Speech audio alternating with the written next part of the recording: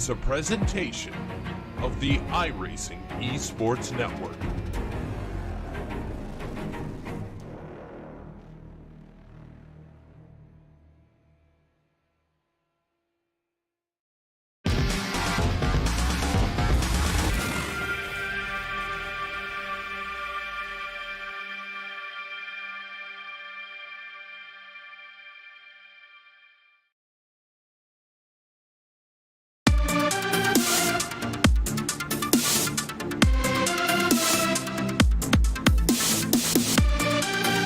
It's almost time for the start of the final World Tour event here on the iRacing Esports Network. It is live coverage of Petit Le Mans. 10 hours of coverage brought to you by RaceSpotTV, and we'll be bringing this right back after these few messages.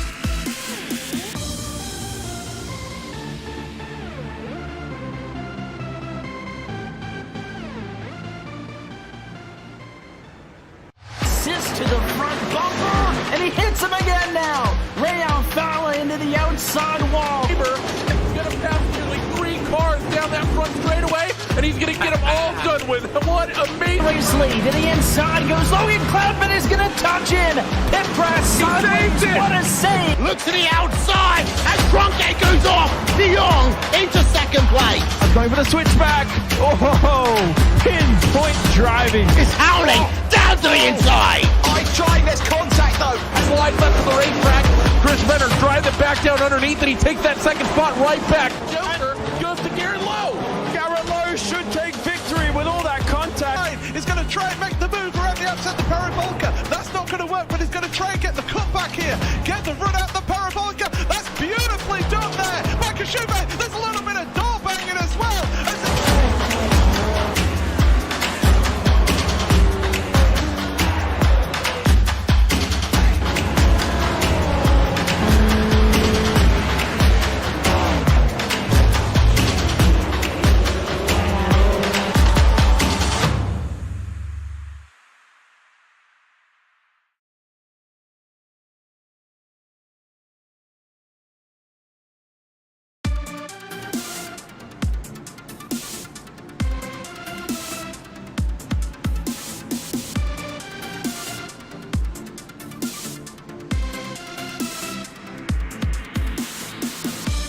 The time for waiting is almost over. Petit Le Mans, 10 hours of Road Atlanta. The challenging course that we have in front of us here from Georgia in the south of the United States. Always a tricky one, but it's fast-paced, quick laps, so traffic will be an issue around here. Hello everybody, my name is Paul Smith. Alongside me is my good colleague from VX Online, Bo Albert, along with Hugo Lewis on the cameras. And well, we're looking forward to this one. We're going to give you the first 5 hours here on this stream, and then we'll switch over to the second part of the 10-hour race. But Bo, it's evening where you are. What are your thoughts for this race then today? Well, there's a lot of thoughts going into this one. It's a short track. There's 3 different classes in this one, so the traffic's going to be a big factor, and it's a tricky track in itself, so there's so much that can go wrong. What team's going to win it is going to be the one that completes all of those challenges to the best of their ability. And it's a tricky track to set a car up for. You've got the tight, twisty section for the first half of the lap, and then it's a long blast down the back straightaway. But we're getting ready for the start of this one, so why don't we take you through your starting grid here. And it is Race Clutch Red, who are on pole position here with Friends in second place. Vendevil Sim Racing White in third, with Glacier Racing Geo fourth place. And then it is GD6 Racing Black in 5th, with Simotok Esports Rubis in 6th. Radicals, they've got two entries together on the grid, 7th and 8th, with Redface Racing by MXS Engineering in 9th, and Wyvern Racing rounded out the top 10. There are 13 prototypes in your field here today. And as you see, Glacier Racing Tribus at the back of that one. GTE, well, it is Vendeville Sim Racing Blue who lead that one ahead of Williams Esport GT. That's going to be a heck of a battle between those two. Pure Racing Team Blue third with Thrustmaster Movano in fourth. Williams Jim Jr. White fifth with Evolution Racing Team sixth. Pure Racing Team and Core Sim Racing round out 7th and 8th with Glacier Racing and Thrustmaster by TX3 in 10th place. 18 cars in your GTE field for you today.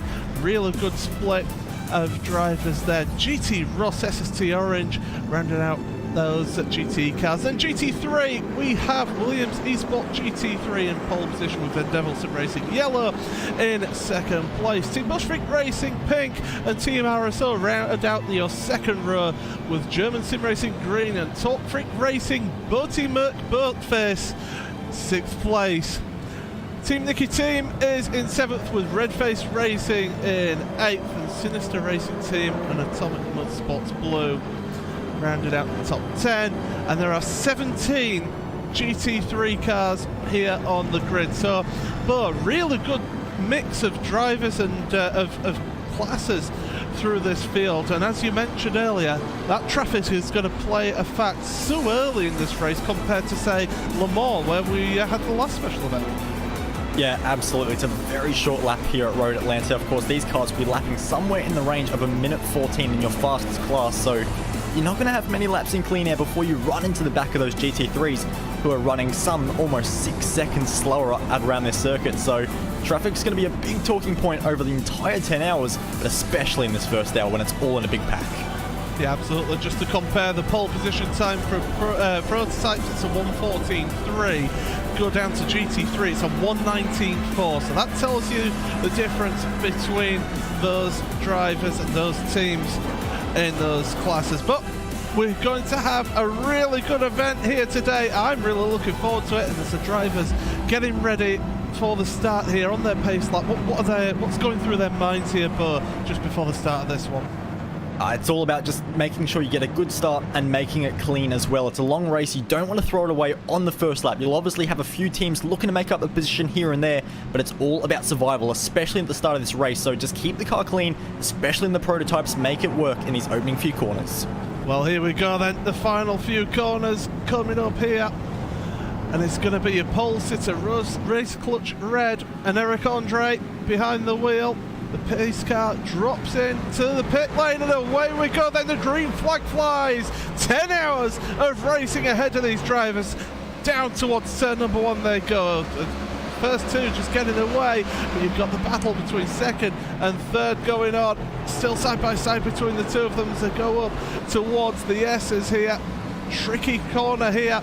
As now we'll look back to your GTE. They've got away well in your GTE field. No major issues going on with that one. And GT3, they're getting up and underway as well. So everybody realizing that it's a long race here, and it's going to be definitely a race of attrition around here. There's going to be plenty of instants, you would imagine, but at the front, still race clutch ahead of friends. Fabrice Cornelis behind the wheel of that rather fetching pink livery as they're going down that back straight for the first time. Through 9, there's Kink to the right. Then it's a downhill braking zone. He is in the slipstream, but to be honest, in these early stages, staying in the slipstream with the car in front of you, Bo, is keeping a good pace, is a good tactic for them to think about the strategy. Yeah, absolutely. Right underneath the rear wing of another car, you can easily save just a little bit more fuel, and Fabrice Cornelis, is no stranger to those strategies. He knows how to fuel save very effectively as they head into the ultra-quick turn 1, which is another place you can fuel save on this circuit. So for Cornelis, right now he would love to be leading this race, but right now being in second and being in that slipstream, not hurting him by any means at all. Yeah, absolutely. It's certainly working out for him as he goes through the S's. And up into this troublesome left-hander at turn number 5. We've had the Vendeville car that was fighting for your GT3 for the lead, and it's actually had a big loss. It's actually hit the wall as well quite heavily for Hayden Burns in the Vendeville Sim Racing yellow car. and he is now plummeting through the field. So very early disaster, getting past once again, and the rear wing of that car looks absolutely dreadful as he almost gets a hit into turn 1 as well from Iago Martinez in the green Bullet Sim Racing Audi. That was down into the chicane. That was down to turns 10A and 10B then. We'll get another look at this one then. Hayden Burns it is. And does he touch the grass when he hits the brakes? No, he's away from the grass. And oh, it's a touch from behind that he gets. That sends him into the wall. So that's where he got the damage from the back of the car. We'll look off board here, and it's that Williams eSports car. Little contact into the wall he goes. And that's going to cost them huge here for that car. But we're back to live coverage here now, and your race leaders coming through, starting another lap already, lap 3 of this race. This just flies by, and those prototypes all pretty much in single file at the moment. The GTE field on screen as well, and we've got this battle going on at the moment between your leading cars, well, between second and third here, Williams eSport GTE and Pure Racing Team Blue. That's battling out second, third, and there's also Thrustmaster Movano Racing on the back of that one in 4th place. So GTE and GT3 are the cars that you'll imagine that would have a little bit more action going on for them here today, Bert. Yeah, absolutely. Those classes are very, very close, and especially with the balanced performance they do have, it is pretty good at the moment. So all these cars are able to race a lot better in the GTEs. We've got a relatively good mix of cars, but it has to be said, it is slightly dominated by the Fords, which is nice to see, but you'd also have the likes of Evolution Racing Team in the Porsche as well. So cars trying out a lot of different things, just trying to see if we have a Ferrari, and indeed we do as well. So lots of different cars in the GTE field, which is what we like to see, as the one and only Ferrari have coming under a lot of pressure from the Pure Racing Team car, who goes onto the grass, heading into the chicane. So Nicholas Laubish getting very feisty onto the curb as well, and can't make it happen. And in your prototypes, Race Clutch, they've dropped down. They were in the lead. They've dropped down to 6th place. There's a little bit of damage to the rear wing as well. Hopefully we'll be able to get a look at this one here. And, well, it was going into turn number 1, I believe. You see them side by side going into 1, and he just gets out onto the dirt, onto the grass. Not much he could really do about that one, and that's down to 6th place then, behind the Radicals Online Cranfield Simulation car of Carly Janssen. So disaster for Race Clutch early on in this one, but they've got plenty of time to sort this out for them, but not really what you'd want from your race leaders. But it was squeezing, but it was at the end of the day, but it was fair. There was room given, but it just didn't quite work out for an Eric. Yeah, no, absolutely. It was definitely a fair move that Fabrice was going for, and it is one of those corners that if you're a little bit wide on entry, which he was, of course, having to give room for Fabrice into turn 1, you can very easily just run out a little bit wide and get yourself losing a lot of time. And speaking of losing time, Fabrice has lost a bit of time to the chasing pack, because all of a sudden his gap that he did have, it was about a comfortable 1 second. Oh, now Yari Latari in the Glacier car right back underneath. Team 85 and Pure Racing Team Orange have had an incident down at the chicane. They're back up and running. This is in your GTE field. They've dropped down to the back to 17th and 18th for the two of them. And yeah, we'll see if we can get a look at that one. But definitely the two of them together. So something's happened between them. Here we go. This is the chicane. And a little bit of rubbing. And bang! There's the contact. Around they go. And they carry on in this race. So both cars able to carry on there. But that Ferrari, the sole Ferrari, I believe you said, no, it's not the sole Ferrari, but they end up going round, and Team 85 won't be happy with that move that was made there, but no, probably not, but it was the second time he had gone for the move, so maybe a little bit of frustration early on, and in the end just got the better of him, especially going for a move this early in the race. We haven't even hit 7 minutes yet, so long way to go. You've just got to be patient at this point, and a few teams showing a little bit more aggression than they probably should, but every team, of course, going for a different approach. And you know, that Ford GT that we saw involved in that incident, of course, they're a team we would expect to be a lot higher up the field. So maybe just trying to make up for a little bit of a disaster in qualifying, and are trying a little bit too hard in the early stages of this race. Yeah, they certainly are. Battle still on in your prototypes as well as in your GTE field. And in fact, Williams Esports have dropped down to 3rd place. Pure Racing Team Blue made it past them there. So that's Gianni Vecchio has gone through. So definitely a change of position between the two of them. As they're going through turn number 5 now. As I say, tricky corner. It's so easy to unsettle the car on the curb on the outside of that corner and end up with race-ending damage, but still into 6, and then the tight turn number 7. You get slowed right down. Get it on the apex there. Get the best run out that corner, because you've got to carry that speed all the way down this back straight here, Bo. Yeah, you really do. This is one of the most critical parts of the circuit, especially for outright lap time, to really nail and make sure you have a chance of passing someone into the chicane. You can see Kashubi there.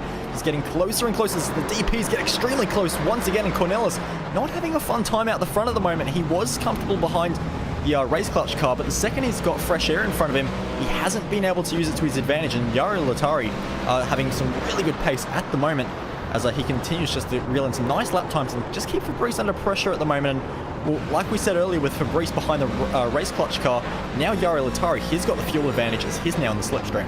The battle for your lead overall, it's picking up here. You got 5 cars all on the train here for your lead. Friends are not getting away with it. They're still out in the front, but you've got a second and a half covering the top 5, and Race Clutch aren't that far behind them either. So this is a real ding-dong battle. Glacier Racing Duo were battling, and they've got GT3 traffic ahead of them as well. So already, but we talked about it earlier, how quickly this would happen. We're not even 10 minutes into the race, and they're catching up to the back of the GT3s. Yep, absolutely. And this is where we're going to really see which teams are willing to play risk and reward, and who's going to live on the edge very dangerously, as they're just separated by just a matter of seconds at the moment as they fire into turn 1, which is a very, very quick corner and very hard to stay behind the car in front. So Yari Latari doing a good job there, but the real challenge is coming up right now, because Fabian Jungblaf in the GT Temple car is getting closed up extremely quickly, especially through these S's where the Daytona prototype just has so much more pace than the GT3s could ever imagine. And already you can see Cornelis getting stuck into that dirty air of the GT3, so we'll see how he decides to negotiate the traffic. But fortunately, it does look like he's going to approach the start of it on this long back straight, which is probably the best place to catch traffic around Road Atlanta. Yeah, look at him. He's right up behind them at turn number 7 now. He's going to pull out to the right, and these cars, they're just going to stay over to the left-hand side. But Glacier Racing Duo, they're trying to use the slipstream. You've got Carl Janssen in one of the Radicals cars at the back of that group as well. And Eric Andre getting to the back of them. But here we go then. The top 3 have made it past the first 2. But look at that. The geodesic racing car didn't make it past. And that's just dropped them back a little bit behind that GT3 car. Down the inside, through the final corner they go once again. And these prototypes, they've got a real dearth of cars to make their way through now, and this is the worst part, Bo, that you want to reach it 3 wide there. 2 GT3s in the prototype. It doesn't always work, but luckily for us, Bo, it did work.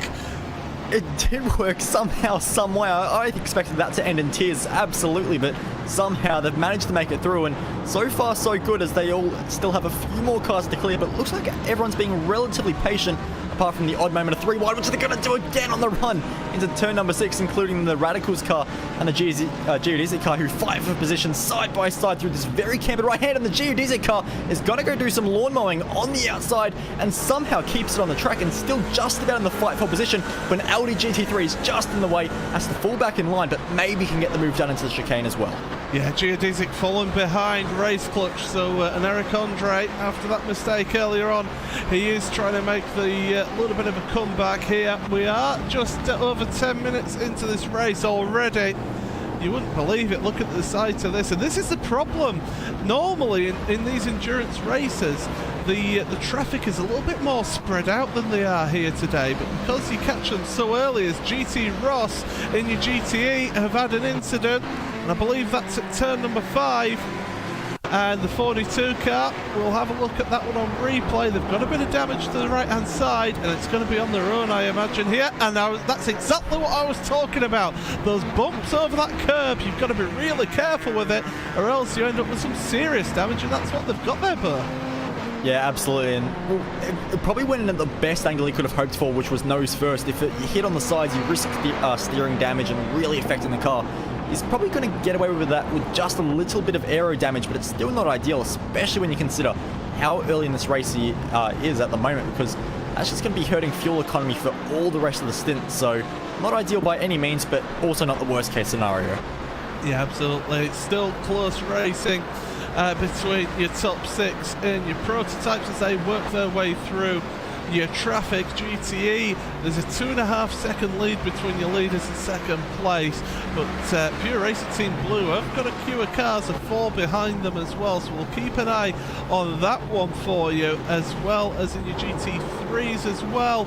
Top Freak and German Sim Racing Green are pretty close together, along with the Nicky team.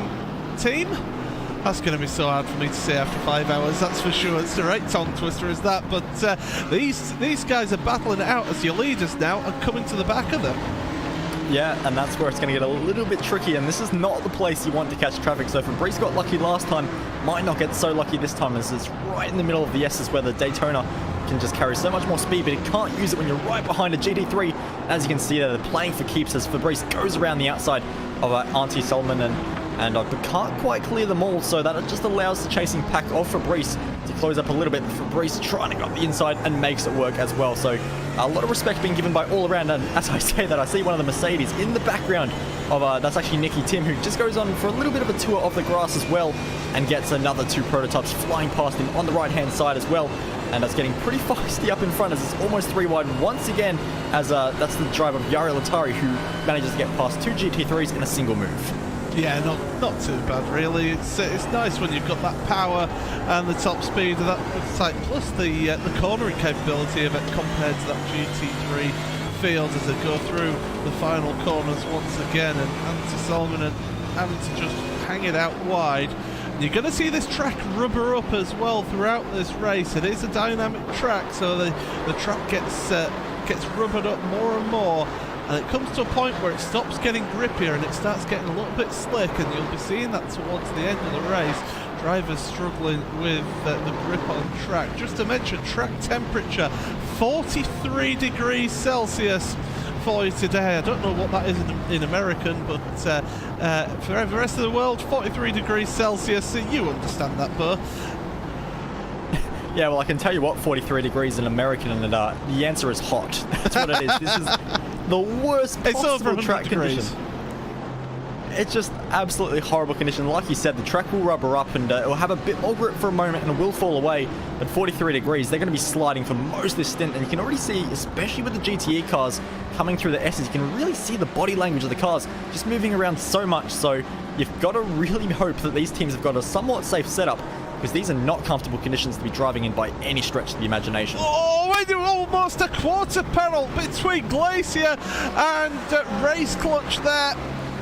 As through goes the Radicals car as well on that one, and here comes Geodesic Racing Black then.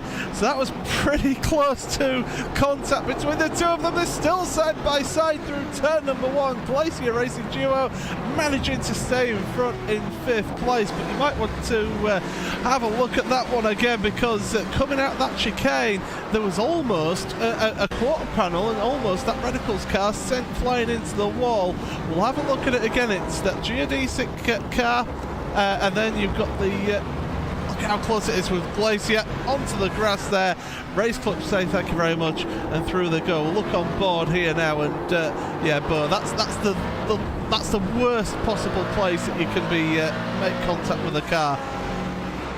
Yeah, absolutely, just not ideal by any stretch of the imagination, but it is what it is. These things do happen, especially multi-class racing, so just got to sort of deal with it now and try and make the best of it, because, you know, these things do happen. They will happen over the course of this race, because traffic is just always constantly changing, and in order to get the most out of it, you've got to take the highs and the lows in a single go. But definitely unfortunate, but we'll see how they can make the most of it.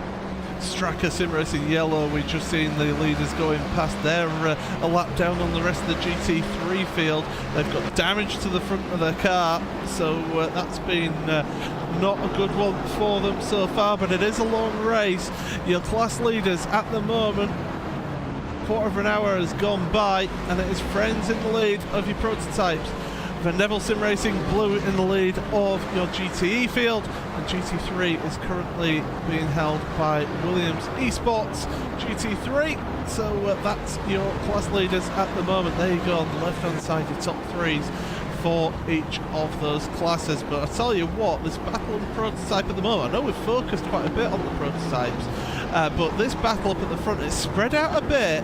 But Radicals, they're really putting the pressure on that Vendeville car in front here. Yeah, they are just closing a little bit by a little bit. It was only in the region of about 400ths last time around. You can see on the straights the slipstream advantage coming in so heavily for the Radicals car. Doesn't like to go for a move this time around, but I wouldn't be surprised if he's not going to fuel save behind the Vendeville car.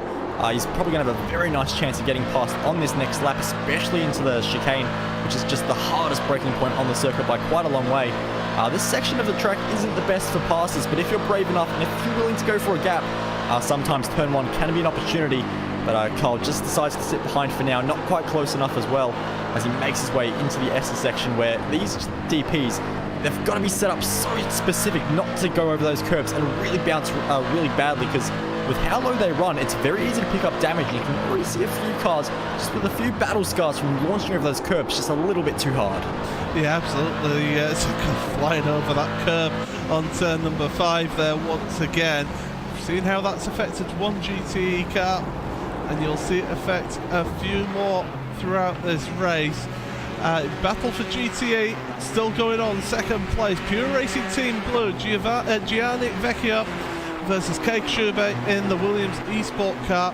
And this is, as I say, battle for third place, second and third place, should I say, at the moment, as they go into turns 3, 4 through the S's at head towards turn 5.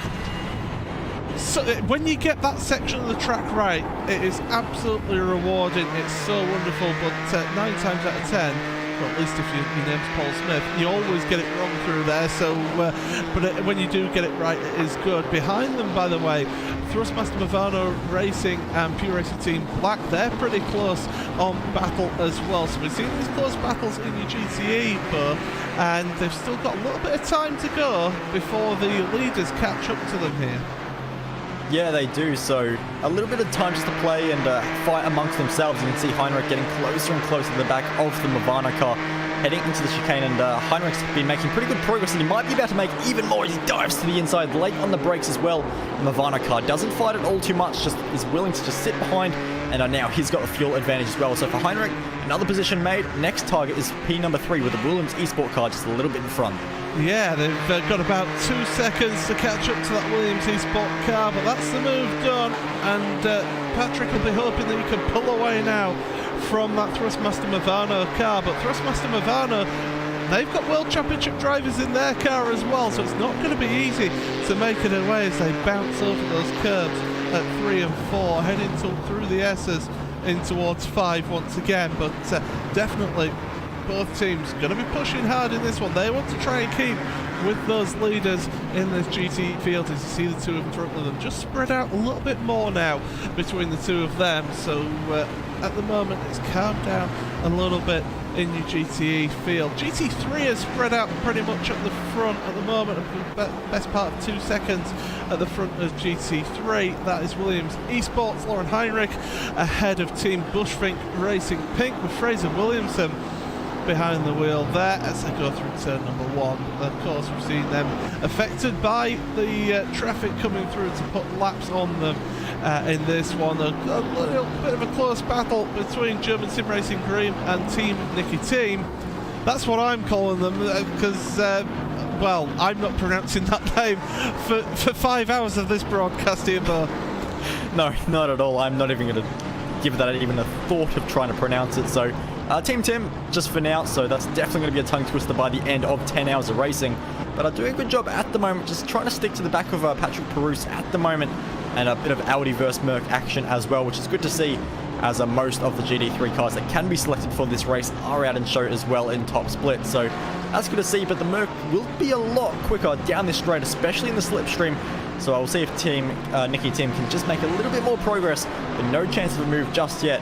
And he's probably just trying to fuel save a little bit. Oh, we've got contact in your prototypes. It's Glacier Racing Tribus, number 11, and it is Simitok Esports Rubis. That's Yoni Backman and Jordan Dishon.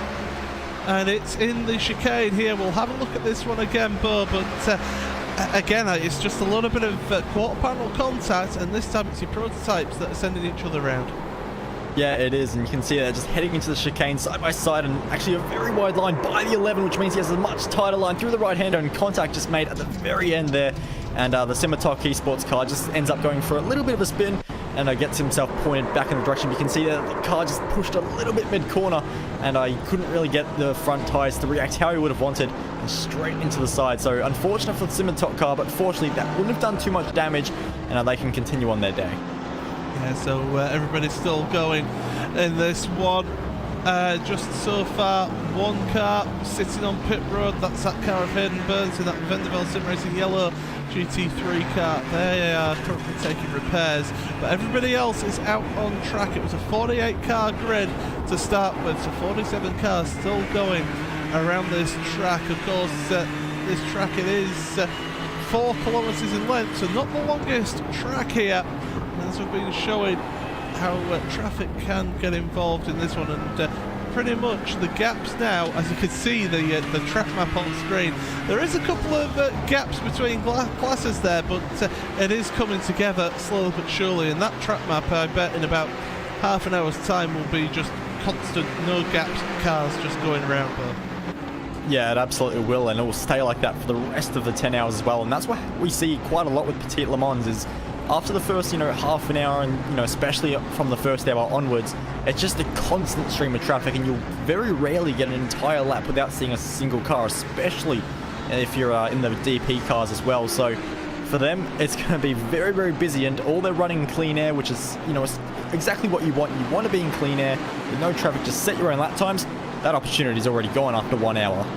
Yeah, and, for Fabrice Cornelis, is getting to the back of GTE traffic now, and he's going to start seeing the effects of this. It's Pure Racing Team Orange, who we saw getting involved in the little thing earlier on. They'll get out the way of your leader, but now the GTE traffic will come, and this will be a little bit more of a challenge for these prototypes, because these GTE cars are only going about 4 seconds laps lower compared to the GT3 traffic, which is like 6 or 7 seconds slower. Yeah, exactly, and we said before with the GT3s, they've got a lot less downforce than the DPs. These GTEs, though, they've got much more downforce, so they can actually match it with the DPs through the start of the lap, through the S's section as well, so there's no real opportunities for the Daytona prototypes in that section of the track where they might end up with it against the GT3, so a lot tougher, and GTEs aren't bad on the straights as well, so for the Daytona prototypes, they've got to think about how they set up their moves on the lap traffic just a little bit more than they might have to when it comes to a GT3 car, and you can see there on board at the moment,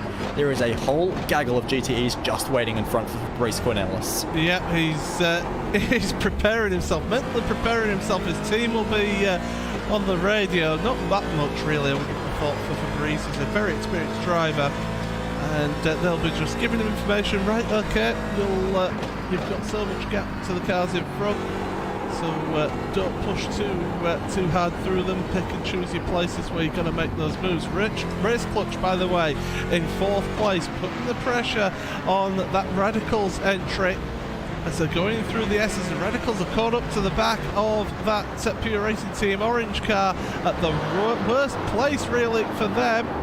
They're trying to hang on to 3rd place at the moment, and they're coming under a little bit of pressure from an Eric Andre as they're heading down towards turn number 6, but now that GTE car gets between the 2 prototypes, so it's a little bit of give and take here. Williams Esports, by the way, in your GTE, pretty close for 2nd place.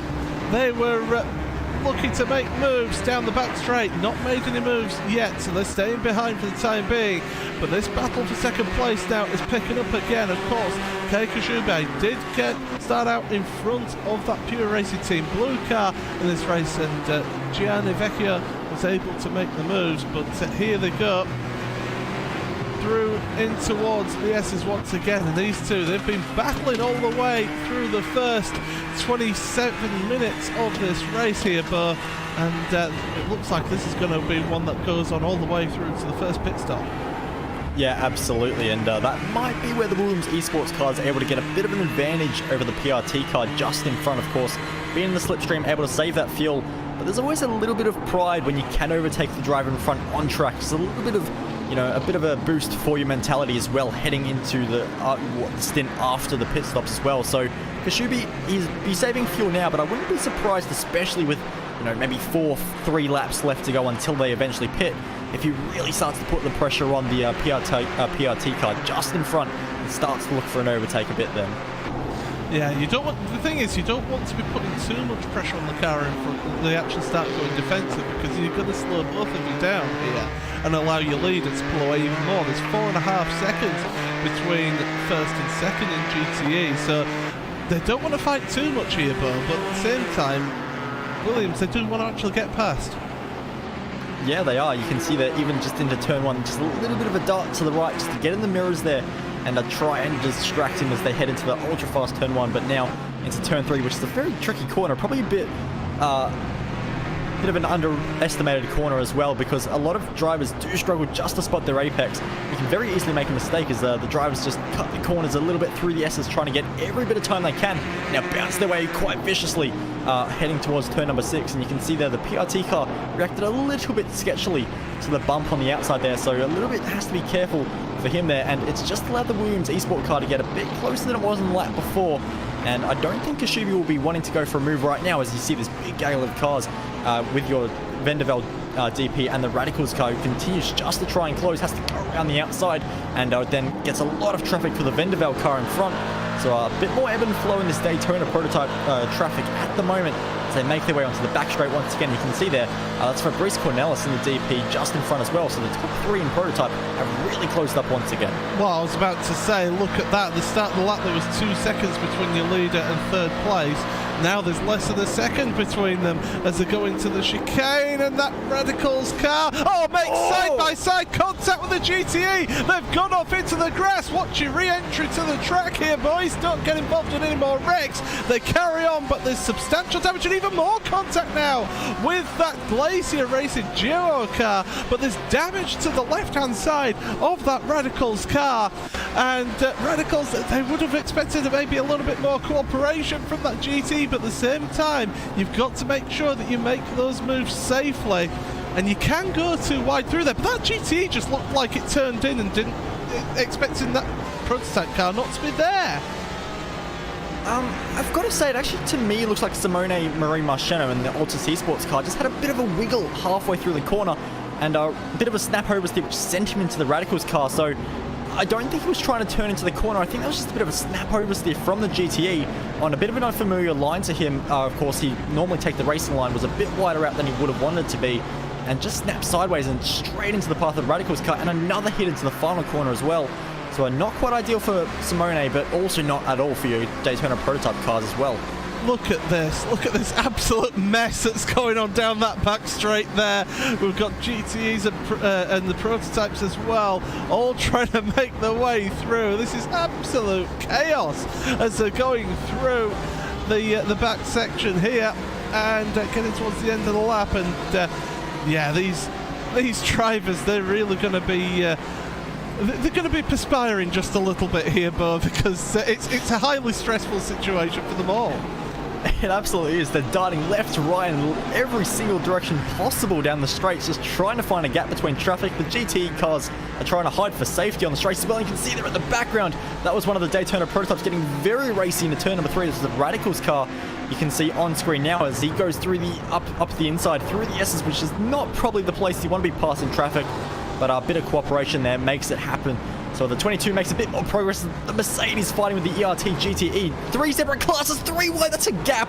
I did not think you would want to split, but the Radicals car makes it happen into turn number 6. Yeah, this is definitely absolute carnage, chaos, disorder. That Mercedes is slow off of turn number 7 as they're going down the back straight away here. Your leaders, by the way, pulled out a little bit of a gap through all of this traffic.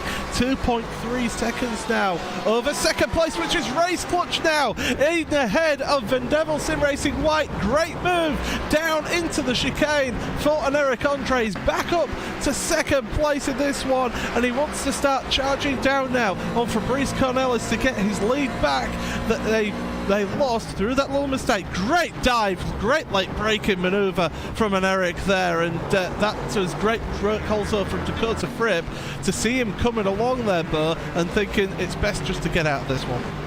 Yeah, absolutely. It was a great move from Eric Andre, but also from the Vendeville car, like you said, who cooperated and just decided to give up the fight just a little bit and make sure both cars made it through the corner safely, because, you know, these cars are all in a very good position right now, especially in a pack of 3, which these 3 DPs at the moment are. So a good cooperation, and managed to make their way through. As you can see there, a bit more cooperation having to happen into turn number 6, as that's the Glacier car, and I believe that's also one of the GDC Racing prototypes making their way past the core car. And these two are a little bit close as well. Of course, a bit too much of a gap for any kind of move to take place at the moment, but a lot of cars in these prototypes all running in a bit of a pack at the moment. Something's happened to the 99 car. They've dropped down the order at turn number 1, I believe it was. Just having a look at that one again. So there was lap traffic here coming through at the start of that lap, and it looks like, yeah, they just got a wheel onto the grass there, lost control, got collected by one of the GTE cars. It's a Pure Racing Team car. I believe that's the orange Pure Racing Team car, and they carry on. But it's so easy just to put a wheel onto the grass there, Bo, and make that mistake into turn 1. Yeah, absolutely, and especially in the GT3 car, where you don't have the most amount of aero, so using every millimeter of track on entry is what you have to do to get the most time out of the car, and they're just taking a little bit too much, and especially in the Audi with the balance it has. As you can see there, the Radicals Daytona prototype using all the AstroTurf available there, but in the Audi GT3, just a little bit of a moment on the grass, and there is very little chance of you saving it. It's a very very mid-engine car, but it's very rear-engine balance in the terms of oversteer, so very tough to balance, especially in a high-speed corner. We're going to be heading towards the first pit stops for these prototypes. They do about 45 minutes or so, Bo, on a fuel stop. It's usually around that sort of time, isn't it, for these prototypes? Yeah, it's a much shorter pit stop, especially for what should be an endurance-based car. But of course, these cars run in the IMSA series, so a bit more shorter races than a usual endurance race. But when it comes to Petit Le Mans, yeah, about only 45 minutes stops. And you can see that already one of the cars peeling off to take their first pit stop, and that's Dakota Fripp on the Vendeville Sim Racing White car, and a bit of damage to the front of his car. And we all remember the disaster that struck Vendeville last time when they visited the pit lane, so hopefully no more deja vu as the DP makes its way onto pit lane.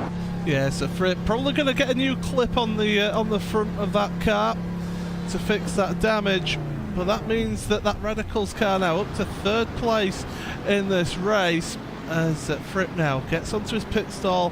Will get his pit stop done here, and probably that damage just caused him a little bit of issues, and having to just take that pit stop here. And yeah, Carl Janssen getting stuck behind traffic at the moment, but he's not under any threat from behind him. But behind him is the Glacier Racing duo and GDC Racing Black. They're battling it over 4th and 5th as they head down the back straight now. Hopefully we'll get an indication as to how long a pit stop is from that Vendeville Sim Racing White car, but down to the chicane. Once again, Geodesic looking to the inside here, getting in the mirrors of that Glacier car, trying to put the pressure on here as they go out the chicane once again, up and over the hill, plunge down into turn number 12 for the end of the lap. And they'll still carry on for yet another one here. We've had over half an hour of the race here so far, and it is Friends in the lead. Fabrice Cornelis in the lead of this one, ahead of Race Clutch Red, who are in second. Vendeville Sim Racing White are still on pit road at the moment, so they having issues there for that one. As we've been mentioning, Radicals Online Cranfield Simulation in 3rd, with Glacier Racing Duo in 4th. Actually, Glacier Is that Glacier's round? It is! I believe it is. Turn number 5 has taken yet another victim here, Burr.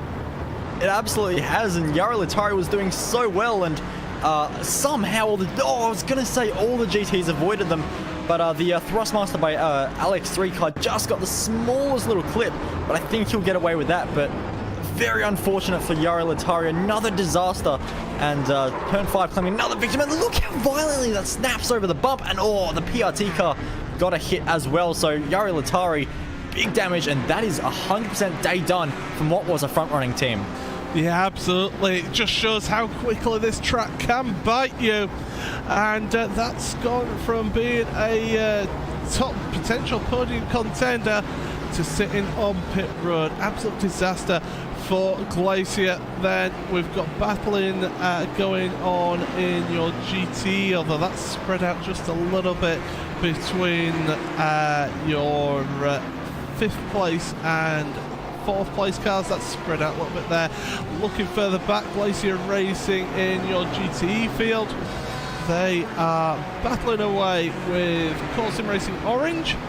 That's JJ Nylander and Mike Pellich behind the wheels respectively as they go through the S's once again. 0.6, 0.5 of a second between them. And they've had to allow cars to go past, but yeah, but just going back to turn number 5, it's claimed 2 victims so far, and we're only coming up to the 40-minute mark. How many more before the end of this hour? Oh, here we go. Maybe one more, but I'm going to be a little bit more different. Instead of saying it's going to be because of the bump, I'm going to say maybe a multi-class incident will happen at turn number 5. Yeah, certainly it was one of the key points of this track.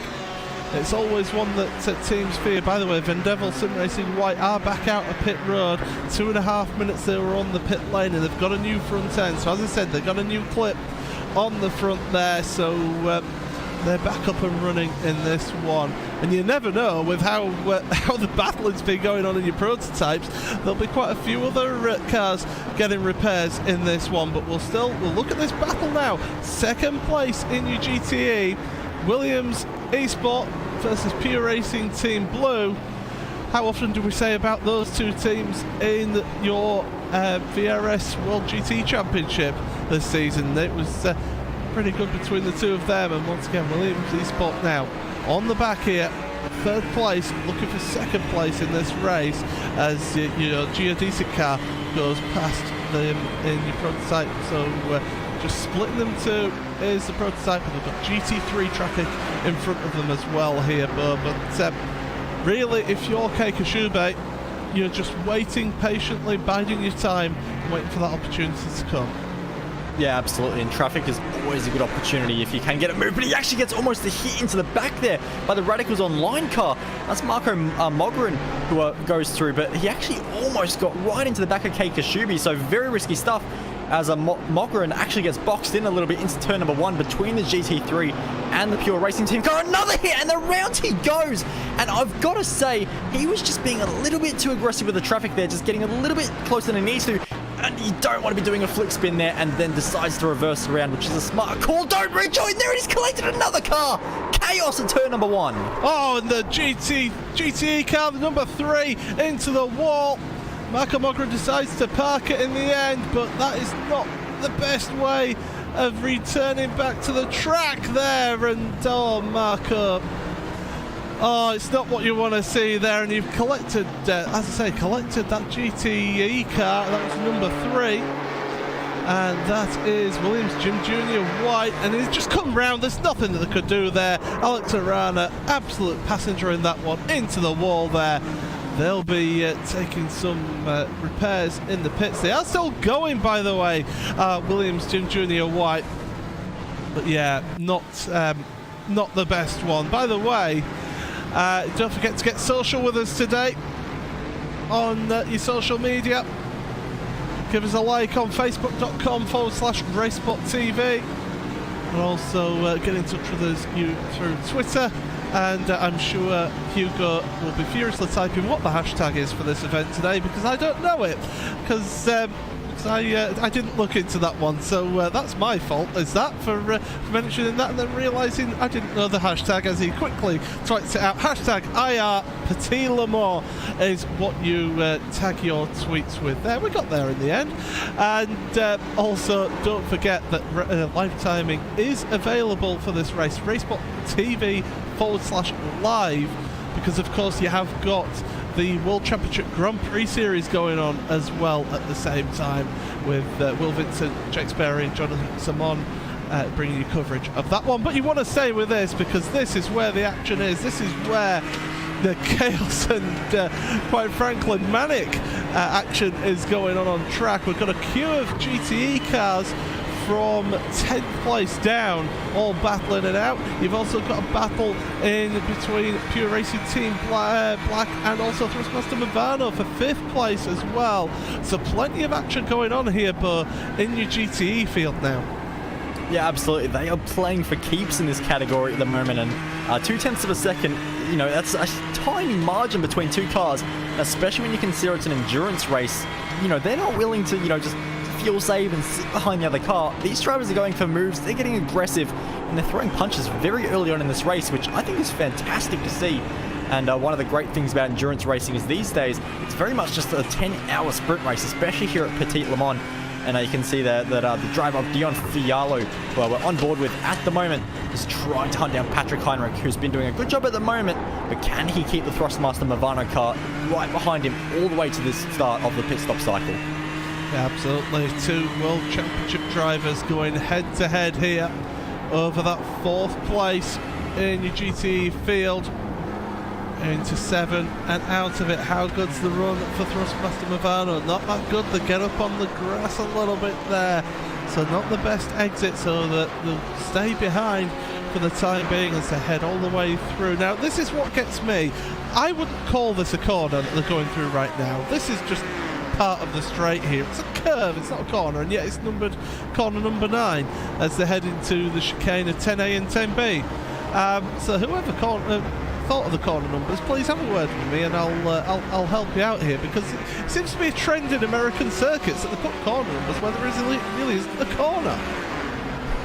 No, I agree with you entirely, but it's not just the Americans as well. You think to the likes of the Red Bull Ring in Austria, and their little kink heading into towards the big hairpin, that's called number 2.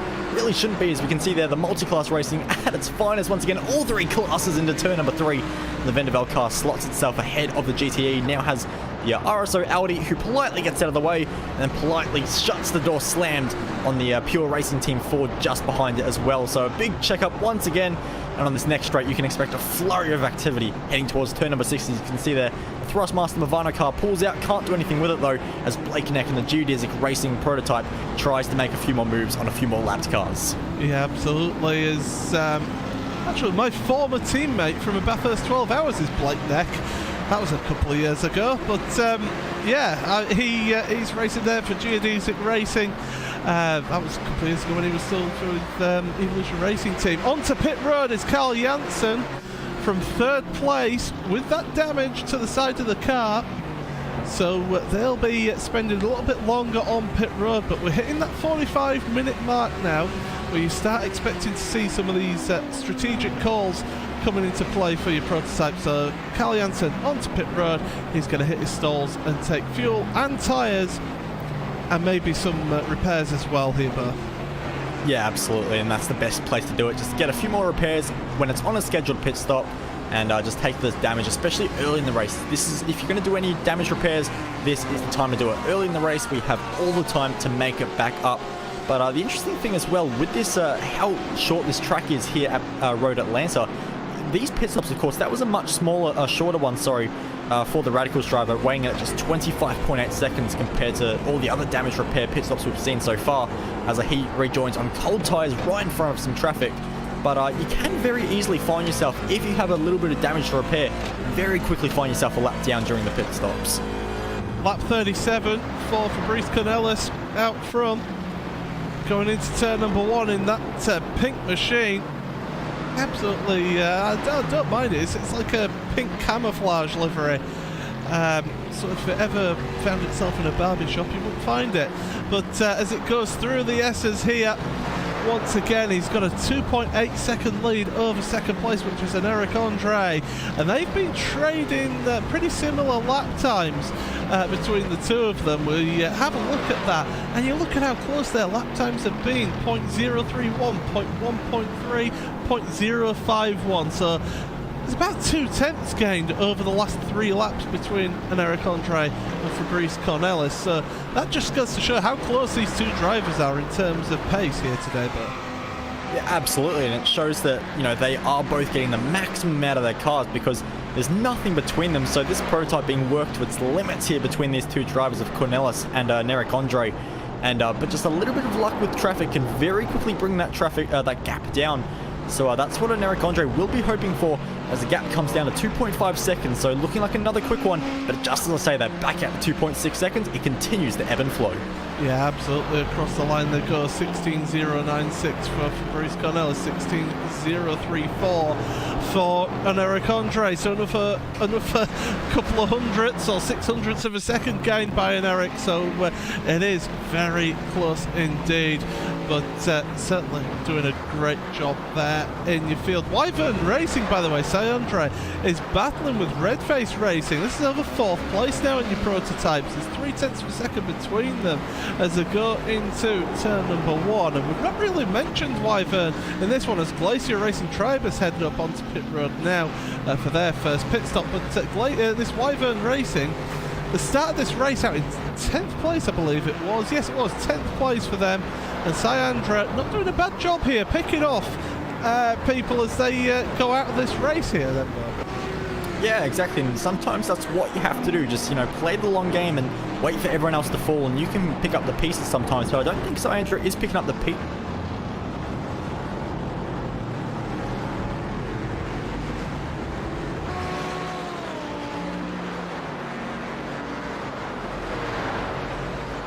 Look, I hope we've not lost Bo here. That'd be a disaster if we have.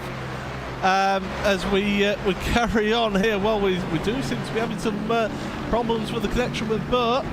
Hopefully Hugo can hear myself, but yep, we've lost Bo. So it's going to be myself on commentary just while we sort out these problems here for us today. But I do apologise about that. So you'll have to put up with me on commentary on my own here.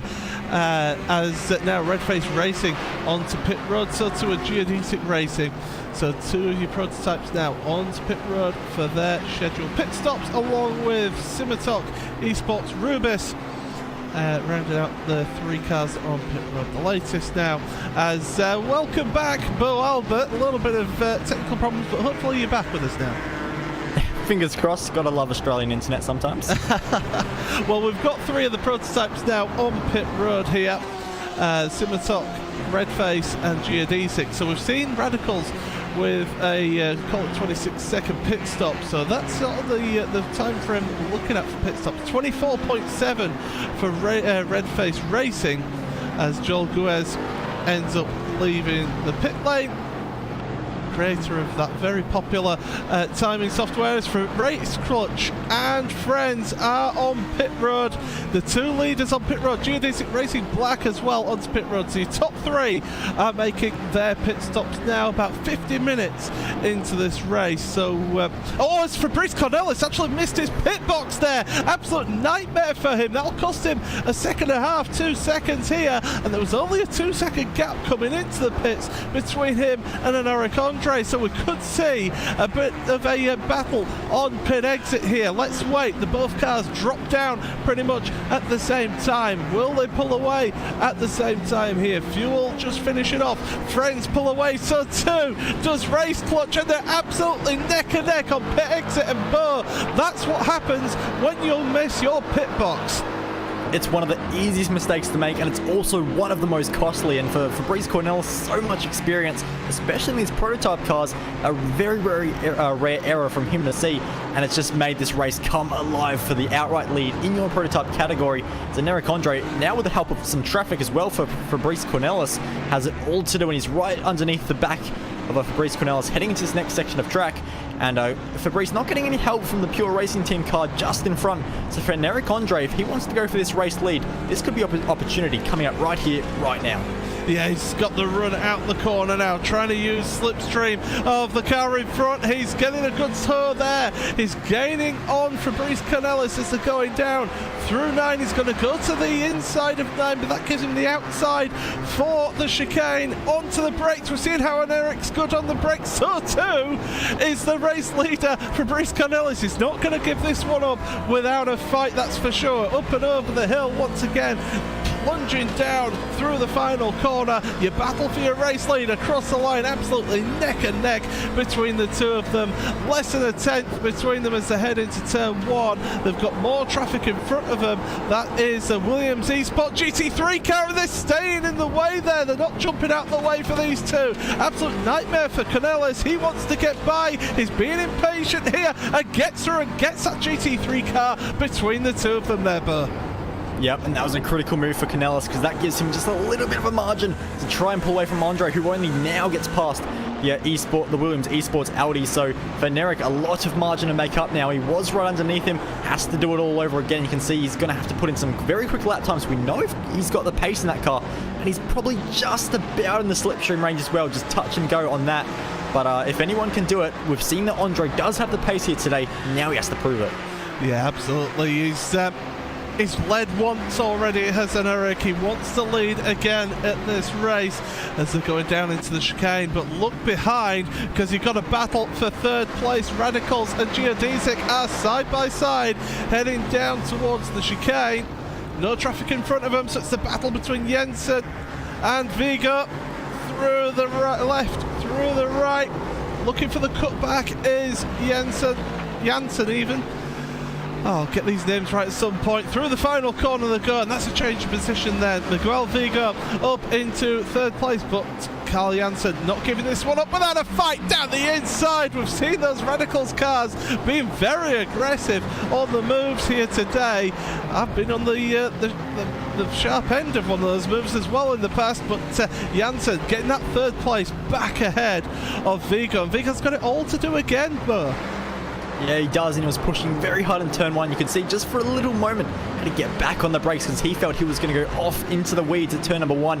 So on the brakes and had to try and re-correct the car, but still in the fight if he can hold on to the back of Carl Janssen as they make their way through 5, 6 and 7. So another opportunity coming out. We'll see if he can make it round number 2, but it looks like the Radicals car maybe, just maybe, has enough of a margin to hold on for now.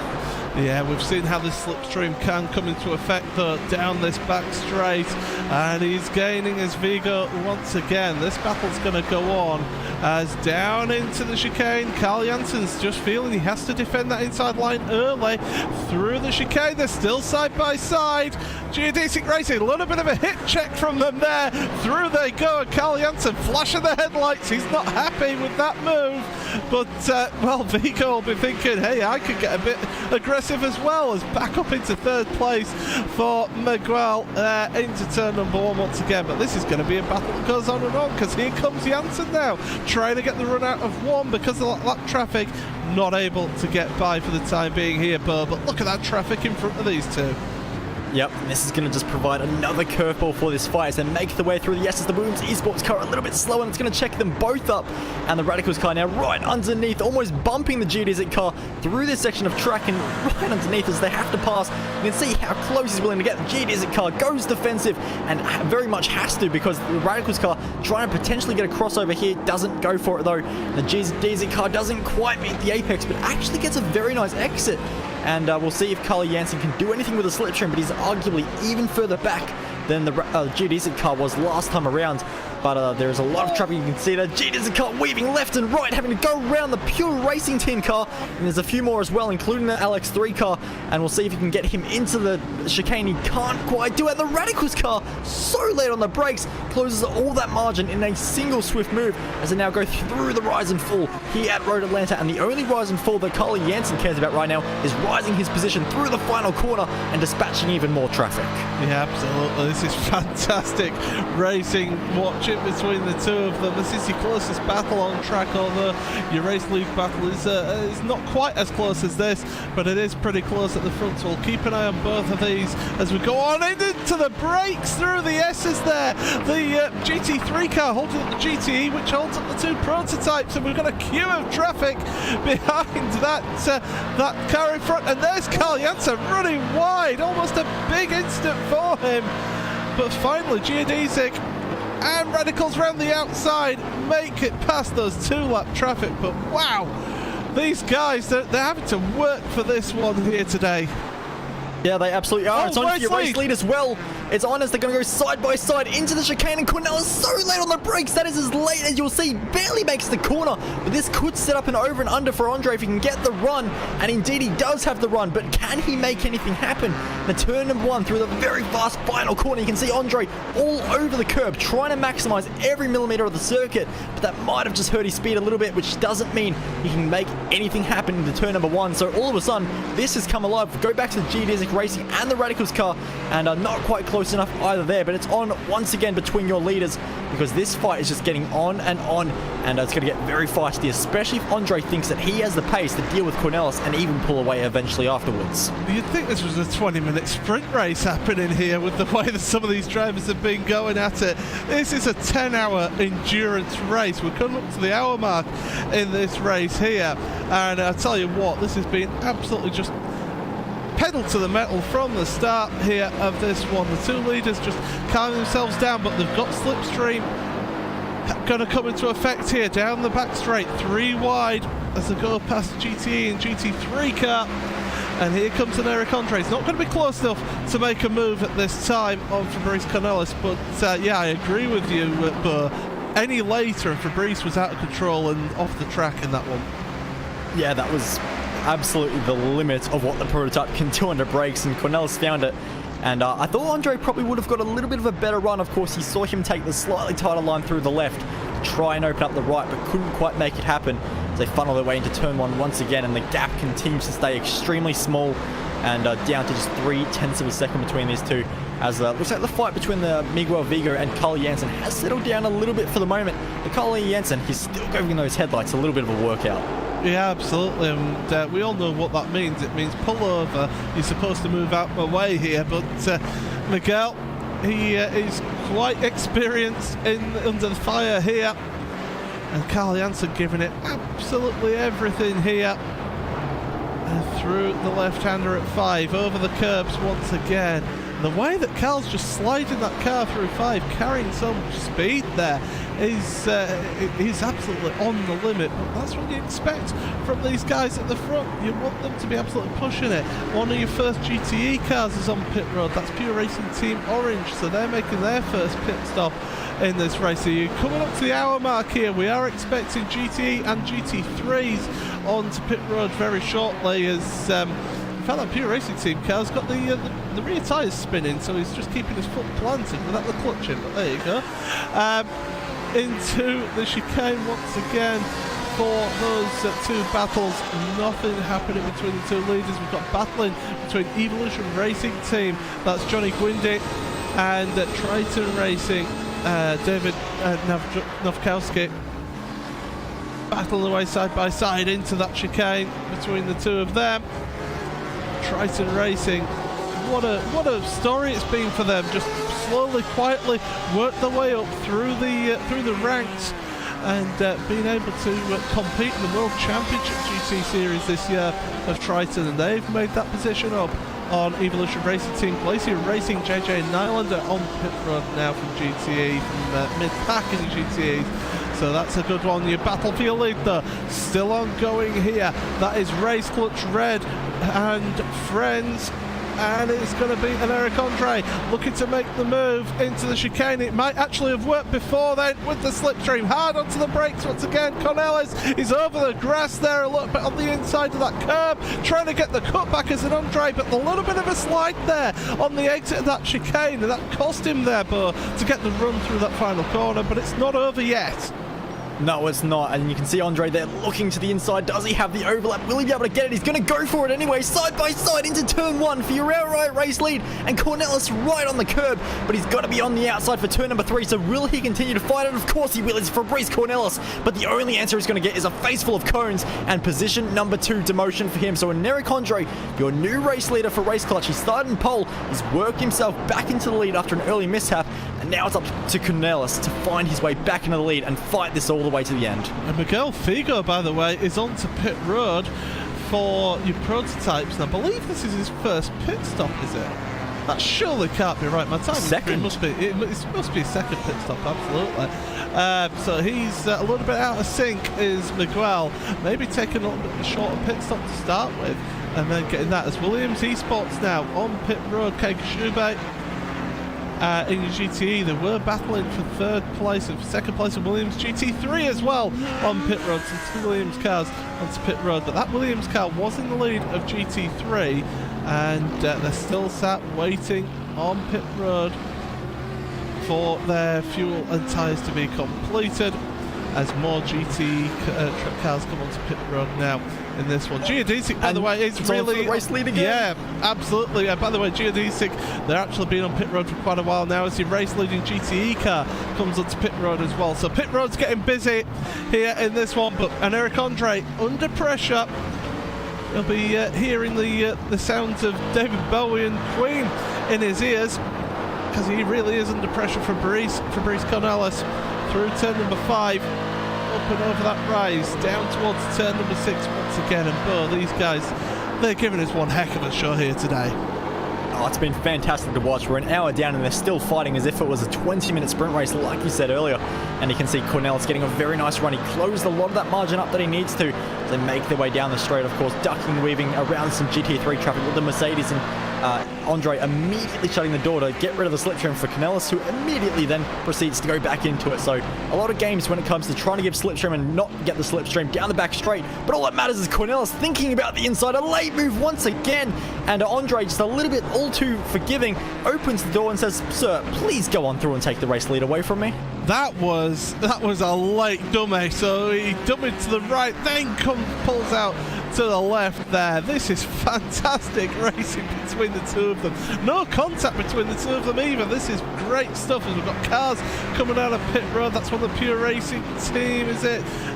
Ford GTs as through the S's they go once again, or it might have been a Vendevil car, but anyway, we'll be seeing that through now the left-hander once again. No, I was right, it was one of the Pure cars. It's splitting the two leaders. In fact, now it's a second between the two of them. That just shows how catching traffic at the wrong time could just cost you that little bit of time on your competition there, but Absolutely, but sometimes you have to be patient. You can win it, you can lose it. The one thing Robin Esteson's trying to win is 5th place at the moment, right underneath the rear wing of Gianni Vecchio, heading into the chicane, side by side, door handle, mirror to mirror. That's as close as you get between two cars, and a little bit too close for the Vendaval car, who goes off and does some scenery exploring, finds his way back on the circuit, but under pressure from the RSO Audi, who just lets him, he slows down a bit just to let the Vendaval car regain his spot. But more great battling as we see the Thrustmaster Vano car, Dian Fialo now taking his way into the pit lane and getting his service as well. So the GT is well and truly into their pit stop phase, and I will see how they all funnel out of the pit stops. As you can see there, a 34.3 second stop for the Movano car. So that's relatively on par to what we've seen to most cars, but we have seen some very short stops in the GTE, sorry, as well, with Gianni Vecchio being some 6 seconds less than the rest of the GTE cars. Yes, obviously a little bit of maths going on there, and thinking of what their fuel is going to be like, and basically thinking maybe take the shorter pit stop now if they're expected to take a short pit stop in this race, just to... Oh, hey, we've just had an accident, and that's Gianni Vecchio. He's just made contact and gone into the wall as well with one of the other cars. So that's one of the GT3s, so absolute nightmare. That's the Green Bullets car. Yeah. And that was heavy impacting to the wall as well, Paul. Yeah, it was. That was big contact. It's on the exit of turn number 7. We'll look at the replay of this then. Gianni Vecchio in that Pure Racing team car goes just waiting. tries to go around the outside when there really isn't the room there, and around goes the GT3 car. Gianni actually didn't touch the walls. He got away lightly with that one, but Martinez, I don't think he'd be too pleased with the way that he got taken out there, Bo.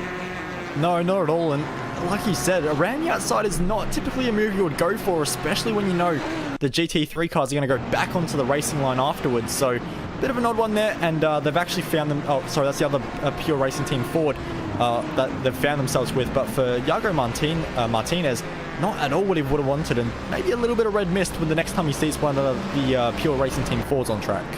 Glacier Racing Tribus looking to make moves in towards the chicane, not doing it.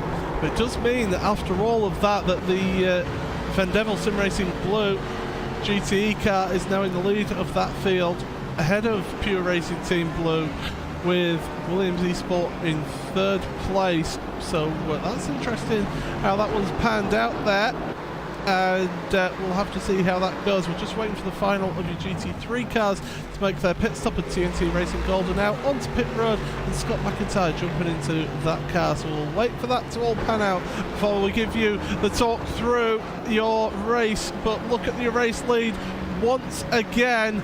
Less than a tenth it was between them at the chicane, coming through the final corner, and then Eric Andre once again putting the pressure here on the car in front of Fabrice Cornelis in that Friends car. Yeah, absolutely. These two have been locked together since they've found their way back on the track after Andre's earlier issues. And of course, he was the pole sitter by some 0.2 of a second, so he has this combination figured out. He knows what to do in this car, and knows what he's doing around Road Atlanta as well. And for Cornelis, he's always been quick. He knows how to work these cars, but these two have been very equally matched, and it's put on a fantastic show from the 53 laps that we've seen so far. And I see no reason, if they continue to fight as clean as they are, keep the strategies as equal as they are as well, I don't see any reason this could not go on even longer. Yeah, absolutely. This is just going to go on and on for this one, and I tell you what, you don't want to get away from this one. It's still going. They've got traffic ahead of them. One of them is the Team Bushwick Racing car, and Eric Andre looking down the inside of Cornelis at the chicane, basically doing what Cornelis does, a little bit of door banging, a little bit of paint swapping, and and Eric Andre has to stay behind in second place, but definitely close action between the two of them. But I believe this traffic in front of Cornelis is going to close these two back up again, so definitely going to be great action between the two of them as we go on into the second hour. We are in fact into the second hour of this race here, the Petit Le Mans race, 10 hours around Road Atlanta. We're bringing you coverage here on the iRacing Esports Network. Coverage brought to you by iRacing Live, by RaceSpotTV, and it's Paul Smith here alongside Bo Albert, and Hugo Lewis is behind the cameras here for you today. In the top 8 in your prototype field, it is Friends, Fabrice Cornelis in the lead of this one, only 0.4 of a second ahead of Race Clutch, who are in second place. Radicals Online in third with Vivern. Pretty quiet race for them in fourth place. Fifth for Redface Racing with Geodesic Racing and White Neck in sixth. Civitalk Esports are in seventh with Glacier Racing Tribus rounding out your top 8 of your prototype field. GTE next, and it is your Pure Racing Team Blue car has made it back past Robin Esterson for the lead of GTE, so just half a second between the two of those as they go across the line, with Williams Esports, Cake Chubey in third, Pure Racing Team Black fourth place with Thrustmaster Movano, not that far away from them in fifth place. Then another Thrustmaster team, but this time Thrustmaster by TX3 are in sixth place, with Corsim Racing Black seventh, Kenny Russo behind the wheel for them, and Triton Racing rounding out the top 8 of your GTEs. Then in your GT3s, it is Williams Esports GT3. Lauren Heinrich leading that one, 14.5 seconds ahead of Team Bushwick Racing, Pink Fraser Williamson. Team RSO, third place with Talk Freak Racing, Bertie Merck Boatface in fourth. The Team Mickey team are in fifth with German Sim Racing Green in sixth. Redface Racing in 7th. The Sinister Racing team rounding out the top 8 of your GT3 field. And what we'll do is we'll give you some RaceSpotTV fan immersion, and let's go with this lead battle between Fabrice Cornelis and Eric Andre. We'll just wait for these two to see how they get out through that chicane here. Oh, a little bit of mistake from Cornelis on the exit there, around the final corner, and then Eric Andre all over the back of him. So let's go on board then, shall we? Well, we'll have to wait and see, because they're going to come into turn number 1, and Eric Andre taking the wider line in through turn number 1, trying to carry the speed down the inside, gets on the brakes, does then Eric, and has to get out of it. So let's go on board with that race clutch red car then. This is RaceSpotTV fan immersion.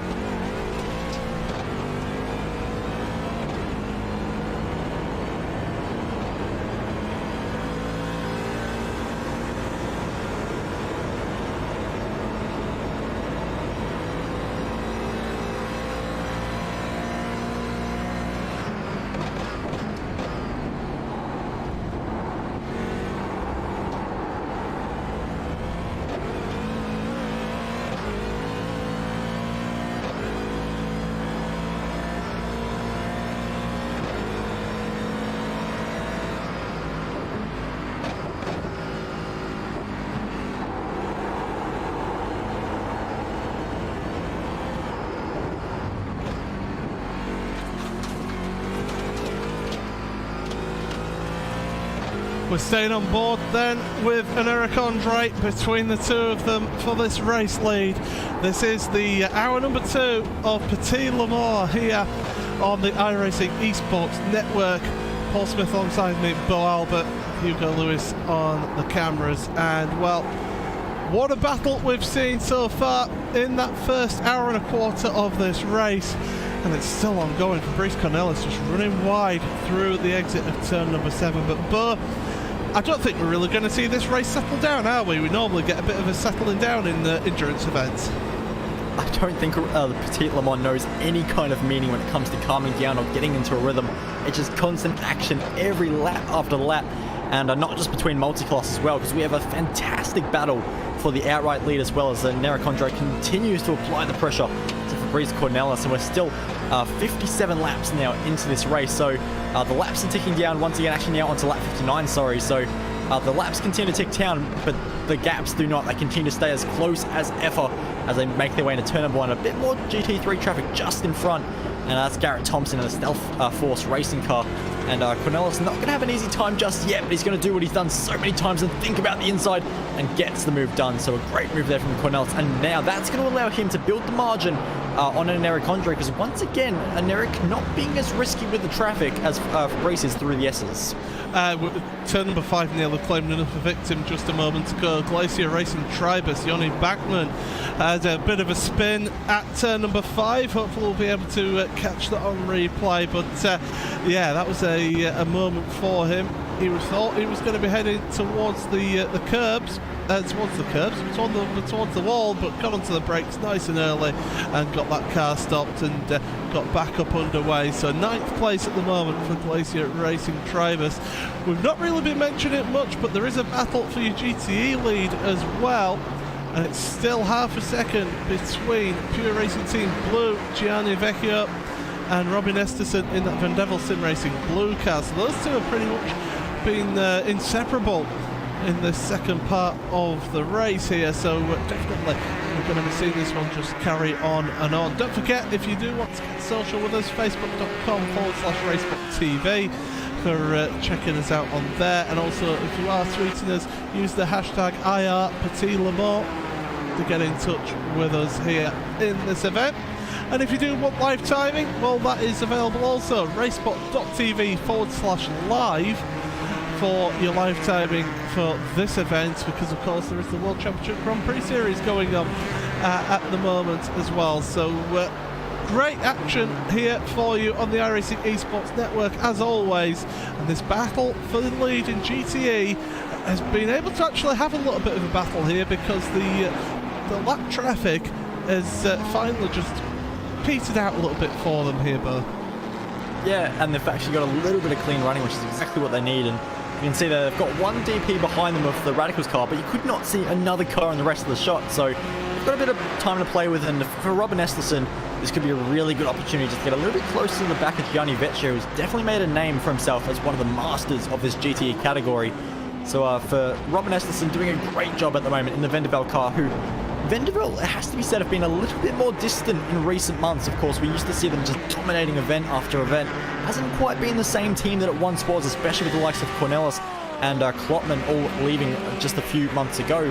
But a very nice, strong showing. It's great to see them fighting up the front of the lead and being ultra competitive and fighting for one of these big events once again. Yeah, absolutely.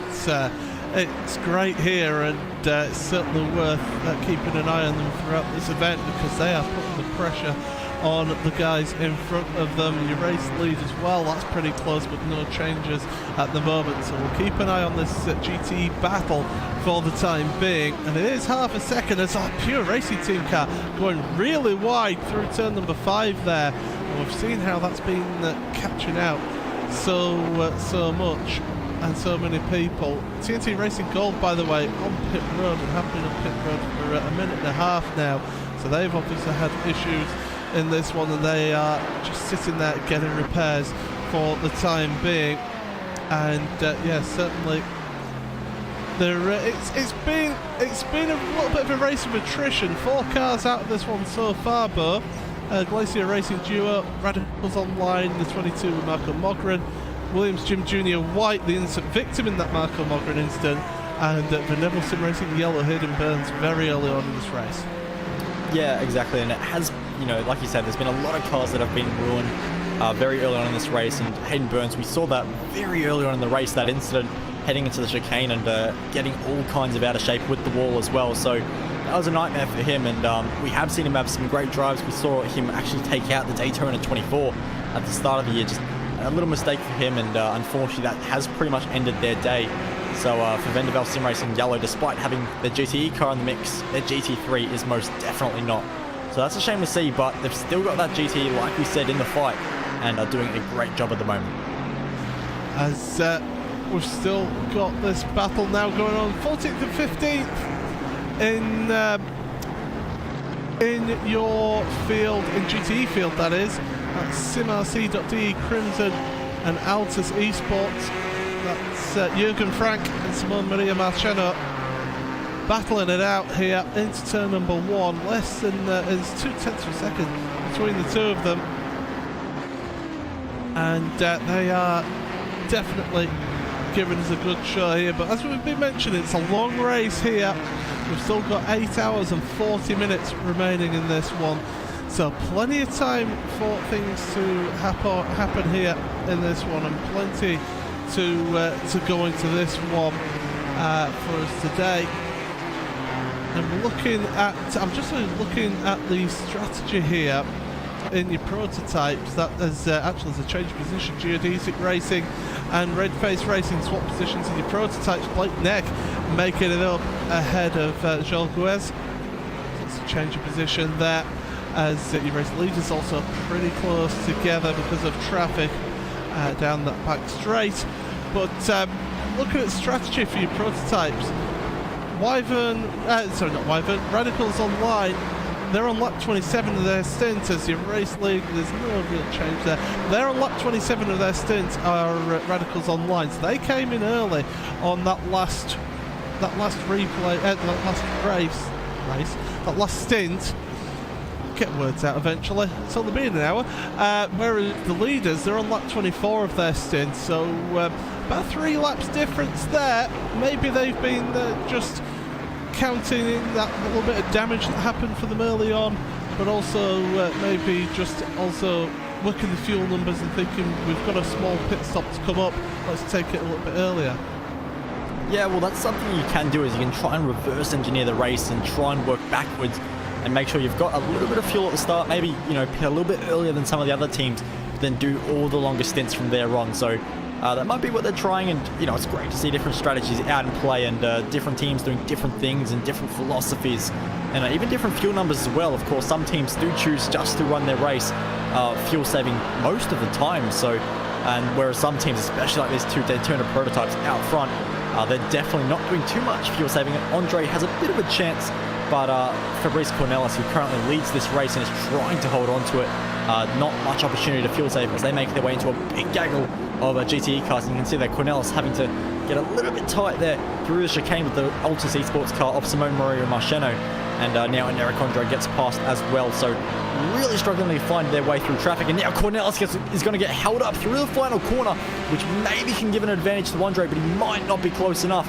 as they make their way into the ultra high speed turn number 1, almost getting contact with the Huiskenveld engineering Audi, and that also gets very close to the Altus Esports Ford in the background as well. So 2 close calls in a single corner for the Huiskenveld car, but the battle for the lead continues to rage on.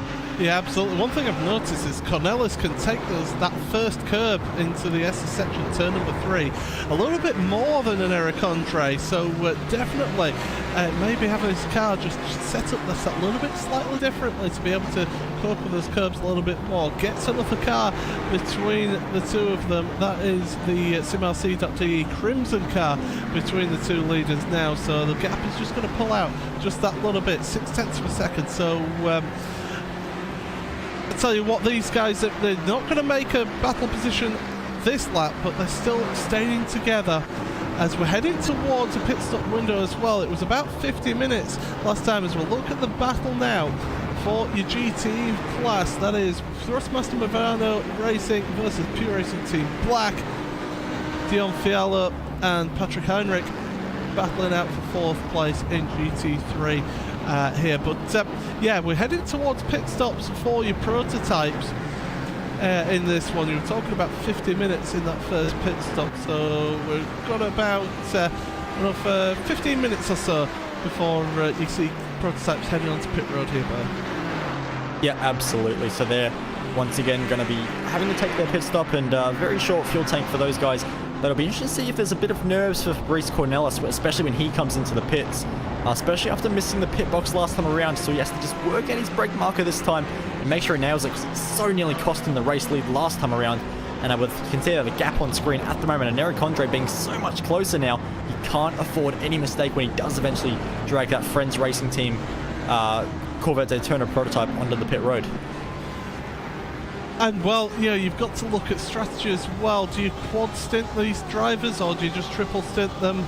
That's going to be taken into account as well, because you've got the driver's change. That adds a little bit of time to your pit stop here today.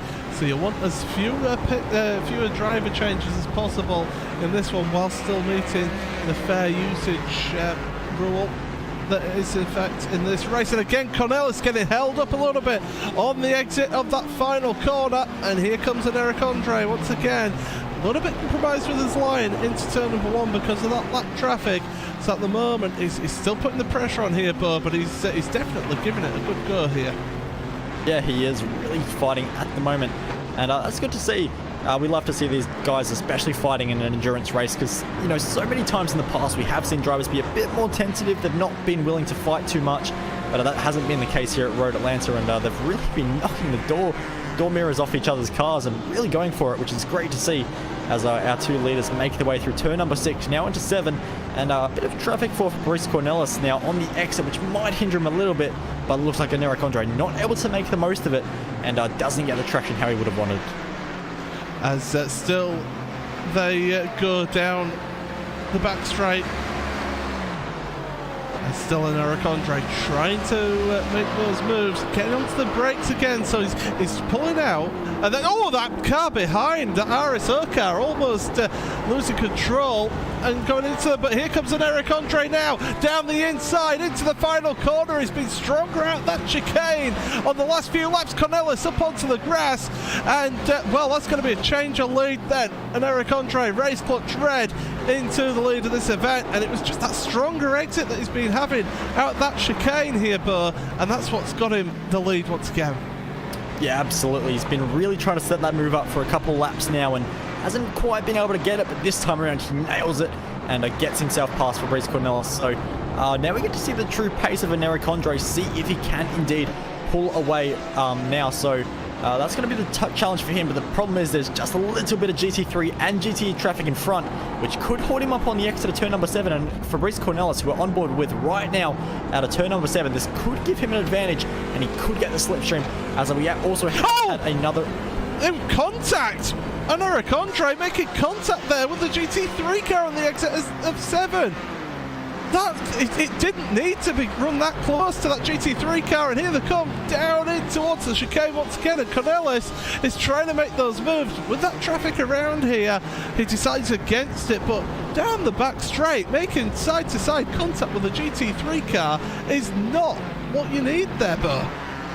No, not at all. That's playing it a little bit too risky, and he got the lead. He wants to make the most of it, but perhaps not banging doors with other classes of cars is the way to do it, but he survives. No car is retired out of the race from that, which is good to see, but we do have a couple of retirements to report as well, which includes the Green Bullets 99, who got a little bit of contact exiting out of turn number 5, and that was with the Glacier Racing GTE, and he got sent across the track, which then got collected by the Team Huiskenveld 69 Audi, and whilst the 69 Audi has been able to continue in the race, albeit with some pretty bad damage, the Green Bullets car has had to retire from the race. So Petit Le Mans, turn number 5 in particular, bites once again.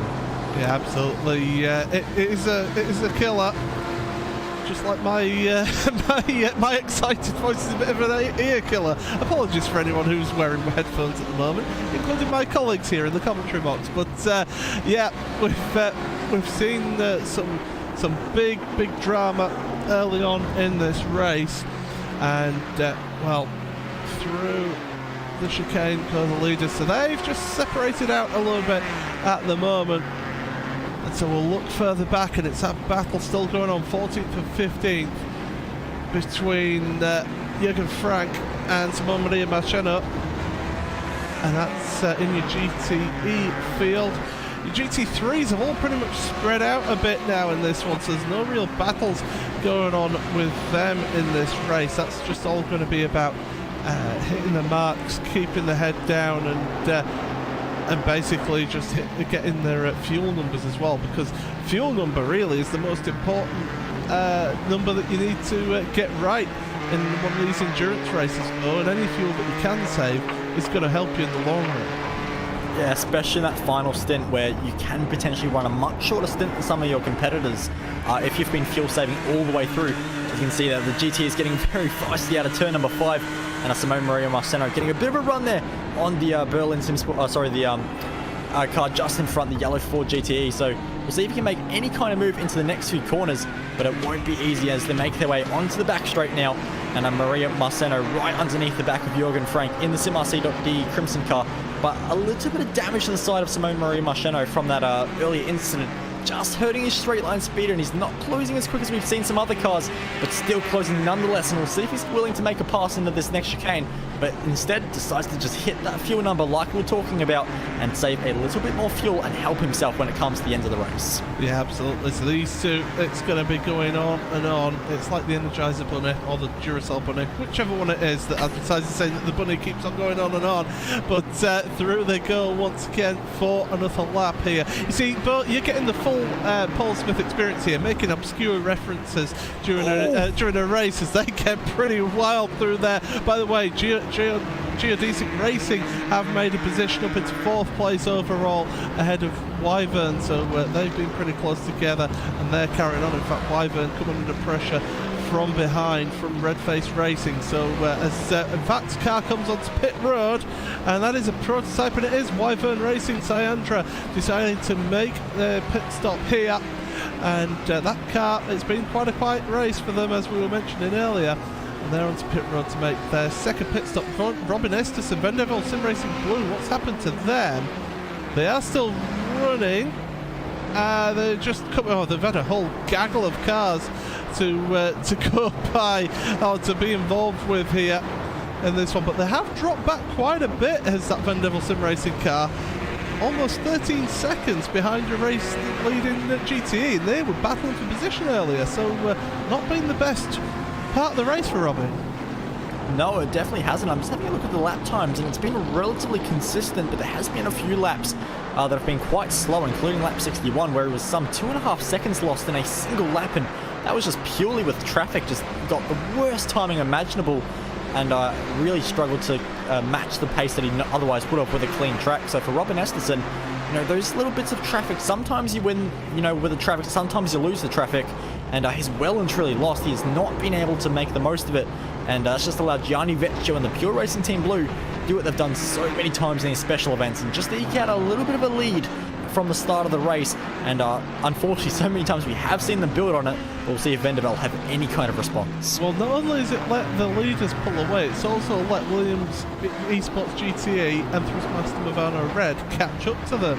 So now we've got a three-way tussle for second place in GTE all of a sudden. Lap traffic is coming into effect here, as well as a prototype has made the way past, and now they're trying to get past the GT3 traffic in front of them.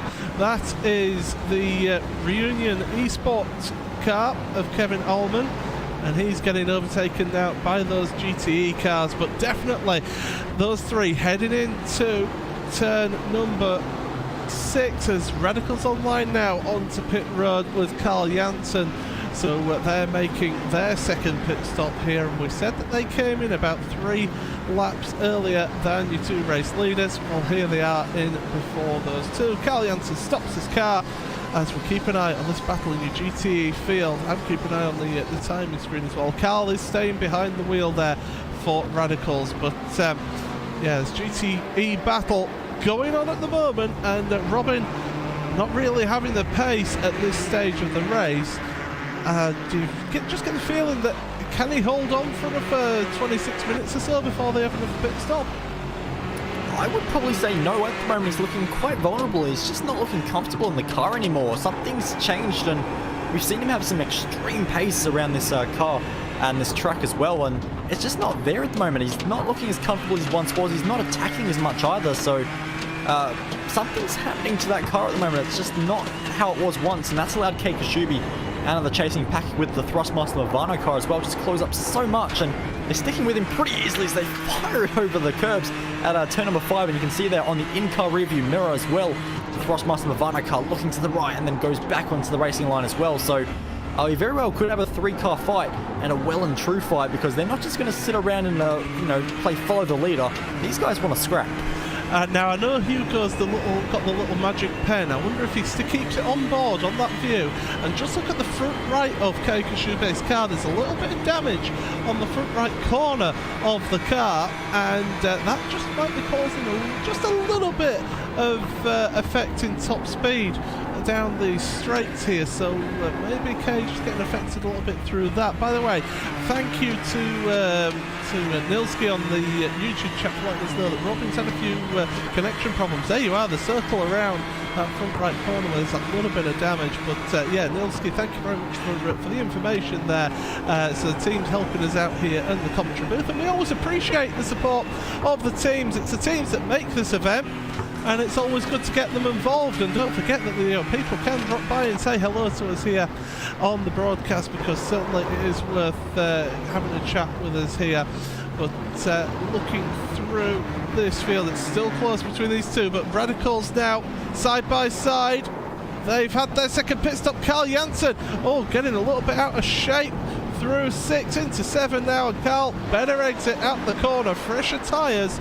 He has got a heavier fuel load, and a little bit of flashing lights from Julien Rubelot as they go down the straight once again. He's not happy, Julien, but he's lost the position there, but really he's not involved in that battle with Carl, so you shouldn't really be fighting too much with him, really, if you look at the battles overall. Yeah, and I don't think he was, because you could see there he had a lot more pace down the straight with that much lighter fuel load that he has, and I don't think he really ever was thinking of a move into the chicane, so he fought it into 6 and 7, but I didn't decide to go for it into the chicane. So I think in the end, smart driving by Julien, and just decided to sit behind. You can see already that the fresh tyres, what a difference it makes. It's already that gap expanded by about half a second as well. So for Carl Janssen, making good progress, and this will allow him to get a little bit of an undercut and try and make a bit more progress to your race leaders, who has to be said have spread out now to 2 and a bit seconds. So Eric Andre had some really good pace over the last few laps, and making it work against Fabrice Cornelis, who is stuck behind a little bit more GTE traffic as they head into the S's once again. Yeah, absolutely. It's not turning out right for them, as we've got this traffic, as you mentioned, GT3 traffic now ahead of Fabrice, but it's 3 seconds between him and Eric Andre because of that traffic now, and Eric has just been lapping a little bit consistently more than Fabrice since he made that move past him. And I mean, just have to look, I mean, they're still pretty close on lap times though between the two of them, but definitely, and Eric, I just feel, has that little bit of an edge over Fabrice in this race, at this part of the race anyway. Things could still change, of course. Those two drivers, two teams have yet to change drivers, as Glacier Racing drivers come onto pit road with Yoni Backman, so that's from 8th place in your prototype field. The battle's still going on in your GTE field, has not changed position, so we're pretty happy with how they're going so far. But this battle at the moment here, then, but Redface Racing, Joel Guez, and Simatok Esports, Jordan Deschamps. Pretty good battle between the two Frenchmen. Yeah, it is at the moment, and you can see that Jordan Deschamps did a very nice exit out of that corner that leads onto this long straight, which is uphill as well. So the elevation definitely not helping Joel Guez at the moment, trying to get speed when the car behind has the slipstream advantage and just closing meter by meter, heading towards the braking zone. And we'll see if he goes for a move, thinks about it, but decides to sit behind as well, as the GT is very late on the brakes behind as well. And the GT matching the DPs on the brakes into that chicane, surprisingly, but Simatok car has to sit behind Joel Guez for yet another lap of this beautiful Road Atlanta circuit. We see one of the DPs jumping onto the pit lane as well. So that's Blakeneck from 3rd, and we've got more drama on the circuit. Well, Mike Dennis at the start of his last lap lost control of the car coming out the final corner, got wheels onto the grass and heavily into the pit wall. We just saw the end of it there. Hopefully we'll be able to see a little bit more of it. Here we go then, and it's through that final corner, and he's going to catch the grass on the outside there, Bo. Yeah, absolutely. Oh no, it's mid-switch, yeah. Yeah, and that was a big moment, just clicking the grass, and we saw that earlier in the race as well, that like when the Audi touches the grass, it's just gone completely, and there is no coming back from it. And he's fell victim to that. Unfortunately for him, our concrete wall was right there to meet him at the end of it. Geodesic Racing, David Weiss, has been on pit road, back up and running now. So that was from 5th place for Geodesic, and they're going to come out just behind that Wyvern Racing car with Nick Rowland now behind the wheel. So Cyandra has handed over the reins to Nick Rowland there. Well, a good friend Nick Rowland has been involved with RaceSpotTV in the past, so always good to see him racing there. Still battling going on in your GTEs as Redface and Simmertop from Prototypes, they were both battling on track. They're both out onto pit road at the same time, so it's going to be a battle of the pit crews and a battle of the pit stops. But at the moment you're looking at GTE battle, and well, Mavano just losing out a little bit because of lap traffic. Race Clutch and Eric Andre, your race leader, onto pit road as well here. And I'm delighted to say welcome to the commentary box, Corey Ott. Welcome along.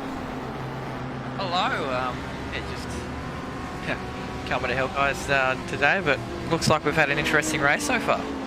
Yeah, absolutely. I mean, you've been actually driving so far today. Just what's been your feelings of how this race, how this track has been producing the racing for you? Oh well, for us, we've sadly fell victim to traffic at all at the moment as Redface comes out with GD3 just nearly cutting him off. But yeah, we fell victim to either wrong decisions by traffic or by ourselves, and yeah, sadly I had to end my second stint very early. But no, the racing's been very well actually. It's as the race progresses and with the way the track is, it's producing sort of one-line racing around most of the circuit, except for the back straight, and also turn 10 is actually a really good spot to get passes done, whether it be your own class or lapping other cars. So at the moment I think the racing's a bit, a little bit stale, possibly due to the fact that everyone's trying to get their grip in before possibly the mad rush between hours 8 and 10.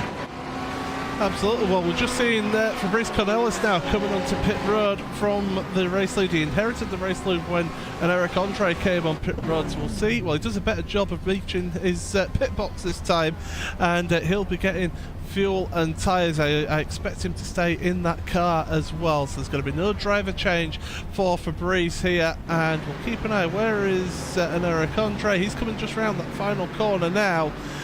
And Fabrice waiting for that fuel, waiting for it to get in and then to pull away. It's a pretty much similar pit stop time between the two of them.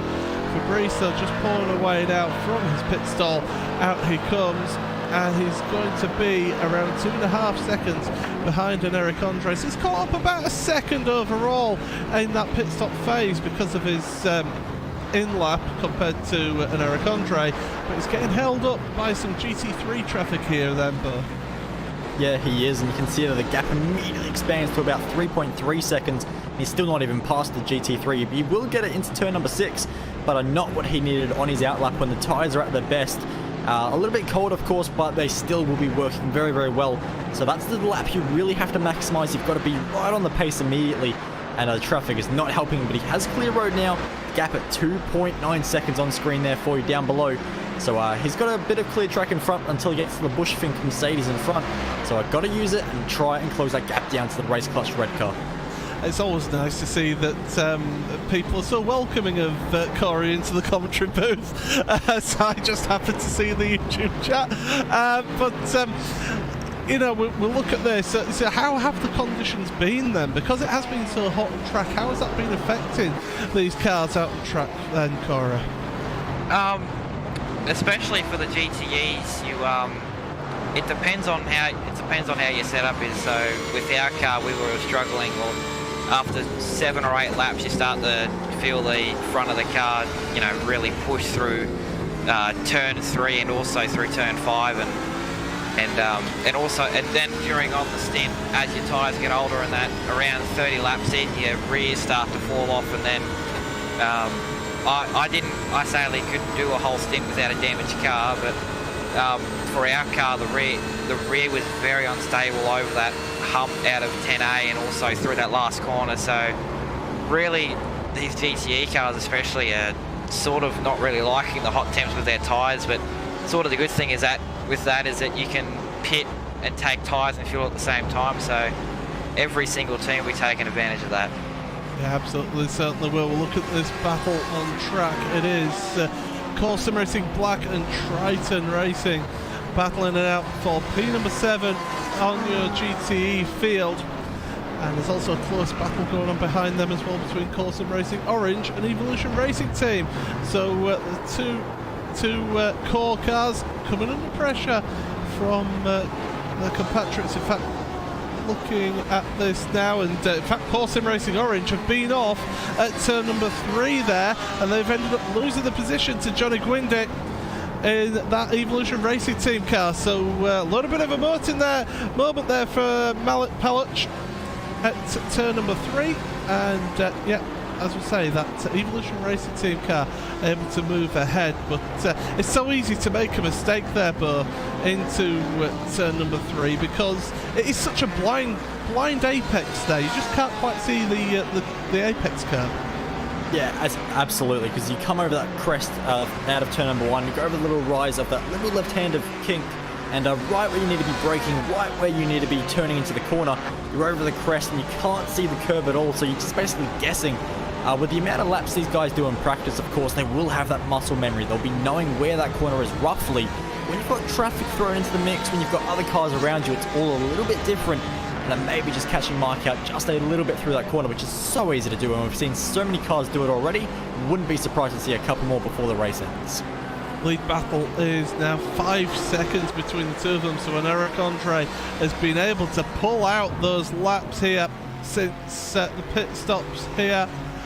1 lap difference between the two of them on their pit strategy, and it was the best part of 1.8 seconds faster that last lap for an Eric Andre. So that gap has just pulled out there, so traffic once again affecting things, but it's going to ebb and flow as we've seen all the way through this race, and certainly we've seen some great action. Everything's finally just seeming to calm down here in this race. It's only the battle between Triton and Corson Racing Black at the moment that's pretty close between the two of them.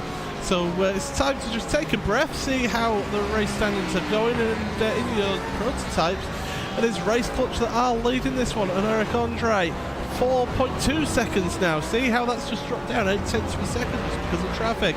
Ahead of Fabrice Cornelis in second place for Friends. Third place, Radicals Online with Carl Janssen, with Simitok Esport Rubis in fourth place. That's been a bit of a quiet drive from them actually for Simitok. Moved themselves up from 6th to 4th. Wyvern Racing, Nick Rowland in 5th, with Redface Racing by MXS Engineering and JRT are in 6th place. Geodesic Racing 7th with Simitok Esport Sapphire rounding out the top 8 of the prototype. So that's all just spread out a little bit. Geodesic though are pretty close. They're about a second behind Redface at the moment. And you can see they're going through traffic at the moment. But your leader is actually getting up to the back of the Glacier car in 9th place. So all of a sudden we're getting the leader making moves here, Corey, on prototypes, and that is going to be the most difficult for him to make laps on. Yeah, exactly. It's the prototypes have got the speed advantage down the straights, but then it's sort of the twisty stuff. Some of the prototypes get caught out, but you know, as the way the traffic is from turn 3 onwards all the way up to the exit of turn 5, if you're stuck behind any type of traffic, you know, you're stuck there, you can't get past. So it really is the ebb and flow of traffic that can either hurt you or give you a big advantage at the moment.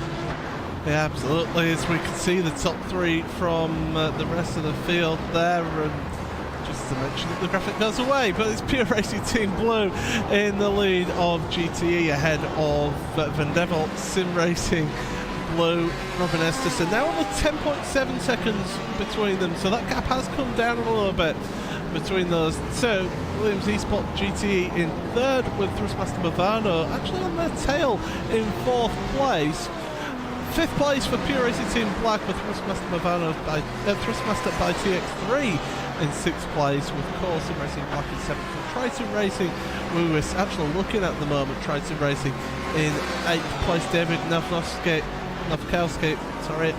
in 8th place for Triton there. All over the back of that Corson Racing black car of Kenny Rusin as they come out of the chicane, turns 10, down through 11 and through the final corner at turn 12.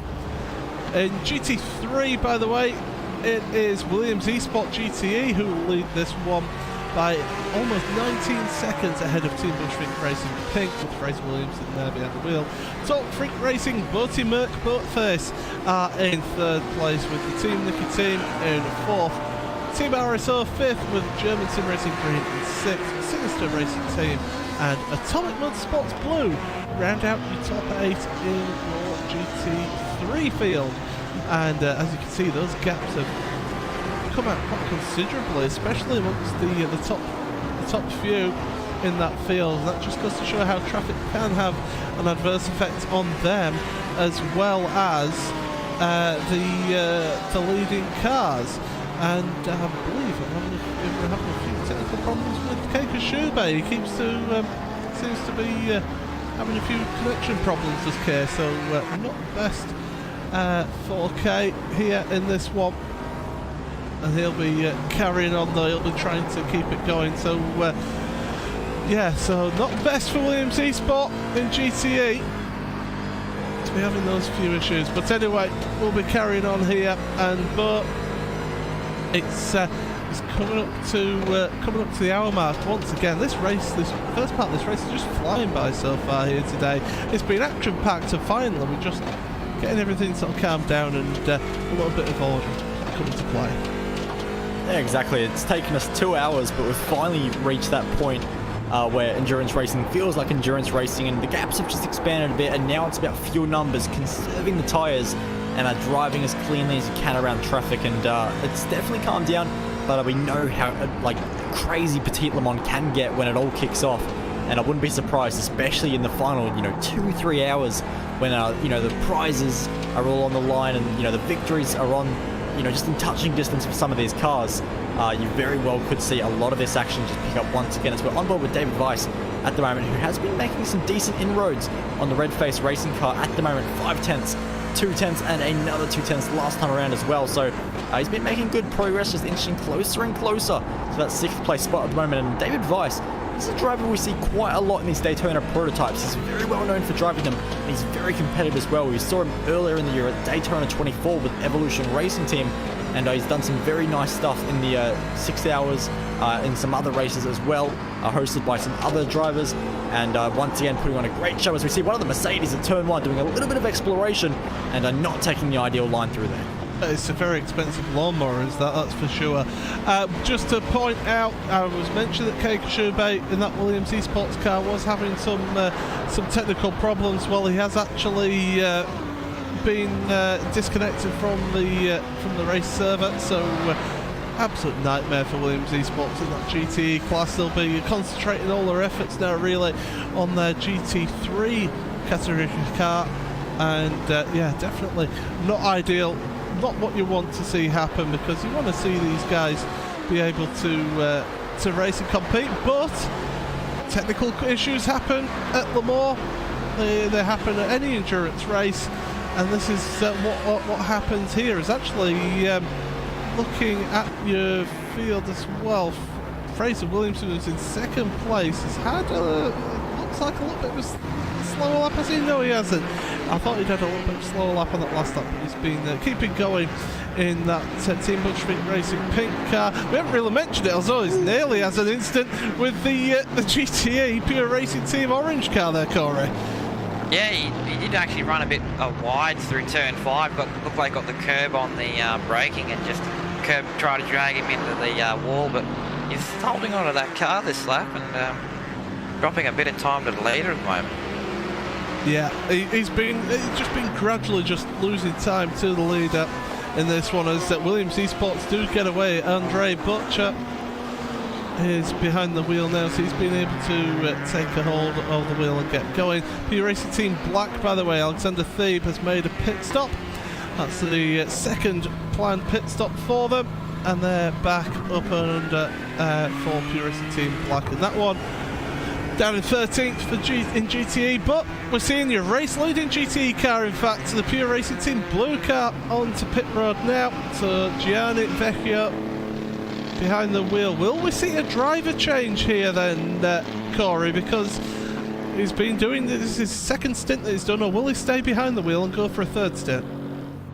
It really does depend on what their driver lineup is in that car, and I do believe that they've actually got 3 drivers in that car, so looks like Gianni's going to go out for a third stint. But if for all the other teams, wouldn't be surprised if they're doing 2 stints per driver and, you know, trying to get the minimum driver requirement out of the road before they start focusing on pace, as Gianni will drop off the jacks and head out. Will come out just behind what would be the Pure Racing Team Blue car, or am I wrong? No, sorry, I'm wrong. Well, you are wrong, because he is in the Pure Racing Team Blue car, but he's coming out behind the Glacier Racing car, as it's a GT3 car pulled over at the side there, and in fact has pulled out the race. I'm trying to find out which car that is for you so we can see who it was. There was definitely a car pulled over to the side there, and it is the Mike Dennis of the Red Face Racing. They'd had a long pit stop earlier on, and he is out the race. I'm wondering if he's had an incident at turn number 1. He's blown the engine. Yeah, he's blown the engine. Yeah, that was weird. He already had substantial damage to the front of his car, so maybe the radiator affected by that. But they've had an absolute nightmare of them as Geodesic Racing as well. They've been having issues in this one as well. So all of a sudden, Miguel Figo, he's out the race, and in fact they've parked it. They're out. They've decided enough is enough here, Ember. Yeah, they have, which is a shame to see, because they were extremely competitive when we saw in the first part of the hour of the first hour of this race. They were really, battling with the top drivers. And their car had pace today, so to see them out of the race is a shame. But of course, Geodesic do have their 2 cars in that prototype field, so 1 down, still 1 to go. But shame to see, because they were definitely probably the more competitive of the 2 at the moment. But for their hopes in the Daytona Protoss at the moment, it all goes back to David Weiss, who has lost a bit more time to the driver he was chasing down previously. So that's not ideal for him. But hopefully he can just make a bit more time up and get Geodesic Racing back to where they were with their previous car. Yeah, so all of a sudden we've got two more cars out in the race here. Down 6 cars in total. Look at this, Glacier Racing them in GTE as Van Devil Sim Racing Blue come onto pit road now for their pit stop. But JJ Nylander come under all sorts of pressure from the man who came in from race lead, Gianni Vecchio. He's trying to use the slipstream of the GT3 car as they head down to the chicane. If I'm Gianni, I'd either try and make the move now or stick behind, because you'd imagine that the Glacier Racing car is going to come onto pit road, having done 42 laps in their stint so far, as they come round and they're going to stay out yet another lap here, Corey.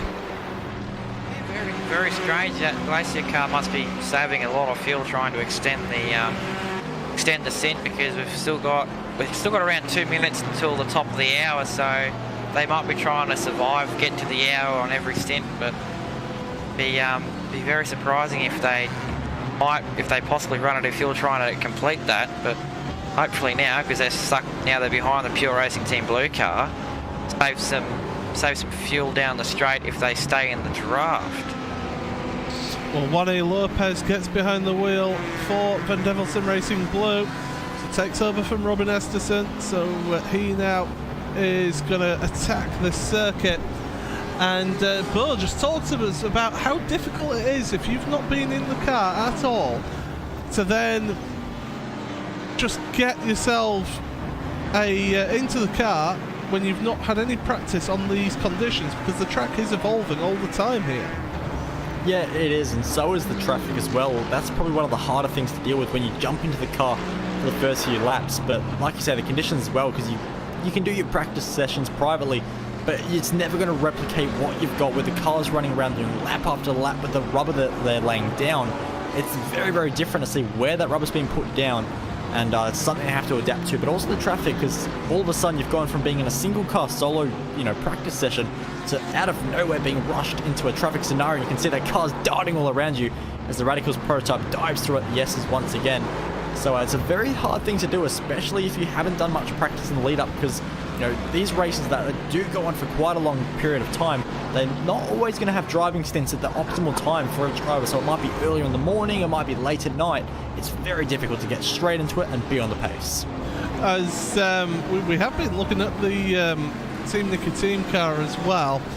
He is still in the race, by the way, in 4th place at the moment in GT3, but he's 19 seconds behind the Top Freak Racing Boaty Merc Boatface of Antti Salminen, and he's not been able to match the pace of that Top Freak Racing car, so he's just running in 4th place on his own, really, because he's got about 5.5 seconds with the Team RSO Audi behind him, so not really coming under any pressure at the moment here for Nicky. In fact, the Team RSO car is going on to pit road for their second pit stop of the race here, so we'll see how they get on here. But your field at the moment just pretty much spread out, and we've got pit stops going on, so we won't bring you the update yet, because we are getting through this pit stop phase here for both GTE and GT3. Just to let you know that your race leader is Race Clutch Red, and that is an Eric Andre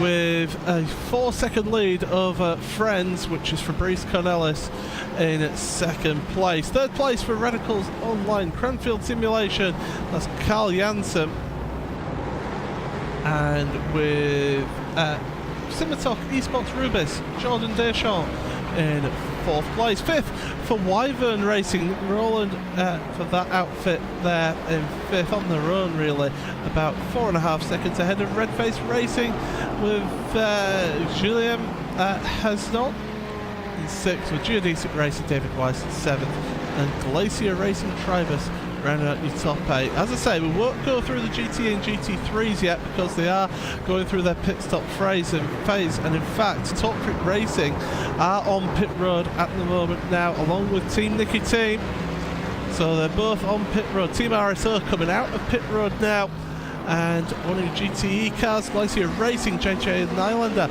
on pit road as well. So the pit stops are all starting to happen here, but Bo, and definitely this is where you can maybe see whether the strategy calls are working out right for teams.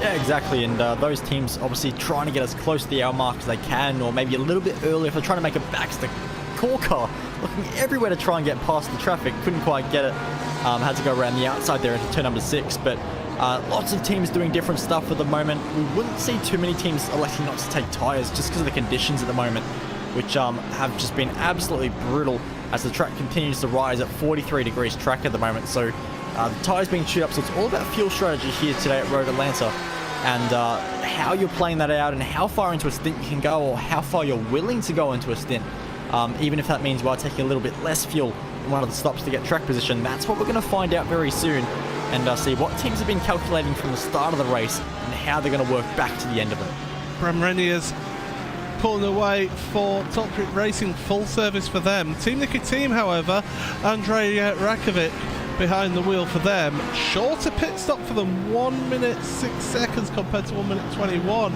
for Top Freak Racing. So that's brought Team Nicky team into this one. Evolution Racing team from GTE now onto pit road. So the pit road is starting to get busy again. We've hit the hour mark. We've gone over the hour mark. So teams now that are running around that hour mark here, Connery, just coming onto pit road. I mean, what is the best strategy for some of these teams? Is it better to just slightly short fill every stop and just do it on the hour, or are you best off really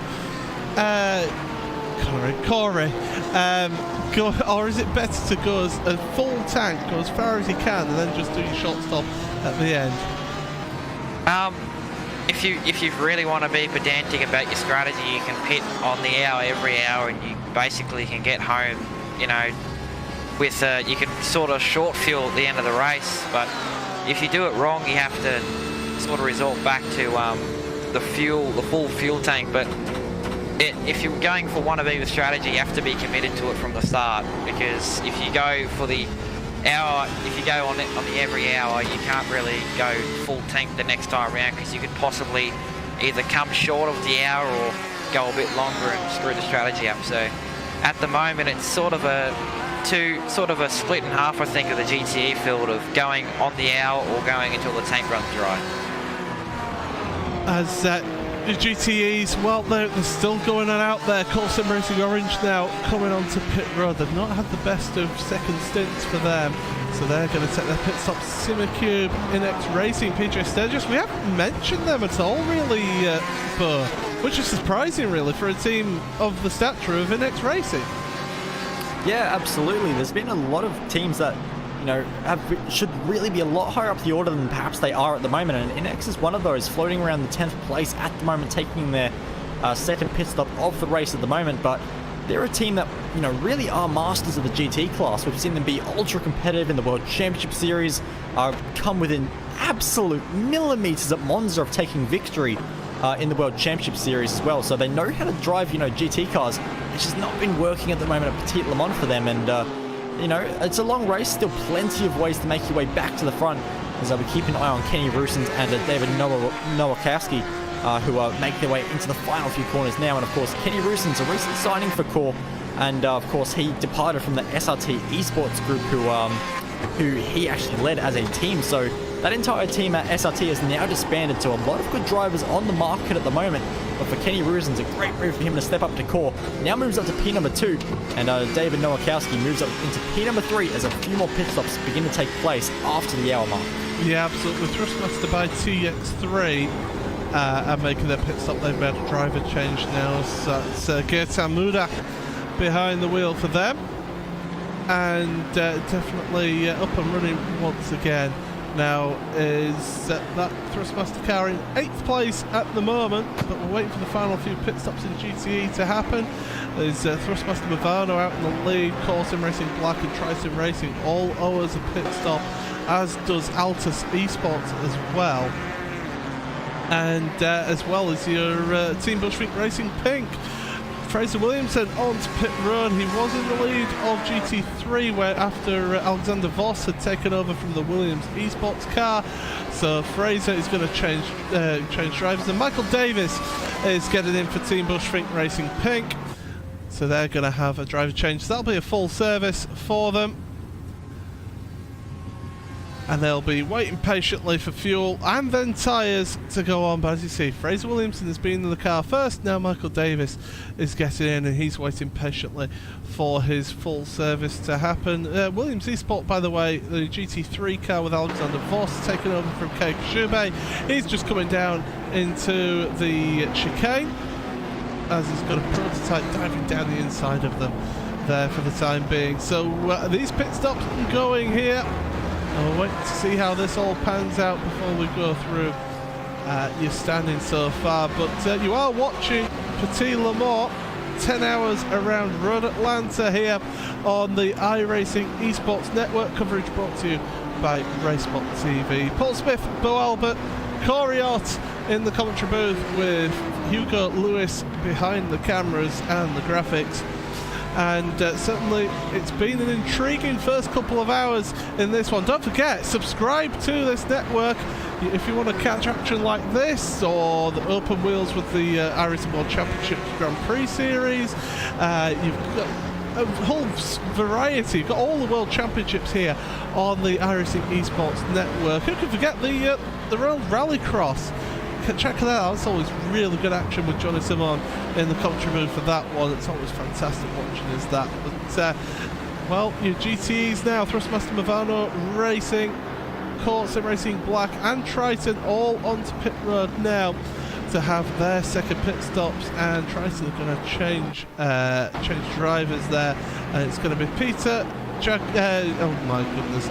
Jagodzinski behind the wheel. That's the best that I'm doing with that name, as they are sitting patiently for theirs. By the way, Thrustmaster Movano Racing out and away once again, and it's Luke Vankmuller behind the wheel for them as they come out of pit road after their second pit stop. So some teams deciding to go long with their fuel stops as long as they dare, and some going just for the on the hour mark, and we'll see how this one goes. But strategy. This is what is always interesting about these endurance events. How different teams interpret the strategy going through this race, and how other teams adapt to something if it's not working as well.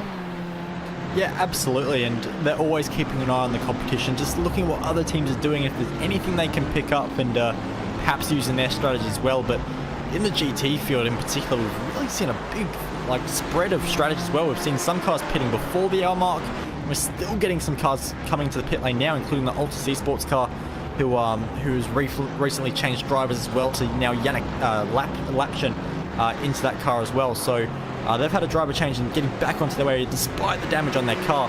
But lots of different strategies as well, because even with drivers, we've got some drivers, like I've said, just changing now, but we've got some that have still been in the car from the very start of the race. So a lot of different strategies, whether it's drivers, tyres, fuel, everything's happening at the moment, which I think is fantastic to see. And Core Sim Racing Black, they've been sat on pit road for a very long time, and in fact I think they're going to be the latest retirement, because Thomas Gibson has left. He's had enough and he is out of the race. That's another retirement then. Core Sim Racing Black are out of this event, so that's really disappointing to see for the Core Sim Racing Black car. By the way, GTE has finished all their pit stops, so we can go through the top 8 of your field in GTE here. And it is Pure Racing Team Blue who lead this one. Giovanni Vecchio behind the wheel with Vanderbilt Sim Racing Blue. Juani Lopez now behind the wheel there for them in second place.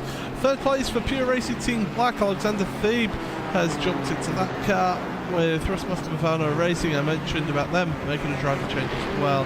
Thrustmaster by TX3. That is going to get really confusing for me, by the way, with two teams sponsored by Thrustmaster in 5th place. Triton Racing 6th place after their pit stop, able to pull out a gap over the Evolution Racing team car that they were battling with. In fact, Glacier Racing is in 7th between the two of them, so Evolution Racing team in 8th place. But definitely the Simicube Inex Racing car is within half a second of the Core Sim Racing Orange car in front of them, and that is a battle for position on track. We've also got Geodesic Racing as well there in the prototypes. They're about 0.6 of a second between them and Redface Racing. So we've got a few battles on track once again here, but really, it's after all these pit stops have calmed down, we'll see whether people have closed up or pulled away in this one, and we've seen those battles started up once again. Yeah, absolutely, and it's also the different strategies coming to play as well. Who's got maybe a lighter fuel load, allowing them to go a bit quicker and just chase down their competition just a little bit, as we can see the NX car that we were talking about before is definitely closing in on the core car as they make their way through the S's, and they've got a GT3 in front. That's the Bushfink car. Now that's not going to be going as quick as the GTEs can, so a little bit more of a chance for Alexia Loma, who's in the NX car at the moment, to close up. And in one of the very few Ferraris in this field, I believe there might only be 2 or 3 in this field, so they're definitely maybe not in the preferred path for the conditions, which might be why we're seeing NX a bit further down than we might expect. So there we go, and we're actually also hearing as well that the RSO GT3 has gone for a bit of a spin, Corey. Yeah, exactly. I just caught the last bit of it, but it's gone spinning at turn 10 and turn 10A complex. Having a look at it now. I always had contact with the prototype, yes. Prototype is the Wyvo Racing number 240 machine. Oh, he's gone for a little cheeky send, and the RSO car didn't see him, so 2 cars colliding at turn 10. We could be seeing more of that as the race goes on. And do you know who they nearly collected as well? I think they nearly collected the race leader in that as well. With that one, I believe it was Race Clutch that was coming through right behind them as well. So yeah, bit of a heart in mouth moment for that prototype there, as yeah, there you go, there you see it on the screen, and Eric Andre having to take avoid action in that one, and that cost them a good second and a half, maybe 2 seconds on their last lap. So not what you want to see happen right in front of you when you're the race leader, Corey. Oh, exactly. He was the first car on the scene and got all through it. Everyone actually got through it nice and cleanly. No other contacts were made, but yeah, it's hard mouth stuff there for all the guys involved. As we continue with the battle with Inex Racing, Alexia Loma is on the back of that Core Sim Racing orange car. Down the back straight they go. Can mention that the GT3s have finished all their pit stops as well. As in fact, actually, Atomic Motorsport Blue have had an incident, and that was down at the chicane as well, as Alexia Loma down the inside, not going to make the move for the time being. But Wim Stockmans for Atomic Motorsports Blue has had an incident down at the chicane. So is that going to be another incident, another one of somebody making a bit of a dash down the inside? I'll have a look at that one for you, but it was on the yeah, it was contact as well with another GT3 car. It was the Hoysenfeld engineering car that they made contact with. So yeah, the 23 car half spun, back up and running, but they've dropped down now to 8th place in your field, in your GT3 field that is, here in this one. Sinister Racing, by the way, they are right on the back of German Sim Racing Green for 5th and 6th place in your GT3. In fact, they're sending it down the inside. In fact, what was the back marker getting out of the way for them, actually? Scott McIntyre in the TNT Gold car. I thought, getting a bit excited then, thought there was a bit of a move, but both these GT3 cars, how difficult is it to have a battle between somebody else when you've got different category cars coming through to try and put laps on you? It's extremely difficult because it makes just timing that move, and when you go for it, how you set up a run as well coming onto the straight, all the more difficult, because there will be opportunities where, especially hitting onto that long back straight, you can get a run on the car in front of you. But if you've got, you know, GTEs, DPs flying past you as well, it becomes all the more difficult to use that to your advantage. And sometimes you just have to back out of moves simply because there's traffic coming through. So for GT3s being the slowest class, they've got to deal with that the most. And it's probably one of the hardest classes to be in when it comes to traffic, because you've constantly got to be looking in your mirrors as well as looking in front. As Samir Vasquez mounts the curb through turn number 7, trying to get the run, but too far back at the moment. And all the useful horsepower that Mercedes has won't be enough to get a move happening into the final chicane. He has got a slight bit of damage on his bonnet as well. It's not the greatest amount of damage, but it is still a little bit in that one as they go down into the chicane once again. Gets right up behind that Audi, not making the move for the time being, but definitely close between the two of them. And down through the final corner. We can quickly break you through your top 8 then of GT3, and it is Williams eSport GT3 in the leading position in this category, almost 30 seconds ahead of Team Bushwick Racing Pink, who are in 2nd place. Top Freak Racing, Bertie Merck Burtface are in 3rd, with Team Nicotine in 4th. German Sim Racing Green, you've seen them in this battle here for 5th place.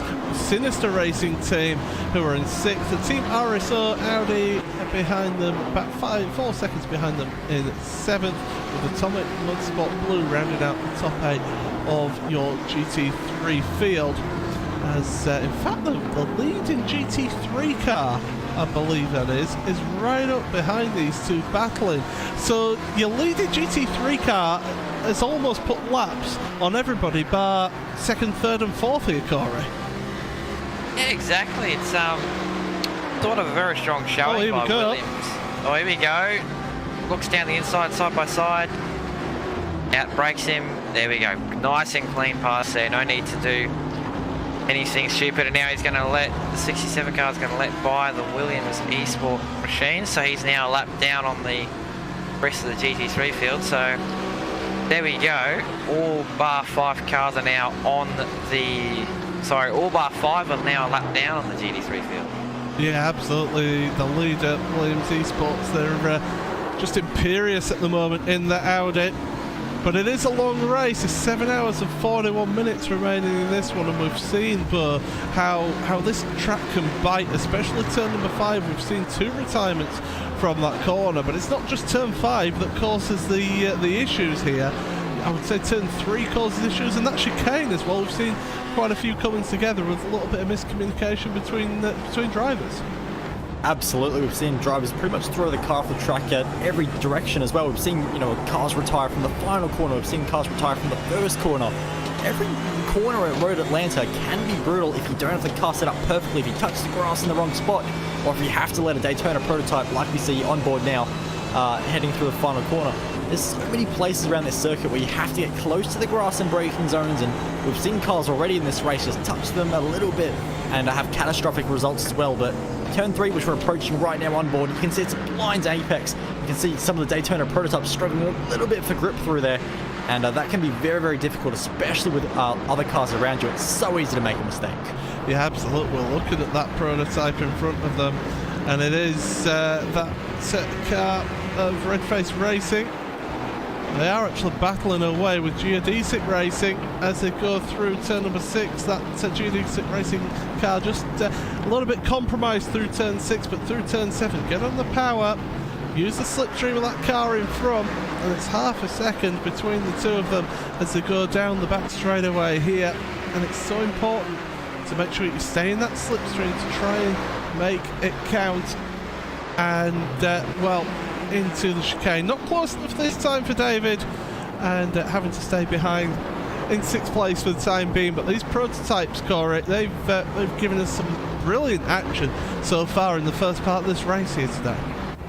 Yeah, exactly. The Daytona prototype field's not really that sort of a big field here. There's only 3 splits this race, field with Daytona prototype car, sorry, and basically, you know, for a small field of this prototype class, it's producing a lot of good racing. So the saying small fields doesn't produce good racing, well, that's not really true here today. As we're looking at the battle for 12th place in your GT3s, that's Stracker Sim Racing Yellow and Race Union Esport. They're fighting it out at the moment to go through turn 5, and they're been involved in battles. That Stracker car has had that damage pretty much from the start of this race here, so that's going to be impacting them with their straight line speed. In fact, what a look at that car behind that Race Union car, right up all over the back of them. David Allman into the rear, but Stracker Sim Racing able to just get away a little bit because the 89 car was letting that prototype through down the back straightaway. You can see the speeds that even these GT3s get up to here, touching 170 miles an hour as they hit the brakes there. Missed that first apex for David Allman, but through the second part gets a good run. Stracker, a little bit out of control there, and there comes the GTE car, and Dave Stracker have said, you know what, we're heading down pit road, we're making a pit stop here. They're a little bit out of sync with everybody else because of the damage that they had in the early pit stop that they had there. By the way, team that has been on pit road for the 3rd time for them, and that is the Radicals Online car of Carl Janssen. We saw them, they are on the slightly earlier pit stops here, and they've not lost the 3rd place though, so that tells you the gap that they had over that Simitok Esports car. Yeah, the top 3 have really managed to break away just a little bit in this Daytona prototype field. You can see there the Simitok car just lurking in the background a little bit, but of course still has another pit stop to complete. Or actually, no, sorry, that car has apparently done 3 pit stops as well, but 33 laps into its current one, it will have to pit again pretty soon as well. So a lot of cars having to come into the pits at this point, as I'm just seeing a few drivers changing positions on the timing screens a little bit, just a little bit of a glitch on my end, but it is still Fabrice Cornelis who is running around in 2nd place and trying to chase down Race Clutch Red. The gap's about 3 seconds at the moment, and with Fabrice Cornelis on 2-lap younger tires, he really has to try and make that advantage work now before Eric Andre comes into the pits and then gets the undercut himself. Well, we are going to be joined here now by a man who has been running in the first couple of stints here for Team Bushwink Racing Pink in your GT3 field, and it's Fraser Williamson, and he's going to be sat talking with Corey. Wow, alright.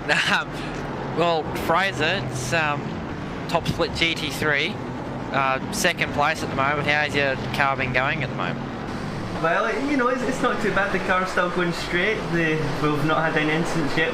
We've avoided traffic, and we're looking positive for the next 7.5 hours of our lives.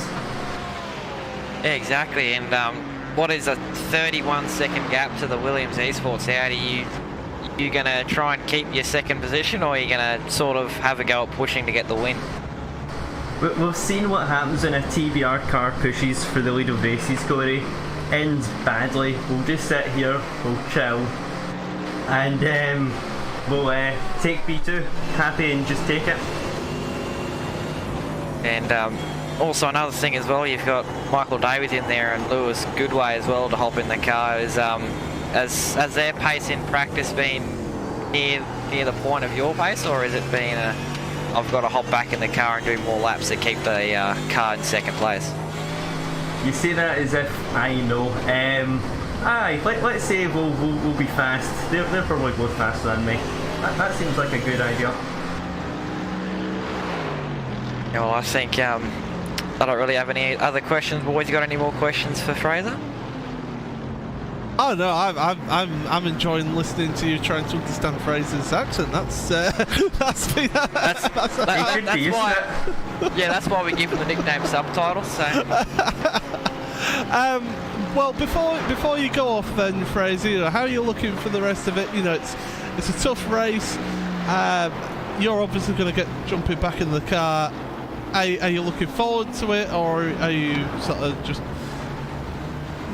maybe get yourself a bite to eat and just take a break from it all and not pay attention to this race? Well, we weren't expecting Lewis to be about for the next 4 hours, and he's appeared, so that's changed everything quite a lot for us.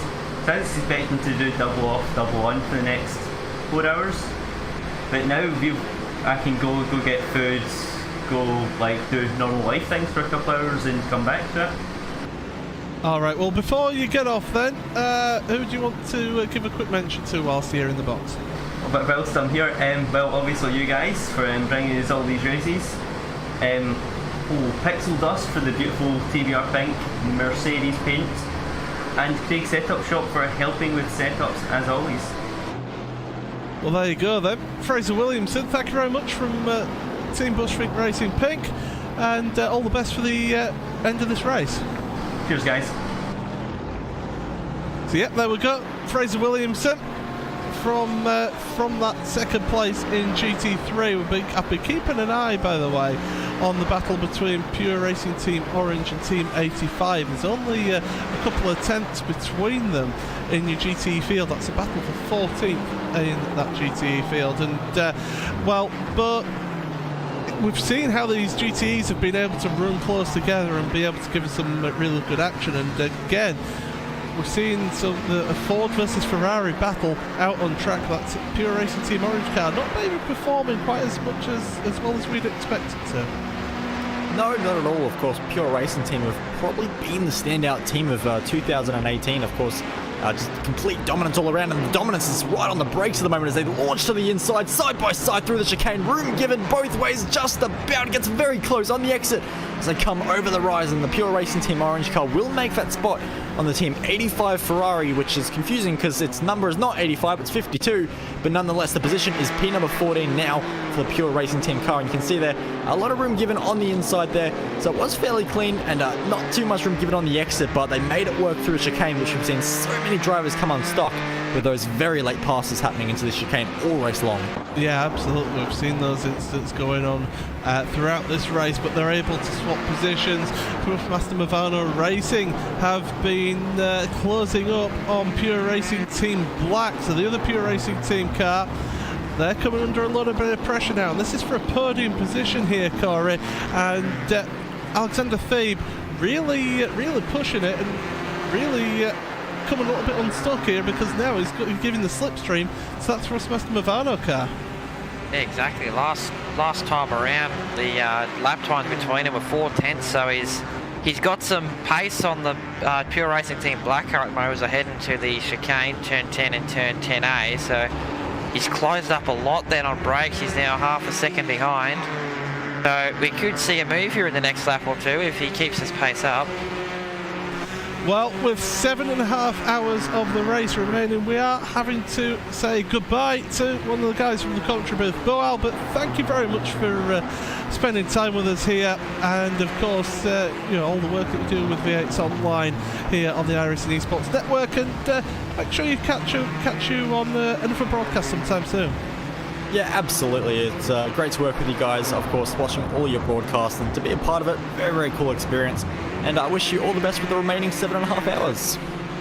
Well, thank you very much, Bo, and all the best. Enjoy some sleep. I will. It's 3 a.m. and I've been watching the clock and I'm like, oh, my bed is waiting for me. Well, thank you once again as some of your prototypes are coming onto pit road. So yeah, that's Bo Albert from VX Online joining us for the first part of this broadcast. But one man leaves us, another man joins us, and that is David Haynes. David, welcome to the commentary booth. I know you've not been around much in this broadcast, but welcome. Nice to have you here. Thank you so much. Yeah, one Australian leaves, another one joins. The invasion continues. I've been watching this race for the last about 30 minutes now, and I have to say I'm loving it. This sort of shorter track, fast laps, lots of traffic, so much going on everywhere you look. Oh my goodness, I like it.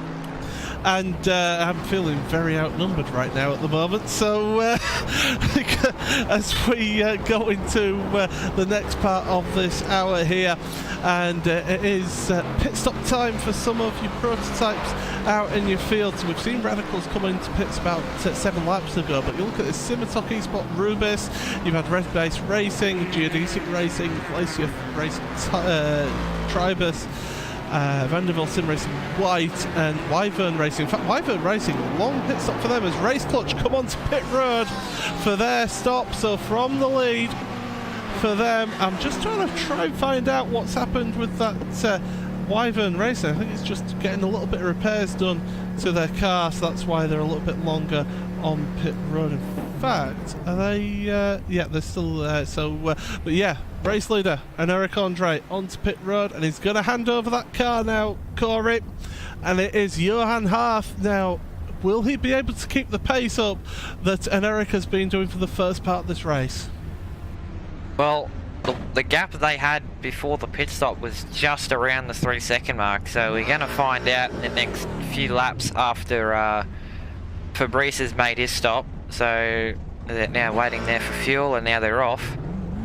So we're now just waiting for Fabrice to head down pit lane to serve his, what would be 3rd or 4th stop for the race. Our 3rd stop, yeah, for the race here. We are 7 hours and 28 minutes remaining in this one, and Fabrice Cornelis now in that Friends car coming onto pit road, diving onto pit road there, hard onto the brakes. It's a tricky pit road to come onto here, David, and it's so easy to end up spinning it and put it into the wall. I've seen that happen in a few races around here. I've seen that happen a few times as well. You've got to really get all the way to the right-hand side, and then you're braking as there's sort of a chicane, and where the pit limit starts comes up on you quicker than you'd think. So if you're not careful, you'd either speed on the pit lane or maybe make contact with one of those walls. But it looks like a driver change for that car as well. So Patrick Schneider getting in that car now as Fabrice Cornelis gets out. And the Wyvern Racing had damage. That was why they were so long in the pits. They've tried it out coming down pit road and decided, you know what, take a tour back, that car's going to be parked. So that's Wyvern Racing now retiring from this race. We're losing so many of these prototype cars as Race Clutch go past back into the lead. It's a 31-second pit stop for Friends, for Patrick Schneider. And that means that a second longer on pit road is that orange car, the Pure Racing Team orange car, jumping out the way of the number 7 car, and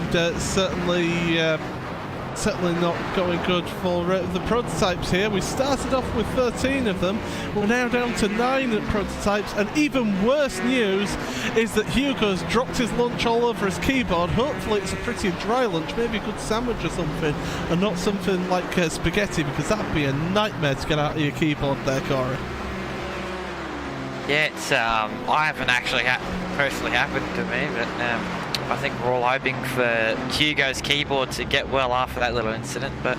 Oh, it's got a lot of sauce. Brazilian. Oh, it's a lot of sauce. He's been saying so. Absolute nightmare for our producer. So if you see some interesting camera angles or some interesting text come up on screen, then that's one of the reason why. It's because he's gone and dropped his lunch on the keyboard there, David. But we've got battling in your prototypes. It's Red Vase versus Geodesic. They both made their pit stop at the same time. Yep, so a straight fight, no strategy in this. It's just David Weiss and Guillaume Hinault that are going to try and battle this one out. We're still 7.5 hours to go, but track position is track position, and they'll want it. They'll be fighting hard for this, I'm sure. Okay, so definitely we're going to see this close action. Do you know, we haven't had a RaceSpotTV fan immersion for a little while. So what we'll do is we'll go on board then with that geodesic racing car for a lap or two, and to give you that little bit of RaceSpotTV fan immersion.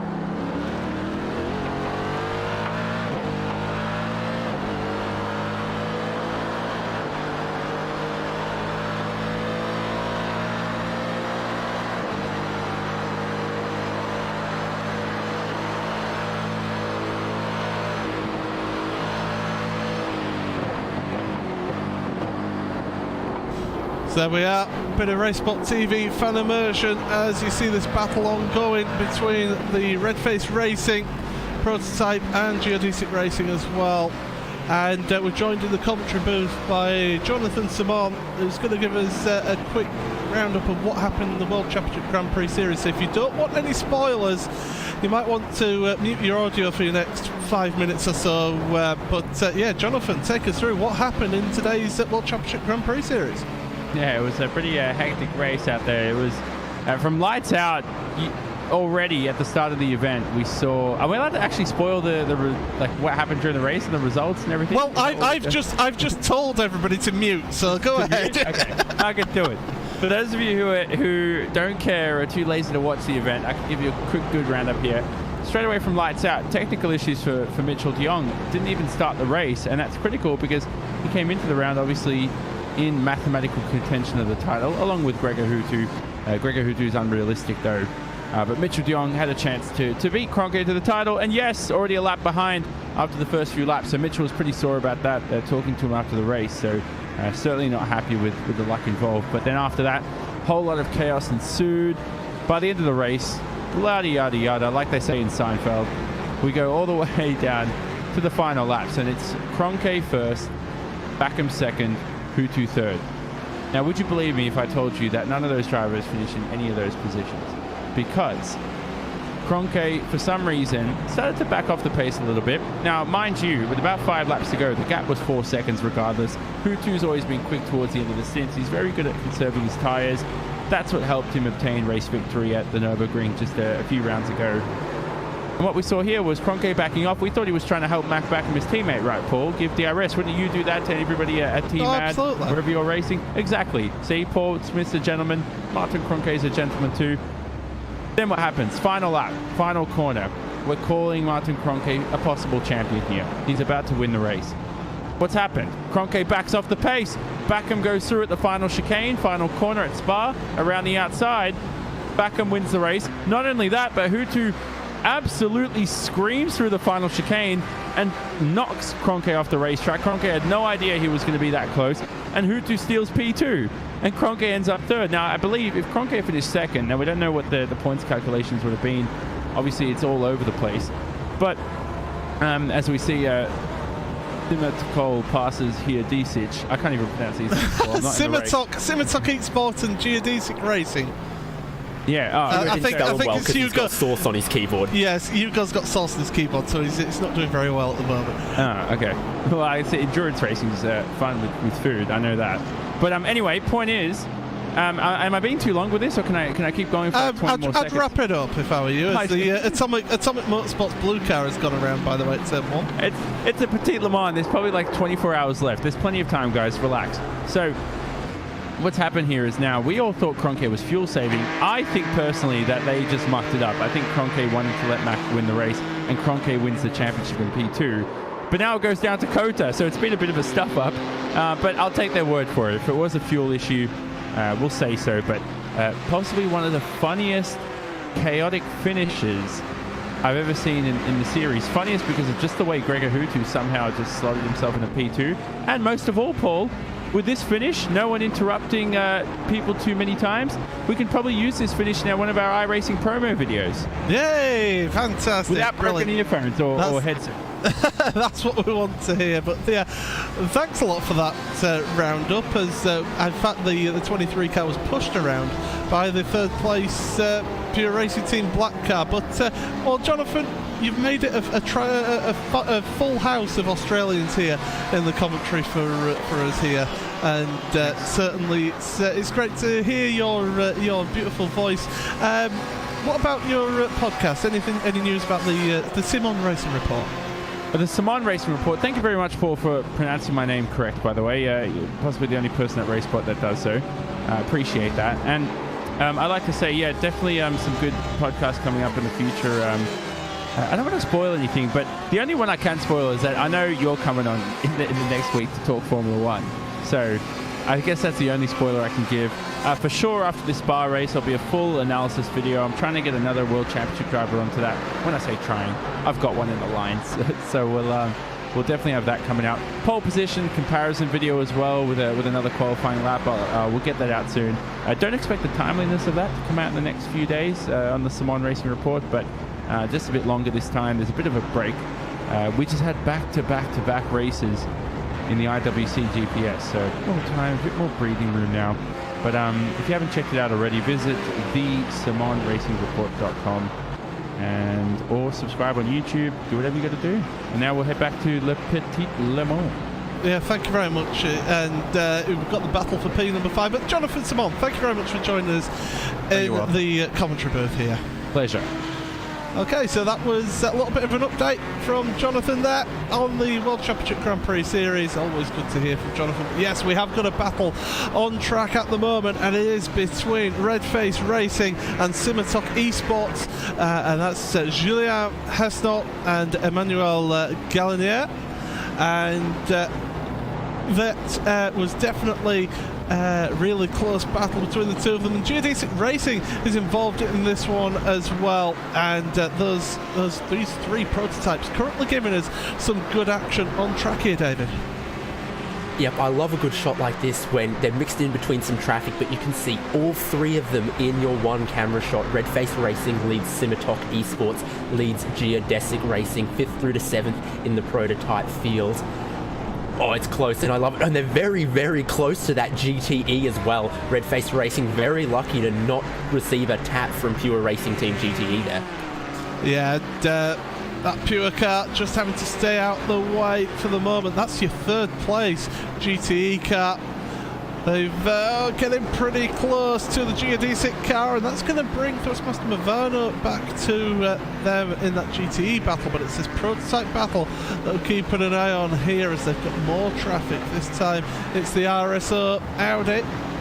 The two of them have got past, one more yet to go by. He flashes the headlights, does the RSO Audi. Maybe not too happy about that move from Simatok, but Simatok urgent. They want to try and get through here and try and get the moves done on that Redface Racing car. Don't forget, live timing and scoring is available. RaceSpotTV /live. It's a different web address for today's event because there was the iRacing World Championship Grand Prix Series going on at the same time, so we have to have 2 pages to keep your live timing together for these events. So RaceSpot.tv/live, and don't forget, get social with us as well. Facebook.com/RaceSpotTV to check us out there, and on Twitter make sure you use the hashtag Petit Le Mans, and make sure you tag us at RaceSpotTV, and let us know how you're getting on in your event. If you're watching and you're taking part in another split of this event, let us know how you're getting on in that particular race for yourselves, because it's always good to hear how other teams are getting on throughout this race, because of course here Corey, on iRacing, you don't just have this one server here. It's not just these 48 cars that started this race taking part in this event. There are other servers on here as well, for those of you new to iRacing, and so you've got multiple races of this event going on at the same time. Yeah, exactly. For especially this one at Petit, there's, I believe, 9 splits going on at the moment, you know, ranging from, you know, world championship drivers to guys who are just starting out, and a couple. And if you also want to look at, you know, other streams that you can go to Twitch, you can easily find maybe 8 or 9 streams of, you know, other people in lower splits. But, you know, I think this is what is different from iRacing to all the other simulators that, you know, you can race online with, is the fact that you can do a race like this and you can do it in different splits with different people. And, you know, it might not be broadcasted or anything, but you're at least there having fun, and you could possibly win your split while you're at it. Yeah, absolutely, and it's certainly it's great to see, you know, because I've taken part. I will gladly admit that I'm not the greatest sim racer in the world. That's why I sit here in the commentary booth, and so when I have taken part in these special events, I've always been down in some of the lower splits, and even in those races, you get really competitive, close racing going on there as well. You get a few little silly mistakes happen as well, because you've maybe got a few drivers that are new to iRacing or new to those special events. So, but it's certainly worth taking part in these events, because it's great to get a team of you together, even if it's just a bunch of friends working together, just get it to the end, because half the achievement is getting to the end of the race here. But I tell you what, we've got a battle on here. Pure Racing Team and Thrustmaster Movano for 3rd place in your GTE field. So this one is going on down to the chicane. They're side by side. Look down the inside, and that's going to be moved on Alexander Thebe, but Thebe looking to get the cut back here on the exit of the chicane. Not able to get the runner out there so far, but now using every inch of the road through the sweeping double apex right-hander end of the lap. Another lap started. This is lap 126 for these two. Would you believe it? It's just flown by as this race so far, and these guys up the hill, and that's the move secured then. So Thrustmaster Movano up into 3rd place in your GTE field here, David. Yeah, and you mentioned that lap count, but it almost deceives with, you know, they're doing 1 minute 19, 1 minute 20. When you think of other endurance races at longer circuits like Le Mans or even Nürburgring Nordschleife, the lap counts are a lot lower because that's a lot longer circuit. Here, they are, you know, just punching out the laps, and the total lap count at the end of this race is going to look very, very significant. Yeah, it's going to be a high number of laps that these guys are competing. By the way, in your prototypes, it's still going on is that battle for 5th place, and Simitok are trying to make it 4th and 5th for the team, and they've done that, and Emmanuel makes it past Gillian. So Redface Racing drop down a position. Good move, a typical move down into that chicane at turn 10, and nicely done there from Emmanuel Gollinet. And Corey, it was that classic move down into turn 10, use the slipstream and light onto the brakes. Yeah, but it's a part of the best part of the racetrack to move. It's nice and clean. You can get the slipstream, get the run out of that you know, right-hander at sort of the top of the circuit. And you've got a very long straight to get the slipstream, and then you can just line it up and get a beautiful move under brakes into turn 10. Now it's worth noting the battle for your lead overall has been closing up, The battle's about 6 seconds at one point. It's now 1.8 seconds between the two of them. So Patrick Schneider has been doing an absolute job here for Friends ahead, and they're going to be trying to put the pressure on Race Clutch, who are in the lead of this one at the moment. And Race Clutch then through turn 1, and they can see in the mirrors, well, when you've not got the hills of Road Atlanta in the way, you can see that pink car in the mirrors, and they're able to do that. By the way, Pure Racing Team Blue, Johannes Vollmeyer on pit road now for their pit stop.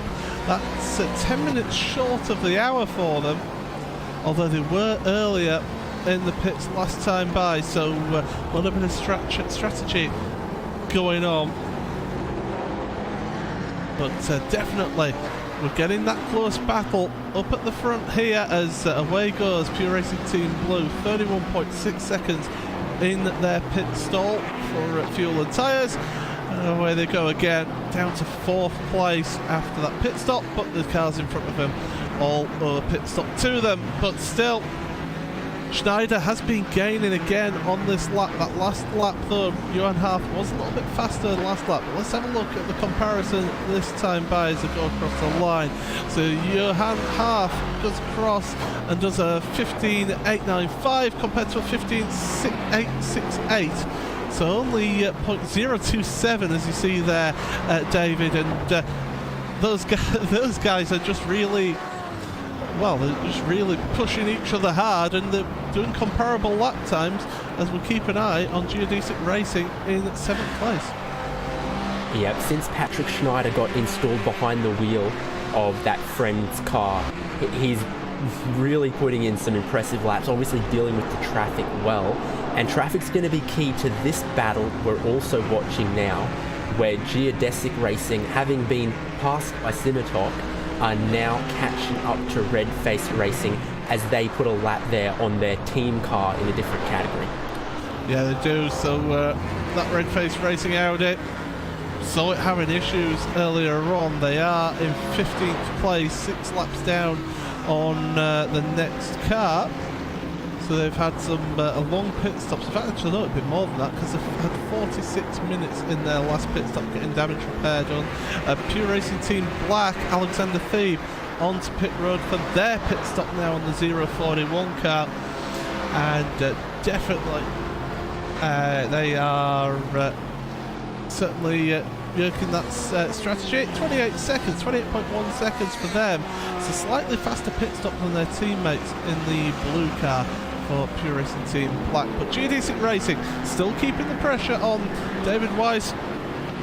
He can see that car in front. He's using that slipstream, the car in front, and here's some traffic in front of them now. 2 GTE cars, that's a 62. And that is, which one's 62? That's the race leading GTE of Van Devil Sim Racing Blue. And we're pointing out that Juanny Lopez is 18 seconds ahead at the moment of your GTE second place Mustafa Movado Racing. As we say, pit stops just starting to happen for them, but look at this now. Red Face getting held up a little bit by SimRC.de through turn number 5 once again. But crucially for Red Face, they get that car now in between them there, Corey. Yeah, exactly. That's doing that pass there is very important, because then that gives them a bit of a breathing space between them and the Geodesic Racing car behind. So that Geodesic Racing uses the slipstream, gets by that number 30 SimRC.de Crimson car. Now up front, the Red Face car is going to have a clean pass the Van Devil Racing car, and now again puts him in between him and the Geodesic Racing car, so more breathing room. And well, as you come down here to the last corner, this is basically in a turn 1, the last chance you get to pass traffic before your turns 3 and your S's, and you don't want to be passing through there as he gets it done. We've got a battle, by the way, on track for second place in GTA. They were side by side, Mollmeyer and Wanknula, and that's a nice move. Now there is a battle position there, but Thrustmaster Movado do owe us a pit stop there, so that Pure Racing Team Blue car, a pit stop ahead of that Thrustmaster Movano car. So that tells you how that 71 car has gone on here. But yeah, we've been keeping an eye on battles all the way through. GT3, actually there is a battle in GT3. That's between Team Nicky Team and German Sim Racing Green. And that's for 5th place here, as actually this 67 car has gone into the wall. That's the German Sim Racing car, we were just mentioning them. And it's a mistake, and it's at turn 3 again here, David. Yep, there's traffic at play. It's a very difficult corner. It looks like they might have just... They didn't see that second GTE car, and they've sort of squeezed down on it a little bit. That's really, really unfortunate, but it just talks to the nature of how busy the traffic is around this circuit, and especially over that blind crest. They'll be trying to get a feel as to what's happening with their car, if there's any damage to the steering or suspension, and luckily they hit pretty much nose on into that wall, as still your second and third, yeah, it was second and third in your GTE that were going by that German Sim Racing Green car. And they are pretty much spreading out now, those two. As I say, a pit stop owed between the two of them. GT Racing in 7th place overall. Really all over the gearbox of that red-faced racing car.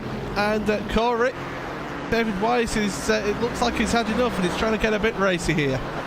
Yeah, exactly. He didn't get the run at that last corner in the rear. Did get a bit loose, but he's going to get the slipstream here.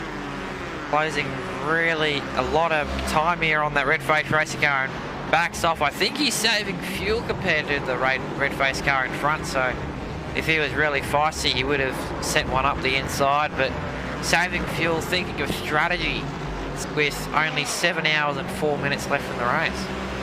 Yeah, absolutely. We're almost another hour gone in this race. Would you believe it? This race has just flown by for me. By the way, the lead battle is now down to 1.4. There's a big chunk of traffic in front of your leaders here in this race. So these guys having to work their way through the traffic here today. Look at the queue of traffic in front of your race leader. You've got a couple of GT3 cars, a GTE car, and then your leader. And Patrick Schneider is going to lose out in all of this here, David, because he's getting stuck behind that Stracker car, and he's got a couple of cars in front of him now, between him and your race leader, as Williams eSport GTE onto pit road. Of course, they're out of sync because of the technical problems that Keiko Shube had earlier on. Yeah, at one point they looked very, very close, but then all of a sudden there was 4 or 5 cars between Race Clutch Red and Friends, and Patrick Schneider flashing those headlights, trying to let everyone know, hey, I'm coming through. That's cost him more than a second and some. That gap's now out to 2.6 seconds, when before it was looking like it was almost down to 1 second. And Patrick Schneider still has some more cars to get through. Johan Haaf has disappeared a little bit in front of him, and now it's another car in class that Patrick Schneider needs to get past.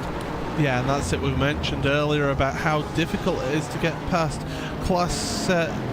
other class cars. It's only the top 3 that are on the lead lap here in this race, by the way, as that Simatop car finally is going to allow Friends to get past Patrick Schneider. He won't be too happy about that, will Patrick. He's still having to be compromised with his entry into the chicane. Now finally onto the brakes on the preferred racing line, and through he goes. But yeah, he won't be too happy with Samuel Roth there.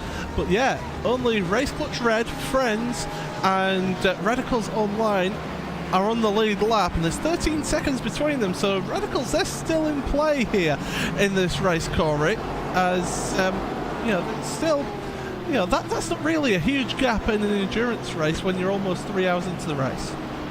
No, exactly, and as you said before, those three cars are the only cars on the lead lap, so there's what could be about over a minute and a half gap between Radicals and the next car behind, which are a lap down. But you know, 13 seconds between the top 3 with only 3 hours into a 10-hour event. It's going to, that gap is either going to extend or close up as the race goes on.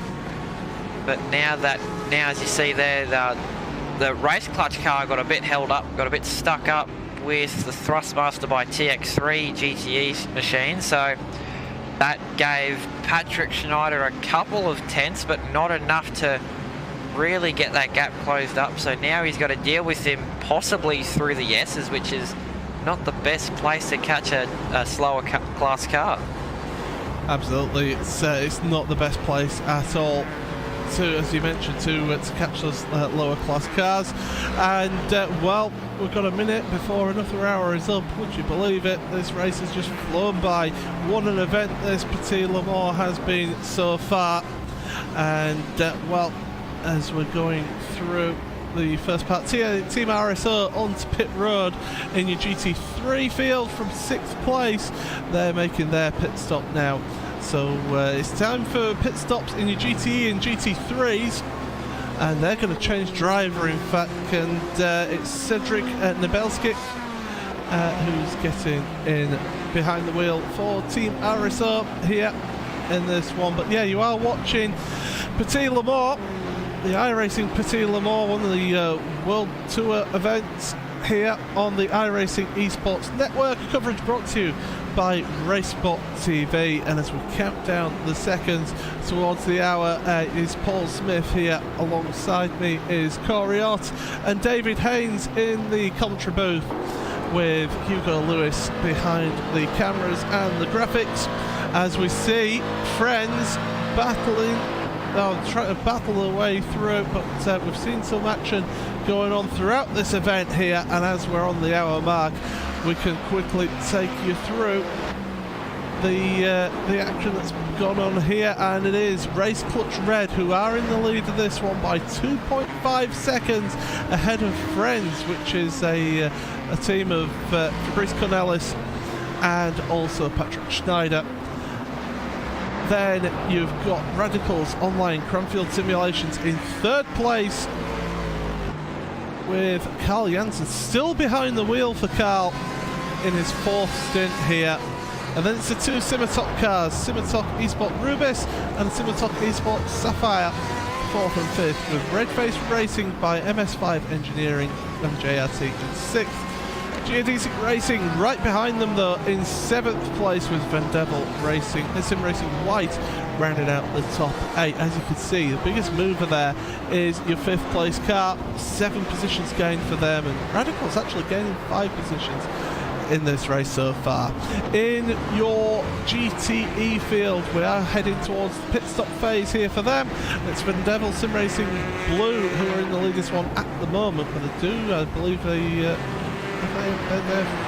third pit stop, I do believe not yet. So they always a pit stop so far. Juani Lopez in behind the wheel of that car, with Pure Racing Team Blue in 2nd, but they have had their pit stop and they're only 18 seconds behind and gaining on that Vendevil Sim Racing Blue car. 3rd place, in fact, actually, Core Sim Racing Orange are off. They've had an incident, and I believe that's down at turn number 7. Oh, it's a multi-car incident here. We'll get this up on replay. So they've got caught up behind one of the GT3 cars. Here it goes, all concertinas together, and that's the number 2 Pure Racing Team Orange car that gets involved, and one of the prototypes as well. I believe that was Dakota Fripp who got involved in that as well. So multi-car incident on track in your GT3 and prototype cars. So luckily everybody able to carry on in that one. But yeah, I was taking you through as we have another look at this one from Dakota Fripp's point of view, and it all just checks up there. Dakota tries to get round and bang, just into the outside of that Pure Racing Team car. Now let's have a look at your GTE field. Yes, we've started to look through that, as in fact Vendevil Sim Racing Blue are now making their pit stop, and Robin Esterson jumping back in the car. So Pure Racing Team Blue are in the lead, and Thrustmaster Bavano in 2nd place, who was a pit stop. Thrustmaster by TX3 are in 3rd, with Triton in 4th. Again, these all owes pit stop. Vendevil on pit road at the moment. They're just dropping down the order, because Glacier now in 5th place, with Vendevil in 6th. Simicube in X Racing in 7th, with Evolution Racing Team rounding out the top 8 of GTEs. Pure Racing Team Black have made their 3rd pit stop, their 9th. Altus Esports are in 10th place. Yet was a pit stop in your GT3 field. It is Williams Esports GT3 in the lead of that one. They've started there, and that's where they are at the moment. And they've been pulling away all the way through, ahead of Team Bushwick Racing Pinker in second, who gained one position in that one. And in fact, they are now 47.5 seconds behind your race leading GT3 car. Sinister Racing Team are in third place, ahead of German Sim Racing Green in fourth. Atomic Mudsports Blue, Wim Stockmans, is 5th place, 9 seconds behind that German Sim Racing Green car. Talk Freak Racing Multi Merc Boatface, Bram Reniers has had a pit stop recently, so he's in 6th with Team RSO. Another car has had a pit stop in 7th. And Stealth Force Racing round out the top 8. We have had a number of retirements. Van Devil Sim Racing Yellow, Hayden Burns was one of the first cars out of the race very early on in this one. Williams Junior White were then caught up with an incident with Marco Mogren in your Radicals Online 22 prototype. Glacier Racing Duo, one of the next ones out with Green Bullet Sim Racing 24 hour.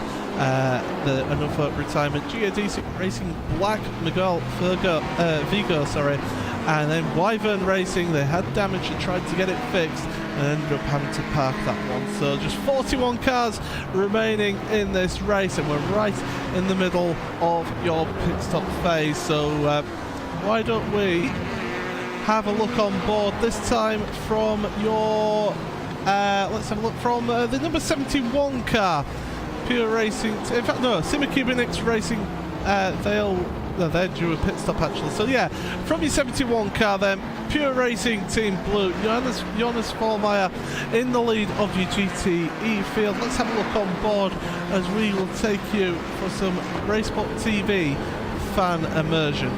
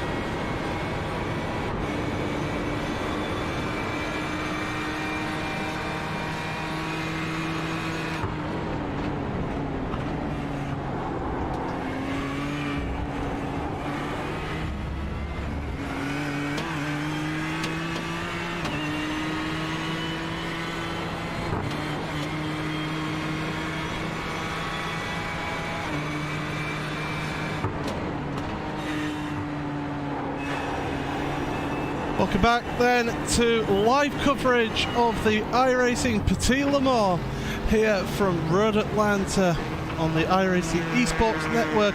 Coverage brought to you by RaceSpotTV. I'm Paul Smith, alongside me is Corey Ott and David Haynes in the commentary booth as well, with Hugo Lewis behind the cameras and the graphics for today. Just want to give a quick mention to some of the people who help us get it done here on this broadcast. So cameras brought to you by Istvan Bella with trackcams22.com, and your overlay design, so the graphics overlay designed by Andreas Werner of Anwern Design. Of course, we brought you Valtteri Bottas's helmet, Formula 1 helmet this year, so great to have Andreas on board with that. And the development of our graphics is brought to you by Simon Grossman from appgeneering.com and their ATEVO product. And live timing, which is available on our website, brought to you by Nick Thiessen, and that of course is available at RaceSpot.tv/live for all your live timing needs, for you to keep up with everything that's happening in this race. And what is happening in this race is that that lead battle is still about 2.1 seconds between your race leader, Race Clutch Red, and then second place friends, and that's Johan Haaf and Patrick Schneider, as some of your GTEs are now coming onto pit road as well. So we're in the middle of a pit stop phase here, but we are into hour number 4 of this race. And Corey, it has been a race of attrition, 41 cars left in this race, but there have been some teams that have decided to, do you know what, fix the car and get this one to the end here.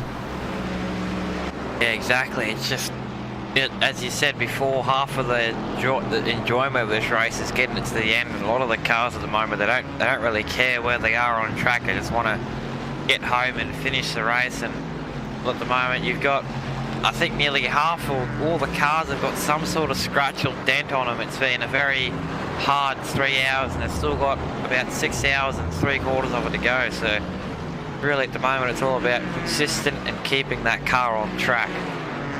Yeah, absolutely, and that's what they're all trying to do here for us, as Thrustmaster Movano now onto pit road for their latest pit stop here.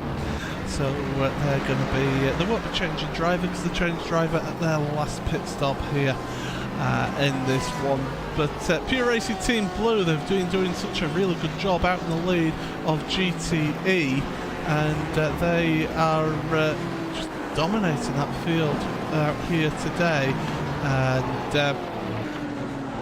I thought I'd heard some tyres screeching at turn number 5 again, and just going to have a look back at something. But yeah, it's been certainly an interesting one. In fact, I believe it was your 14 car. Yes, I was right about a car losing control down into turn number 5, and it's Straka Sim Racing Yellow, Curtis Wood, and it's actually going into turn number 5, getting on the curbs on the right hand side, and that's what sent him round. So in fact, he was losing control of it before he got to that curb on the right hand side there. So David, you know, we've seen how this track bites, and that car has had damage pretty much from the start of this race, and they're a team that's just trying to get by and get to the end here. Yeah, those S's are really tricky, and those curbs, you can get the speed out of riding them, but they've maybe taken a bit too much sort of yaw angle as they've come over, sort of bottomed the car out, and then not been able to save it as the car kept rotating to the right and the track started going to the left. And that's when you stop having a good time. Yeah, that's one way of putting it, absolutely. But they were able to keep it out of the wall there, and so that's really good to see. Certainly these guys all pushing hard here now. Radicals Online have had a pit stop here, so they've dropped back from your lead pair, but of course they have been they did have the earlier first pit stop, which has put them out of sequence a little bit. But we'll have a look at this battle then. Triton Racing, 6th place ahead of Glacier Racing. That's Peter Jadozinski versus Joni Hagner, and Joni is now right behind him, having had a pit stop here, and Triton still out there in that Porsche.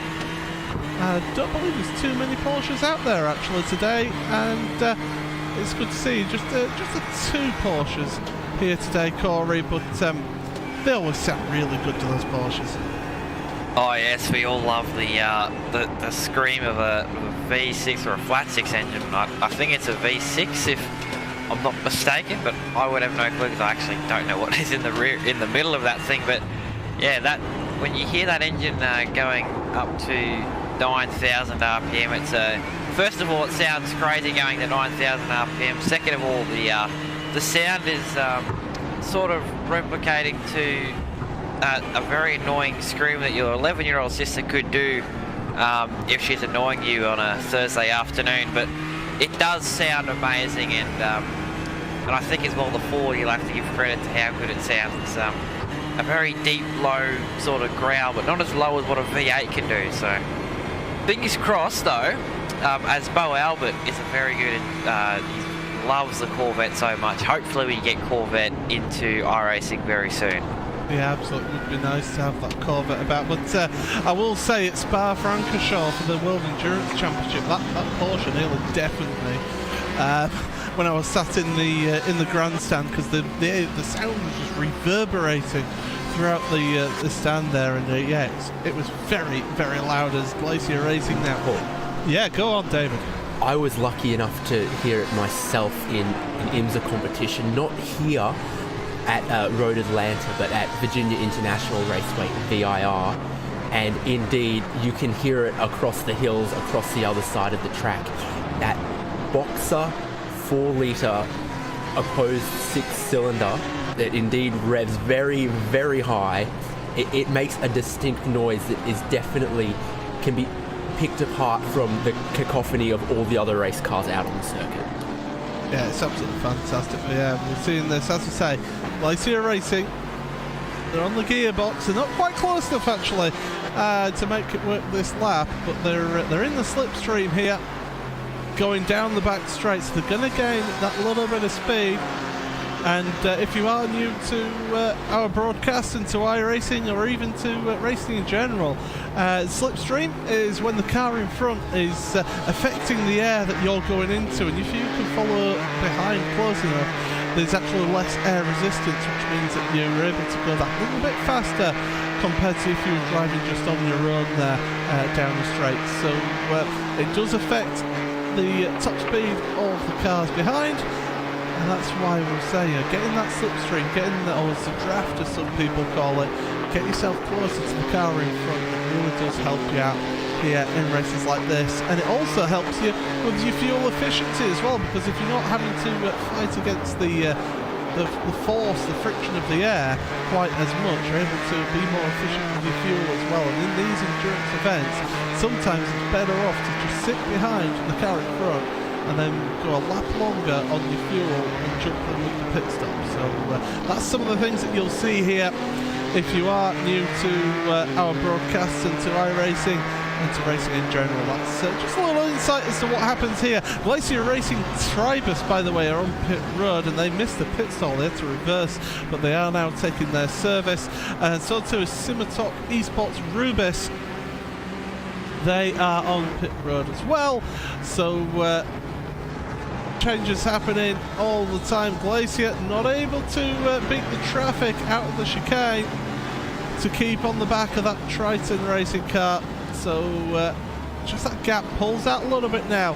1.7 seconds between the two of them here, Corey. But again, this traffic, it's going to ebb and flow, and we'll see how that gets on towards the end of the race here. Yeah, exactly. And also as well, this is the last World Tour event of the year for iRacing. But oh, hello, RSO cars around. Another moment for that RSO Audi, and it's at the S's, which is not really a spot you want to lose the car. But have a look back here and see what happens. Cedric Nebelsic behind the wheel of that one. So that's the Audi in the GT3 category, and I think they've lost 2 or 3 places from that. Oh, yeah, and you know what they've done? They've got the grass coming out of 3, and they've lost the rear. So the TC in the GT3 cars, they're unforgiving. So if you lose the rear like that, all you're hoping for is a bit of wiggling of the wheel and saving it. But that time it didn't really work out. So they've just surrendered to it and just hoped that no one hit them. So they're now back out on track.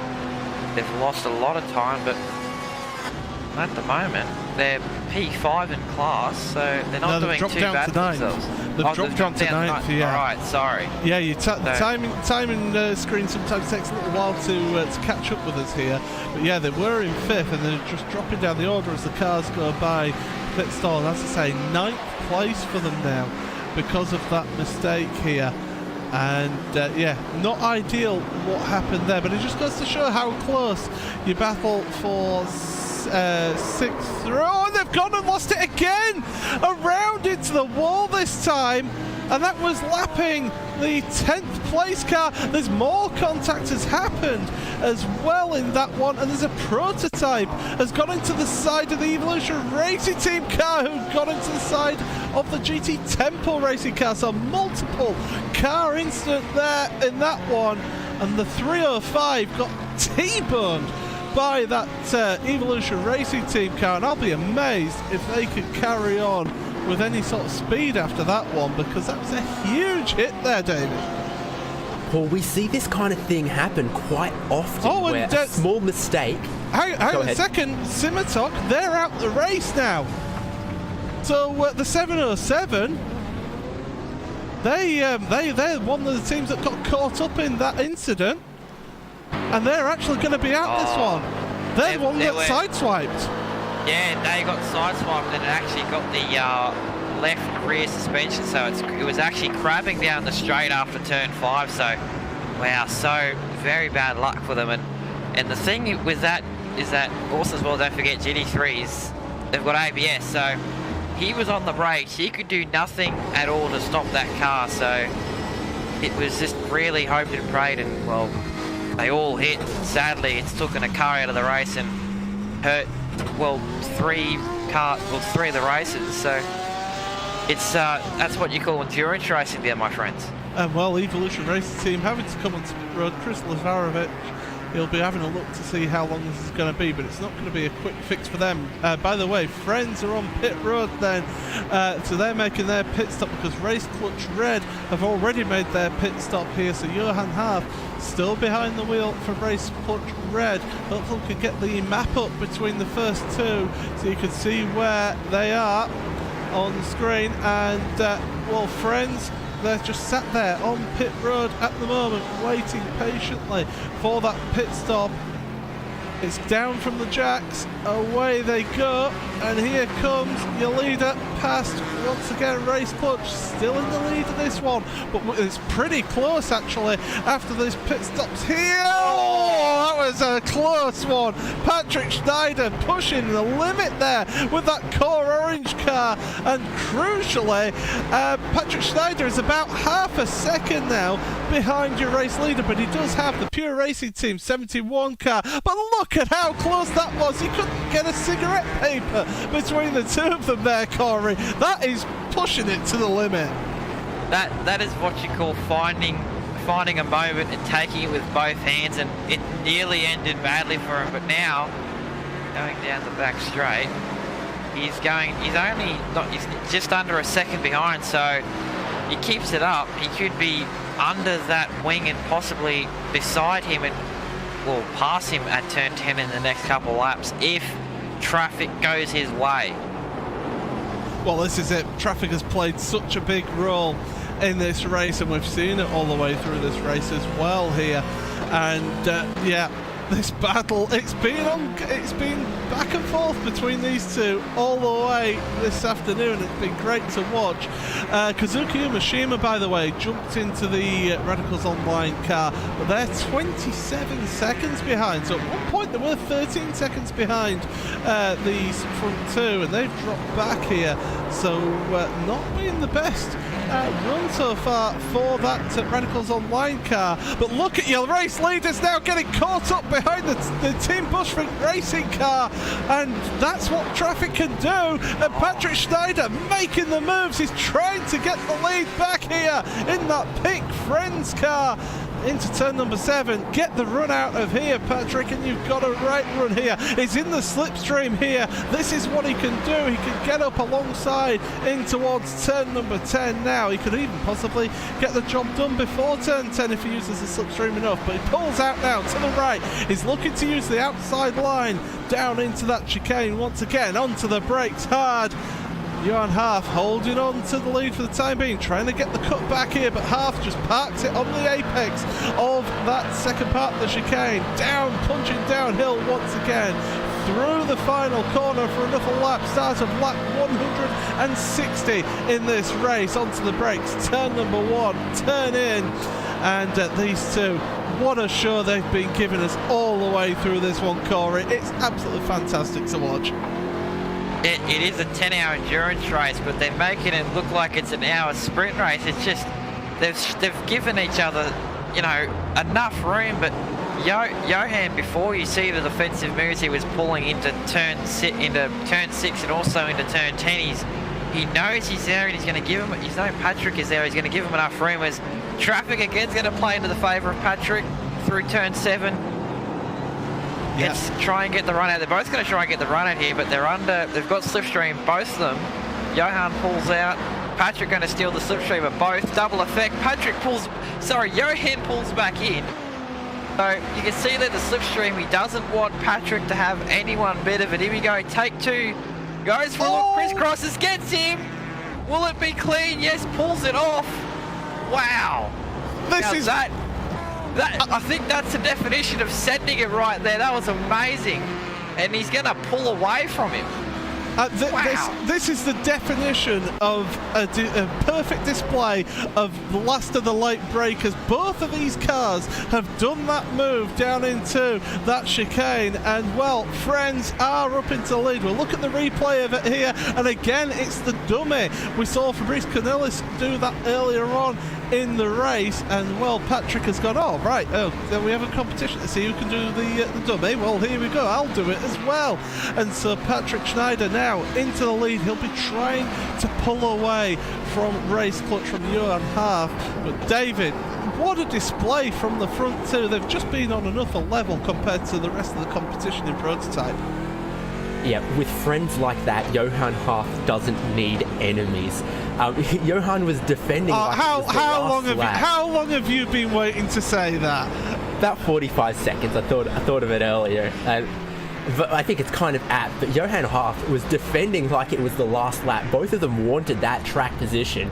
But I think Patrick Schneider was very, very clever with the positioning the car there, selling the dummy, clean move in the end. And I think what we've seen since both of these teams switched drivers, not the most recent pit stop, but the one before, is that Patrick Schneider absolutely seems to have just one little step above Johan Half. He closed the gap and now he's gotten the lead. Maybe when these teams switch drivers later on, the gap might close back up again. The shoe might be on the other foot, so to speak. Yeah, absolutely. He's pulled out a 0.7 second gap in front of second place, so he's just slowly eking out that gap. He's moved ahead of that Altus esports car. Through they go, and he's got the bit of a GTE traffic between the two of them. And well, I'll tell you what, somebody who will be has been suffering a little bit in this one has been Patrick Schneider's teammate, and he's going to be interviewed by David Haynes. Fabrice, how are you doing? Is it nail-biting watching your teammate? Oh my goodness, there's some contact on track there. Johan Half dives very, very late on Stealth Force Racing 2. They make some contact there into the chicane. The prototype car has carried on, and I think that GT3 car will continue to get a replay. But Fabrice, is it nail-biting watching your teammate pull those kind of moves? Yeah, it's just insane. We've been battling since the start with each other, and it's going better and better, it seems like. Like, it was already pretty nervous to see this while I was driving, but now to see it when I was watching, yeah, Patrick just an insane overtaking him, and yeah, let's see if we can extend the gap now. And Eric Andre seemed to have the match of you, but now Patrick Schneider seems to have the match for Johan Half. What's your driver lineup and schedule like for the rest of the race? Do you think you can hold on to this lead? Is a win achievable for you guys? Yeah, we will see. We're driving with only 2 guys, Patrick and me, so we'll probably just keep switching. Yeah, see if we can keep it. It would be nice to win this, to be honest. We were very close last year with Koen Klopman and me, but yeah, it would be very nice to finally get it this year. It's a short lap and the traffic is very, very thick. How difficult does that make it, and how cautious do you have to be? Where are the trouble spots out there? Yeah, it's very difficult, especially down the S's. The speed difference between the DP and the GT3 is way too big and can be very dangerous. But also the 2 corners just before the long straight is also pretty dangerous. I had contact there with Herzigveld. My apologies for that. Hopefully, maybe they are listening. I was just set contact. But yeah, for the rest, it's just insane. It's for Atlanta. We kind of expected this. But yeah, hopefully we can just manage it home and yeah. What's the story with friends and the pink car? Yeah. Or does it just speak for itself? No, like I was thinking of driving this with Patrick Wolof, like the guy I always drive prototypes with, but he couldn't drive this weekend. So I just asked Patrick Schneider. He's a good guy. I meet him at the expo. We are good friends. And yeah, let's just meet up together and try to like win this race. Yeah, I think it's epic that 2 teams of like 2 rivals, even my ex-team Mivano. And then yeah, I'm teaming up with him. It's just great. We're having good love in Discord the whole time. Yeah, we're just having good fun. Right, so you're not racing for your normal team, but still, is there anyone you need to thank and any shout-outs you need to do while we've got you on air? Yeah, sure. Like always, Warpy Racing Team. Like I'm not driving with them, but they're doing good. Leading GT. Hopefully they can keep it up and can Jonas get his World Slam of winning every special event this year. And yeah, the sponsors Astro Racing, Spuzu, and Advals Ballmeyer, and of course Patrick for driving with me. Like I said, we're having good love, we're having good fun, and you guys for broadcasting like always. Yeah. Fabrice, thank you so much for dropping in, having a word with us, sharing some insight. Always good to talk to you, and I hope your race goes well. Yeah, no worries, guys. Hopefully see you after the race. Bye-bye. So yeah, Fabrice Canellis then, and from one prototype driver to another, and it's Carl Jansen, and he's standing by it with Corey. Well, Carl, you're P3 at the moment in your number 5 Radicals machine in the Daytona prototypes. How's the race been going for you so far? Yeah, I mean, it's going great for us. Started 8th, and then, we've been avoiding wrecks the whole day. I done some wrecks. I don't know how we got to do them, but the traffic is absolutely insane out there today. Exactly, and on the topic of traffic, we've seen a couple of incidents involving, cars not knowing where other cars are. Do you think that with the way your luck's been going, as you said, avoiding incidents, could it maybe fall on the other side, a bit bad luck as the race goes on? Yeah, that could maybe happen. I don't know. We just need to stay out of trouble, really. Yeah, it's just don't take any big risks, and then it'll be okay. Exactly. Is there anyone else you'd like to thank before you head off today? Yeah, I'd like to thank Kazuka for driving with me, and then I'd like to thank all of our sponsors: Six Sideways, Turn Racing, World Real Timing, MOATF Broadcast, Arma, and then Crime Kill Simulation. That was Carl Jansen, and I think, Paul, we've got a bit of action going on the track at the moment. Oh, there's big action going on! Your GTE car, that's Alexander Phoebe, in the Pure Racing Team black car, getting caught up in an instant there. Now, he caught up with a 23 car who'd had their own instant earlier on in this lap. They looked like they were trying to get back into the pits here, and they were just getting absolutely swamped.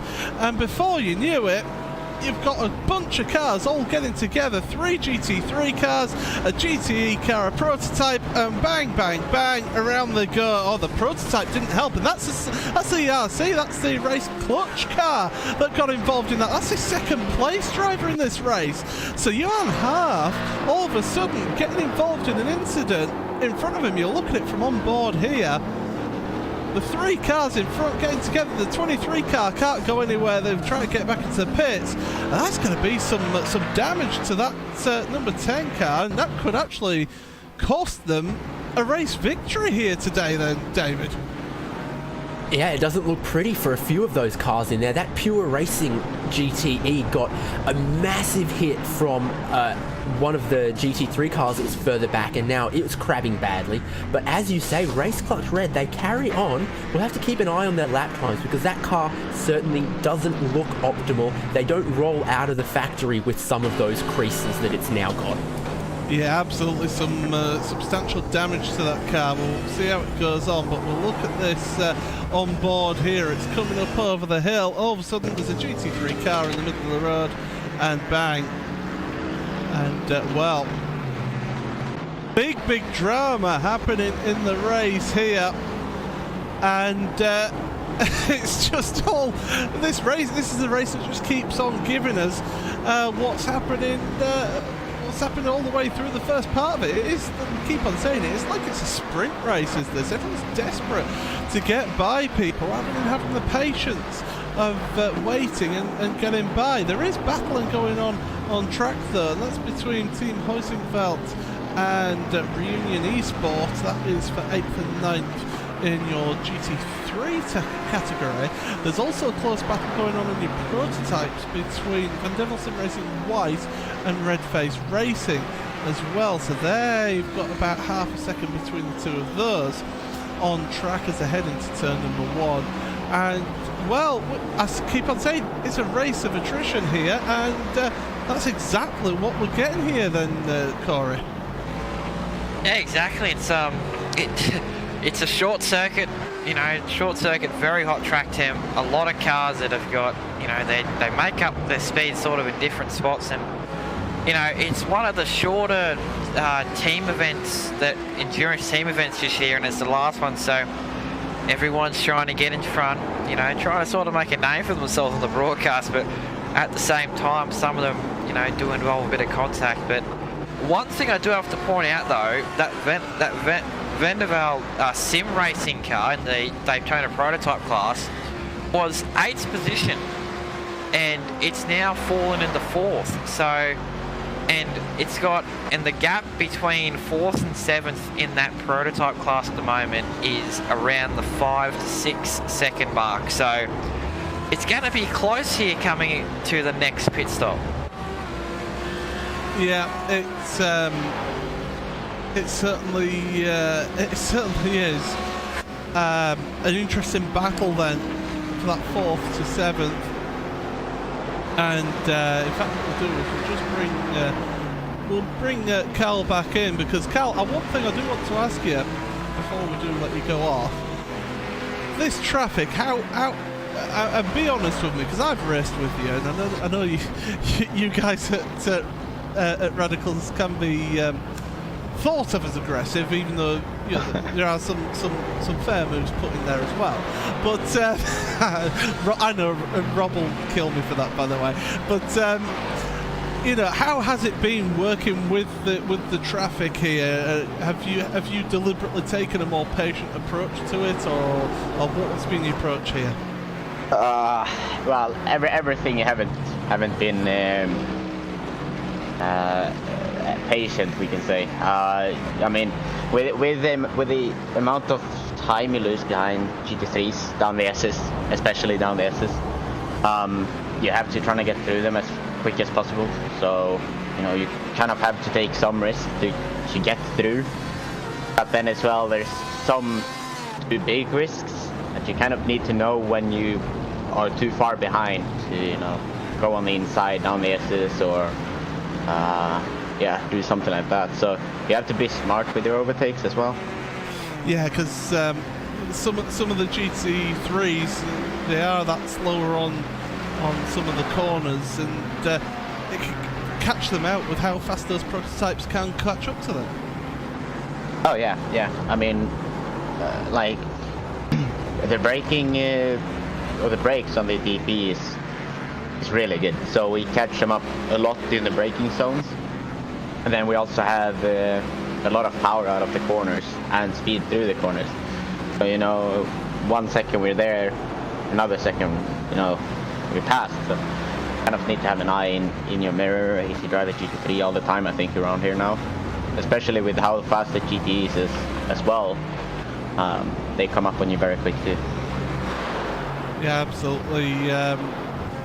We've certainly enjoyed watching this one, though. It's been a bit chaotic, but been enthralling to watch from the commentary booth. But before we let you go, then, Mike, the floor's all yours. Is there anyone else you want to give a quick mention to before we'll let you get off? As another one of the core teams, I believe, is having a few issues out there. Yeah, it's the same as before, all the sponsors, and then also Rob for keeping everything going all the time. He's doing a really good job, so yeah, that's about it, I think. All right, well thank you very much, and all the best for the rest of the race then, Carl. Yep, thank you. Yeah, I just thought I'd bring Carl in there because, David, you know, it's certainly worth getting the thoughts of a prototype driver of how they have the traffic. I would love to have maybe one of our GT3 drivers or even the GTE drivers to come in and join us and give us their sort of perspective of the race as well, because that'd be really interesting to see the difference in approaches between the two categories. Agree with you, Paul, because one of the ways that it happens with such a short lap like this and such density of the traffic is that these prototype cars basically never get a clean lap, and they probably won't until the finish. And we especially see that, you know, for example, with Friends and Patrick Schneider, where their last lap, you know, 2:16, and that's typically what they're doing. But their fastest lap is in the 14th, and they just don't really get close to that because there'll always be some traffic somewhere. So every lap they're taking a risk. And it's, you know, how much time do you leave on the table trying to pass some of this slower traffic? How much risk is acceptable? And one thing that I think is very fortunate for Race Clutch Red is that after that damage that Johan Harth got, and it's not necessarily a pretty looking car, but it's still out there, not lapping too far off the pace of Friends and Patrick Schneider. So a little update on them is that they're still going, and maybe only 2 or 3 tenths off their previous pace. Yeah, absolutely. Last lap was a 15.9 compared to a 15.1 from your race leader, Friends. That gap is now 9.8 seconds, so it's a pity that gap has opened up so much after how that incident happened there. The Radicals team, by the way, 34 seconds off the leader, but 24.5 seconds off of second place, so they're slowly gaining in this one. Definitely it's getting close. Position number 6, by the way, and that is Simatop Esports. They are battling with Geodesic Racing. Blake Neck behind the wheel, and Blake, the Australian, he's from Down Under. Formerly of Evolution Racing Team, now with Geodesic Racing, and he's newly installed behind the wheel of that car and wasting no time, it looks like, getting after David Soranzo in the Simatop Esports car. Yeah, he's certainly gaining on the back of them, and Corey, just looking at this, okay, they're a lap down on the leader, but with how this one's going, they could end, well, they're about to be lapped again, actually, but how this one's going, they could end up being in the top 3 here.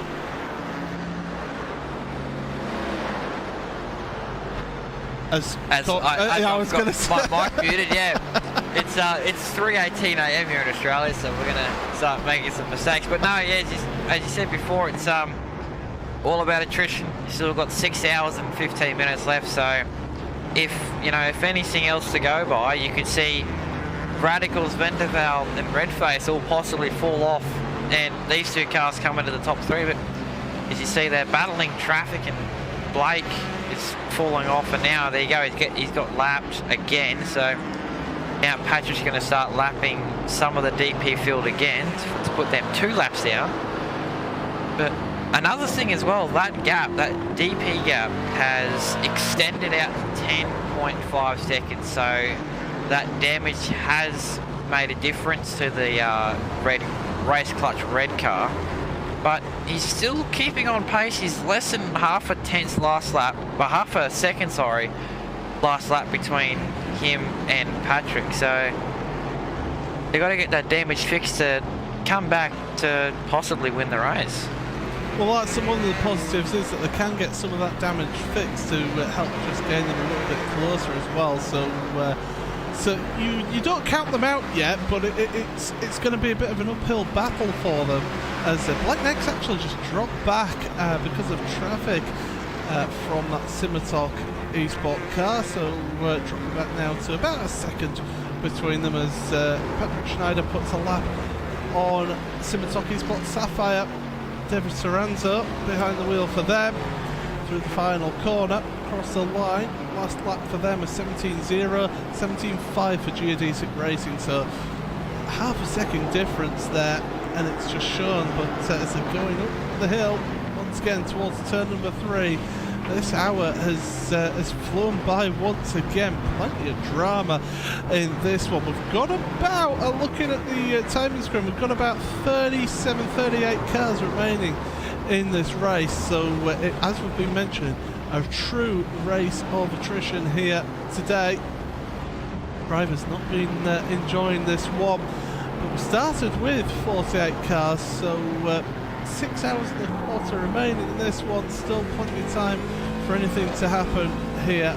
Geodesic Racing now right on the gearbox of that Simitok car, down the back straight, heading through turn number 9 now, as the short track cuts in there. So through 9, down towards 10, onto the brakes, and Geodesic down the inside, Blake Neck through, and that's up a position, up into 6th place now for that Geodesic Racing car, David, and Blake now will just be looking to keep his head down and keep moving forward. Yeah, that position was not nearly as aggressively defended as we saw Johan Harth doing earlier. You know, but maybe that's for the better. Blake Neck's still got a lot of work ahead of him if he wants to get that car into potentially a podium position. Yeah, it's definitely going to be a lot of work ahead for them, but as I keep on saying, never count it out. It is an endurance race, anything can happen. You can. And you said they went 2 laps down, but around a lap like this where it's barely longer than a minute, what even is 2 laps in the scale of an endurance race like this? So, you know, just 2.5 minutes or something, that's not a huge gap if any of the guys ahead of them came across any problems in the remaining 6 hours of the race. Absolutely. We've got a battle of the damaged Mercedes here. Straka Sim Racing Yellow versus Atomic Motorsport Blue. They are fighting it out here. And, well, by our maths, there's around 299 laps remaining. So, yeah, still plenty of this race to go here in this one. It's certainly been a long old race so far for some of these drivers. But yeah, Straka ahead of Atomic Motorsports Blue, and both damaged cars. That Atomic Motorsport Blue car damaged more recently than that Straka car, but Corey, he's just falling back. My goodness, Van Genekten, and that's the best pronunciation they'll get out of me for the Atomic Motorsports Blue driver. But he's just fallen back here, and he's now had a couple of lap traffic get by and split the difference between him and that Straka Sim Racing yellow car. Yeah, exactly. All he's just doing at the moment, I think, he's just cruising home. He doesn't really care about that Straka car, because the Straka car, that Straka Sim Racing car, might come back to him in a couple laps time. But it's you know, as you said before, all about finishing the race, and a lot of these cars have got bent panels. Some of them are still in the pits getting, engines replaced if you want, but we've got, I believe we've now got less than 40 cars out on the track, but the track has not cooled down, so it is still at the very hot temperature of 43 degrees. I think it's nearly hot enough to fry an egg on, but you could go try that out, but it's still very hot conditions. All you want to do is get the car home and just say that you finished the Petit Le Mans. What cooker are you using to fry an egg if you think 43 degrees is hot enough for that? Throw another shrimp on the barbie, mate. That's how we do it down here, all right? No, David, it's wrong. You got to throw it. Throw another lamb chop on the barbie. We had an advertisement here in Australia a few years ago about lamb. Or it's either that, or it's throw another snag in the barbie. I don't know. You can decipher that one. Corey's correct, though. I'm currently seeing maybe 39 or 40 cars currently out there circulating, which is a reduction from how many started this race, but still quite a few are soldiering on, even despite some damage. Hugo, are you getting a word that these two have just said? Because I didn't get any of that last minute or so. But I'm joking. I'm not. So anyway, we're looking at the... I'm the only British person, I'm the only European in this commentary booth. I'm feeling a little bit outnumbered here. But looking at the race standings as they are, everybody's sort of just spread out a bit now, and that's because we've got that little bit of room finally on track here. There are a few gaps out there, so people can have those little bit of gaps and rests and be able to do like maybe a 2 or 3 laps on their own, just to get a few laps in that they can run on their own. But your lead battle, well, it's now pulled out to 12.7 seconds is that lead gap. Radicals online, they've stuck to about 24 seconds behind Race Clutch. They're not really gaining on that Race Clutch car in front of them, even with the damage that they've got there. But that just tells you how good a job Johan Half is doing, that he's only 0.6 of a second slower than Patrick Schneider, and on that last lap was actually 1.1 seconds faster than Radicals online here, David. Yeah, I've been watching some of the last and the recent laps in that prototype field, and it's very difficult to get a gauge and say, oh, this person took half a second out of this person on that lap. Just because of the traffic, we see the lap times ebb and flow so massively for these prototype cars. One lap, the traffic might fall very easily for them, and someone like Patrick Schneider might do a 1:15.1, and then his last lap was a 16.8. Maybe he caught a GT3 somewhere in the S's. There's so much variance lap to lap. It's difficult to compare one lap to another between these cars, especially if there's traffic between them. Yeah, absolutely. One thing that we haven't really mentioned is, because they're doing so many laps around here, the accumulation of dirt and detritus and the marbles offline as they're going on around some of these corners, especially through the S's, is making it really difficult to make any moves, because as soon as you get offline here, it's because I've been chatting to Connery on the chat. Corey, although saying that, it's the second time I've said that today. How difficult is it for these guys, Corey, that if they get offline, how easy is it for them to lose control there on the marbles? Well, it goes back to sort of the technique of wet weather racing. When you're on a slick tyre, you don't want to go off those railroad tracks, but in iRacing we sadly don't have rain yet, but the next thing we can do is marbles. But in through places like the S's, it's always been a one-line bit of circuit, and if you do step a foot wrong, get a foot outside of that optimal racing line, get the marbles, you dirty up the tyres, and you really just don't get that sense of you don't really get the sense of losing the car, but you do have not a lot of grip for maybe half a lap. So going offline is nearly the same thing as going off onto the wet patch if you're running slick tyres in wet weather rain. and we let Hugo loose with the magic yellow pen again, and he was giving a good demonstration of where that racing line is and where those marbles are on track that you can see through turn 3 into the S's there, so definitely getting to see that. Hello, Connery! Hello. Conor Maddock joins us in the commentary booth then, and well, I know you've been watching a little bit of this race. What have you been thinking of this?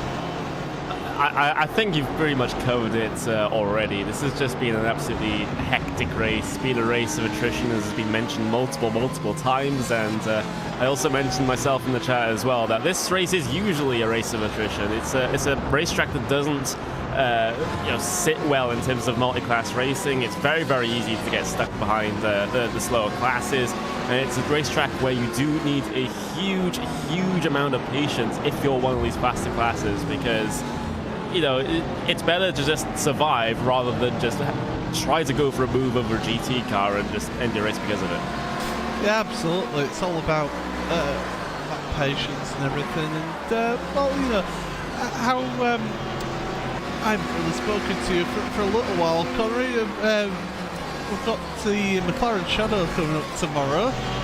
Should be interesting. But also we had Friday Prime Time as well, which was the IMSA series.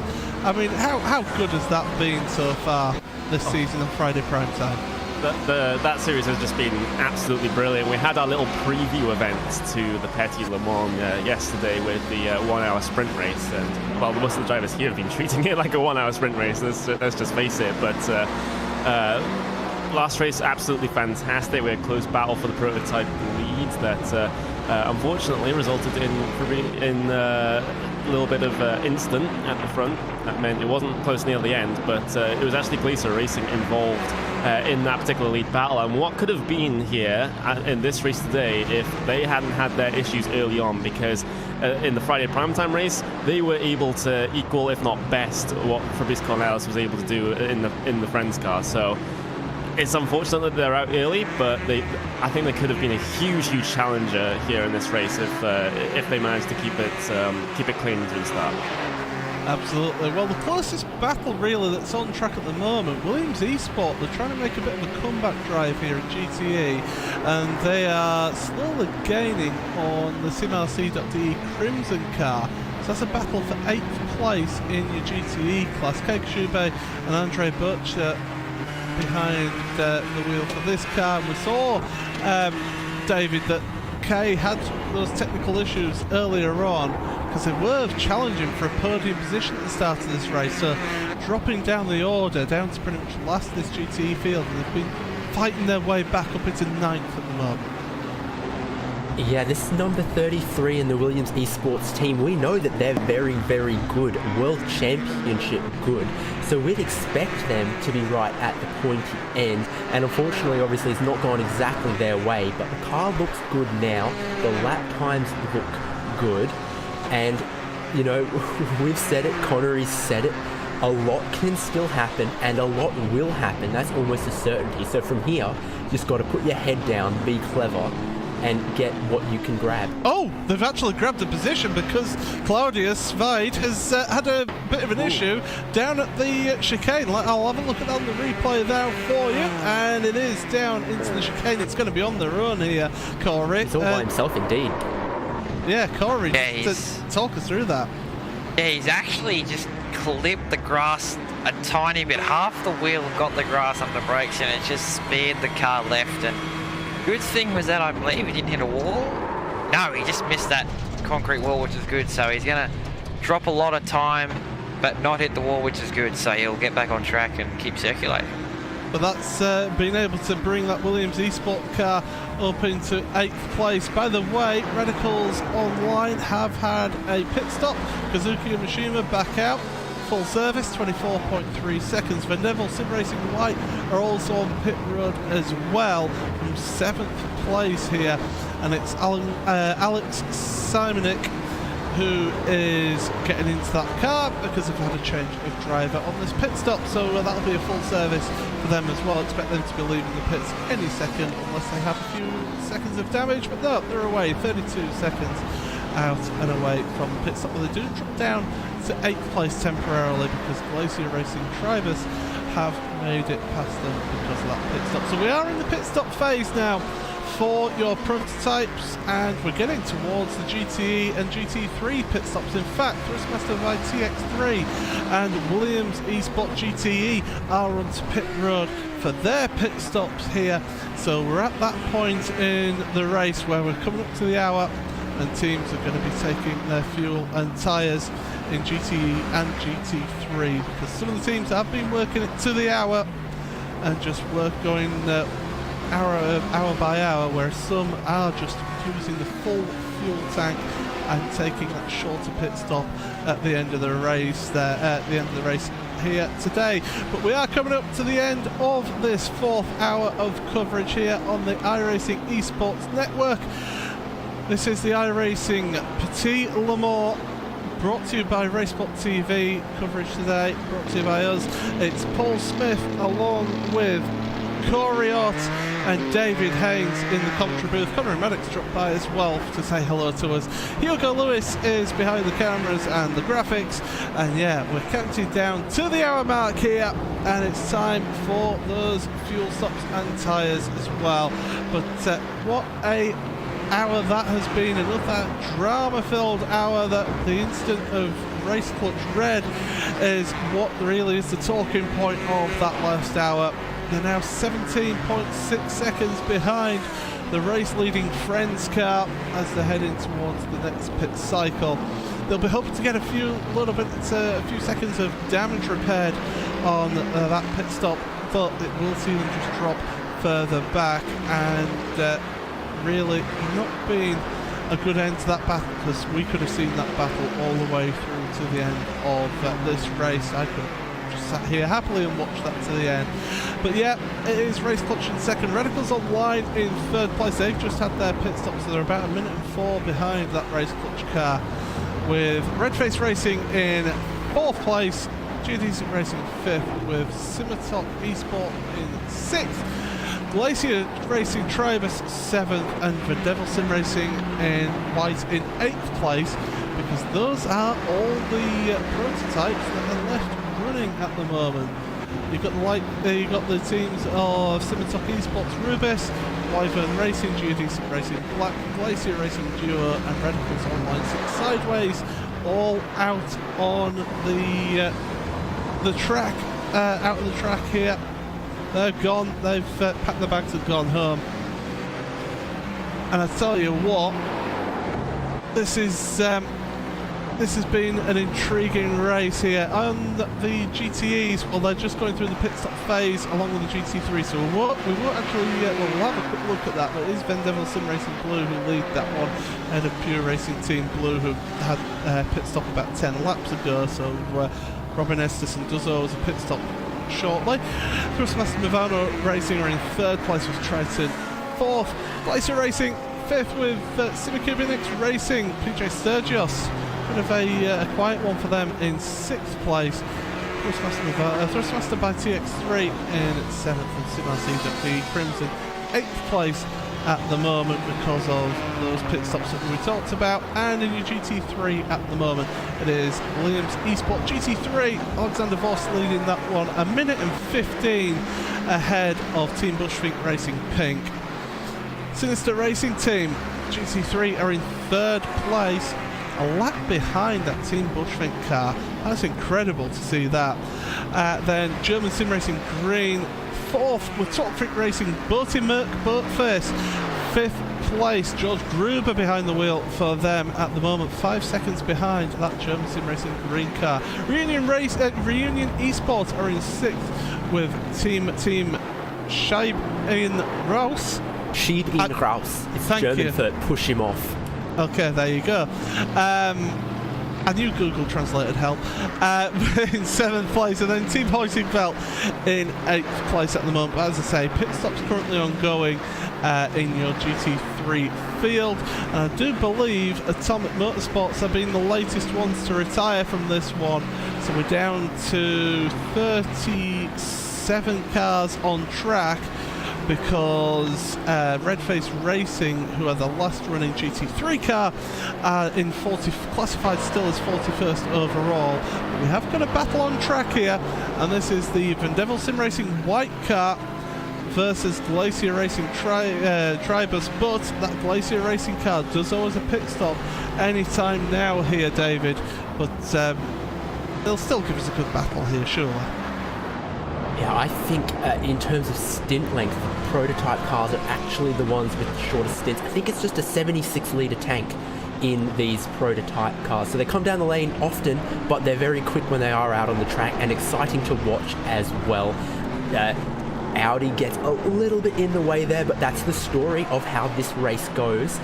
And a nice flash of the headlights. They look good with those sort of fog lights and the main lights, obviously expressing some slight displeasure, but they're going to go side by side down the backstretch here. Who will be latest on the brakes into the chicane? Well, we'll have to wait and see, and that's your answer then. Van Devil Sim Racing white down the inside, and yeah, Glacier not really fighting that one too hard because they realise that's not the battle that they have on track here. But in about 55 minutes time, we will actually be changing over to the second part of the stream, which will be here also on the iRacing Esports Network. So we'll let you know when that happens a little bit closer to the time that changeover happens. But yeah, definitely you don't want to miss the final 5 hours of this one. Van Devil Sim Racing Blue, Robin Esterson onto pit road now. And that's put them down to second place here behind Pure Racing Team Blue. But Corey, definitely, as we come to the final hour of our part of the broadcast here,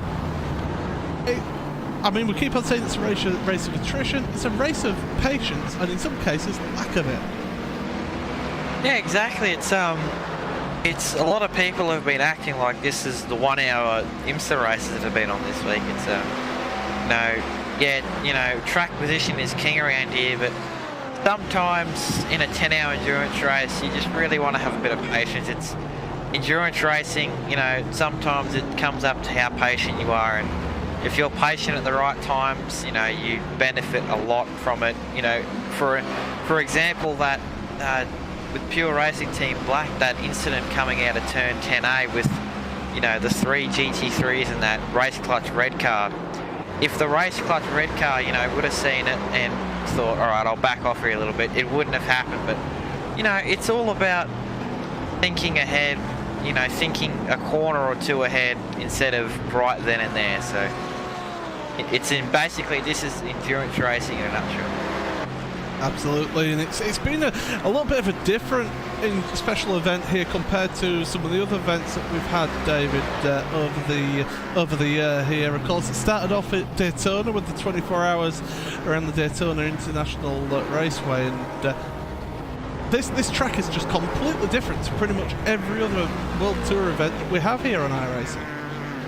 Yeah, in my mind, I can't help but make the comparison between here at Road Atlanta and, for example, the Nürburgring 24-hour. I can't think of two tracks that, while they've got elevation and nasty curves, the way that a multi-class race plays out is so different, with a lap here taking just over a minute and a lap of the 24-hour Nürburgring circuit taking as much as 10 or 11 minutes in the slower class cars there. With a short lap like this, you come across so much more traffic that if you're cautious with the traffic and you give away 1 second per lap here, that is such a much more severe penalty than around the Nürburgring giving away 1 second per lap, being cautious with traffic. Oh, we've had an incident for Triton down at turn number 1. Peter Jagonski completely locked up going into turn 1. He avoided the wall there, but he lost control of the back end, then just completely locked it up. He decides, I'm determined not to hit the wall. Scary moment. I think it'll be a change of underpants for him needed after that one, because he could have just seen the end of his race coming with that wall. But and they've got the advertisement there for rallyshop.pl, and unfortunately he's had to use some of that across that gravel. It's a little bit of a rallycross because he's got pavement, he's got grass, and he's got that gravel. He'd rather keep it on the pavement, though, I would think. Yeah, absolutely. But one thing it has done here, Corey, is it has brought the Inex Racing car into the battle with him now. And just as I say that, they peel off into the pits. God, they're going to make it so exciting, but sadly they don't. But yeah, exactly. Glacier Racing Toribus also is on pit lane. They're taking their pit stop. So, as said before, they're taking a pit lane. It's in that pit window. So, well, at the moment, Triton Racing, when did they last come down pit road? So they are due for a pit stop in the next 10 or so laps. So I think a change of underpants, maybe a change of race suit might be needed for that car. Yeah, absolutely. It's certainly not what he needed. Glacier Racing Tribus, by the way, Rico Alatello has jumped into that car now, so change of driver for them. And Rico, he is a very quick, very rapid driver, and he'll be wanting to get away and get going in this one and get his teeth sunk into this race. We got to second place, Race Clutch Red. This is going to be a crucial pit stop. How much of the damage are they going to get repaired on this one here, David? Because really, you don't want to be taking too long in the pits, but you want to at least get that front clip changed, and that's pretty much a lap gone if that's the case. Yep, in some cars where the pit stop sequence is fueling and then tyres, once they're done with the fueling and start on the tyres, they can do some repairs while that's happening without costing you any time. But in a pit stop sequence like we have here, where they change the tyres and fuel at the same time, I'm not sure they can do a whole lot of repairs without him sitting there for some extra time trying to get the crew members to, maybe straighten up some of the panels. We'll have to see, but I'm not sure they can do a whole lot in this pit stop. Well, and Eric Andre has jumped into the car now for them, and he is going to take it away. So Johan Haaf has got out of the car, and then Eric Andre has got in. He's revving the engine, he's waiting patiently, but the problem is he's still getting those repairs done. I think they're going to get a front clip on that car, so that's going to be, like I say, the best part of a lap to get that fixed on the front. You can see the pit stop time hitting a minute, and it's still going up as that time. Yeah. And they're just having to wait patiently for those repairs to be done here, because I was just going to say that the stop time for Radicals at their last pit stop was 20 seconds, and now you can see we're past a minute 15 here. That is a very, very long stop, but hopefully if they can get some repairs done, that'll put them back on pace and it'll be worth it. We're not even at the halfway point of this race yet, Paul. Right, well, the thing is, they've lost second place here, and they're now going to be a lap behind second place very shortly indeed. So the question is, can they hold on to a podium here in this one? Because Simitok, they are going to be, as the race leader comes onto pit road now, so Patrick Schneider onto pit road here to get the stop done for him, and Race Clutch Johan Haaf jumping back into that car, and now Eric Andre. Yeah, I think they're having a few technical problems here, Corey.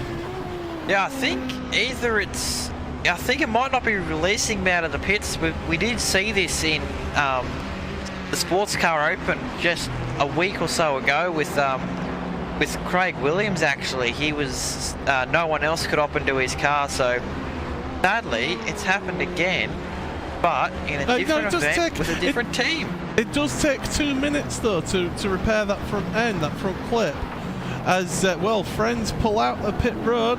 Patrick Schneider's away again in the lead, and still an Eric Andre is just sat there waiting, and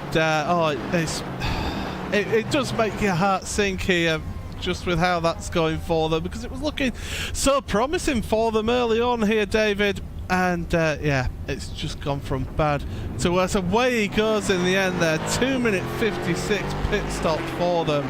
Absolute nightmare. They're down to 7th place, and it is a new front clip. That's why it takes so long to get that one done. Yeah, we might be able to hopefully get Johan Haaf to come talk to us potentially, but I'm hearing that they might have had some problems with the pit stop, not just getting the repairs done, but with getting the car away, one of the drivers having trouble. But they're out there now, so that's good for them, and that car's looking a lot prettier now. The thing is, though, to get that front clip changed does take about 2.5 minutes. I found that out the hard way at the Sebring 12 Hours a couple of years ago. So it does take that long, and a normal pit stop is just under half a minute anyway. I would say that isn't any sort of technical problem. I would just say that's the front clip getting changed. Well, whatever it is, they're out there now, and definitely that pit stop has cost them quite a bit. They're down in 7th place as I see it now. Yeah, big one. Big drama for them. It is heartbreaking for them. Well, they've moved up one position because Simotok Esports Sapphire are on pit road at the moment. They're just coming out now, so David Taranto behind the wheel as Triton Racing as well onto pit road for them as well. So all sorts has been happening. There's 44 seconds between your two leaders now. Friends out in the lead ahead of second place Radicals online now. And the thing is, with 5 3/4 hours remaining in this one, there is still plenty of time for more drama to happen, for more contact to happen between lap traffic here, Connery. Connery or Corey? Oh, Corey. I've done it again. This is the third time today that I've done this now. I was about to say, Paul, that Connery's not at his mic when he just returned, but yeah, anyways, it's been a drama-filled race, but just got word that Vandervelde Sim Racing Blue has got past Thrustmaster Movano. And indeed, that's what we're seeing on our screens right now. There we go. My feed is not actually up, sorry. So there you go. So they've got past Movano, and I believe Movano still does owe us a pit stop. They last pitted lap 144. It's now lap 192 for them, so they're hopefully being in the pits in the next lap or two and not run out of fuel. Yeah, as we certainly see that change of position there, and Thrustmaster Movano, they have been able to go quite long on their stints here today, so we could see them coming up to potentially coming up through the field towards the end of this race. I don't count them out yet in terms of that second step of the podium. It's onto pit road they come now, and Thrustmaster Movano taking their pit stop. But yeah, we've got a second between Geodesic Racing and Redface Racing on track at the moment. They're just coming through the chicane right now, but definitely those guys getting closer, and Blake Neck, he's got his sights set here, David, on Joel Guez in that Redface Racing car. Yes, indeed. Blake Neck, as we mentioned him not too long ago, when he got past Simotok Esports, he's still got his head down, still putting in some good laps, caught himself up to that Redface Racing car, and by all accounts, he'll be right underneath that rear wing soon, especially as the GT3 holds up Joel Guez a little bit through the end of the S's.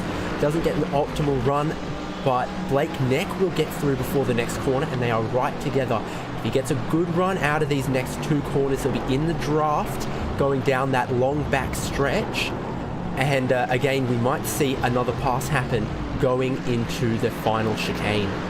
Yeah, certainly could, as down the back straight they go. He's certainly in that slipstream now, and Joel Guez trying to get the slipstream of that Team Bushwick Racing car in front, and a little bit of connection problems there, but down the inside into the chicane, and Blake Neck moving up another position up into 4th place now for Geodesic Racing. So good driving for them here today, even though they are 2 laps down on your race leader. So it is almost 42 minutes remaining in the stint of our broadcast.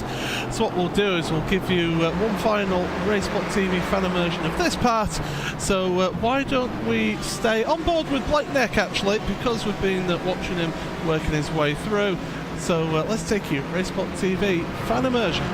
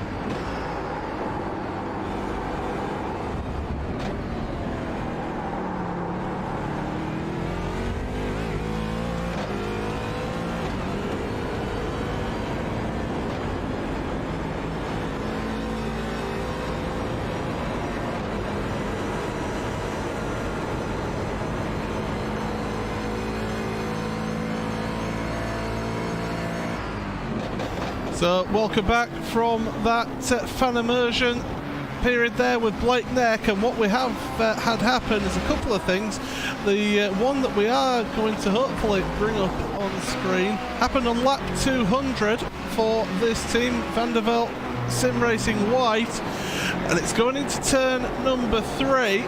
They're trying to get past some GTE traffic, lose control of it, and as they come around, bang, big contact, and that was your race leader, Friends, who had to take an avoiding action on that one as well. So big drama happening right in front of your race leader. So that's 3rd place in prototype, almost ending up getting that Friends car involved in an accident. So great avoidance for Patrick Schneider. Also, what happened was also a bit of technical problems as well for Robin Esterson down at the chicane. He had his technical problem with them, meant that he couldn't steer at all, so he had to just park up just whilst he got that sorted, but got going again. But he's now 55 seconds behind 1st placed GTE. So big drama happening in this race, and certainly, Corey, it's every time we seem to go to fan immersion, something happens. Yeah, exactly. It was we basically went straight to fan immersion, and then the technical issue there with Robin happened, and well, we couldn't really go back from that. But yeah, the Bender Evil cars that last time around didn't really have a good spell of luck there in our fan immersion, but they're both still circulating the circuit with not a lot of big damage to the cars, so which is a good thing to see. Yeah, absolutely great to see that they are still able to carry on. But Triton Racing, turn number 5 yet again. Triton Racing, they're getting back running again. It's Martin Stripkak. I can never say his name. I do apologise, Martin. But into the wall, in fact. He was actually, sorry to say that, but he's actually very lucky. It didn't spear him more to the right there and put him in the air. He was very lucky, but that car, be my guess, would have some steering damage. But it looks like he's going straight, so he's a very lucky man from that one. Yeah, absolutely. We've seen other cars ended up out of the race here, but Connery, I bet you're glad that you're taking over this one, and you're about to give me a pronunciation lesson as well. But from what I'm aware, Martin's name his second name is Skuzipchak, but there may be still some edits needed to that pronunciation, since I am not, I'm not from where he's from, so that's just what British people do. We just do butcher pronunciations here and there. I don't know if that applies to Australians as well, since this booth is half Australian. I don't know, you tell me. Yes, we usually do that. We either screw it up and go with it, or do something else. But no, we all do our own thing, don't we? It's one of the more difficult things of this commentary is when we have all of these drivers from all around the world of different nationalities and even of different naming conventions. I'm thinking of some like a Spanish and Brazilian family names and such. Can I just draw attention to GT3 battle for 7th place? Team Heusingfeld went for a little bit of a launch over the curbs going in towards turn number 5. We're able to keep it going, but here's the battle now. Reunion Esport are making the move on them, and Heusingfeld got a lot of damage on their car. They're struggling for top speed, and that's Reunion taking that 7th place there. Carry on, Dave. No, you're right, Paul. That was good for us to watch. Indeed, the straight line speed of that Audi with some of the damage that's on it, particularly the front left there, that looks like they're hurting quite a bit. But my point was that the pronunciations of some of the names can be a challenge, especially for people like myself from just an English-speaking background, and I'm not particularly good at anything else. Maybe I can get a German name pretty good from time to time, but then we have all of these nationalities. And that's one of the great things we have about this sim racing, is that wherever you are in the world, you can log in and join this race. But also, with such a level of sort of multiculturalism, it can make a problem for us here in the commentary booth from time to time. Yeah, absolutely. We've got a battle, by the way, for P number 4. overall, and that's between Geodesic Racing and Redface Racing. So Redface, Joel Guiaz, not giving up that battle quite yet. He was overtaken quite a few laps ago, but he's been able to stick to the back of Blake Neck and is still keeping pushing here. I will make one final point about the pronunciation thing. Quite a few years ago there was a rugby league player in Australia who one of the commentators just couldn't say his name. His name is Tame Tupu. That seems a simple name. For whatever reason, this commentator could not say that name, so he ended up just calling him Gary. And that name stuck, and he ended up, all of his teammates ended up just calling him Gary for the rest of his career. So that shows that at least I don't call people other names. At least I do attempt to say, even if it is a bad job at actually saying the name, Connery. Connery. Yeah. Well, actually, also as well, on the topic of name pronunciations, there's a driver in the Australian Toyota 86 series. I don't know what his first name is, but his last name is Van something or other, and they just call him Vanna as his last name. There we go. So, Hugo's now complaining that people can't say his name correctly. It's Hugo Lewis. or Louis. It's not Louis because it's not French. It's not Louise. Actually, he's sort of right. It's, you know, the L-U-I-S, Louise. Oh, he's complaining. You see, it's my determination to get Hugo, and it's basically the rest of RaceSpot's determination to get Hugo to actually talk on one of our broadcasts. And to actually say, I think he should come onto the microphone right now, onto this broadcast, and give us an example of how to say his surname. I don't think it's going to happen. We've been trying for years and years, Paul, and it has never happened ever. So it's going to be... Hell will freeze over before Hugo will actually say a word on the broadcast. Well, anyway, what we will do is just point out that we're coming up to the half-hour mark of this stint, and it is Friends who are leading this one ahead of Radicals Online by 48 seconds. They lead now. Van Neville Sim Racing White are in third place overall. They are a lap down on Radicals. Fourth place is Geodesic Racing. Blake Neck, we've been keeping an eye on him as he's progressed forward now, so Geodesic Racing doing a good job in fourth, with Redface Racing not that far behind them in fifth place. Sixth for Race Clutch Red, so they're trying to make that comeback. They're now only 3.7 seconds behind Redface, so they are slowly gaining on them, with Simitok Esports Sapphire in 7th place, 8.5 seconds behind them there, and in 7th place is Simitok, and in 8th place it is Glacier Racing Tribus with Rico Altella 27 seconds behind those.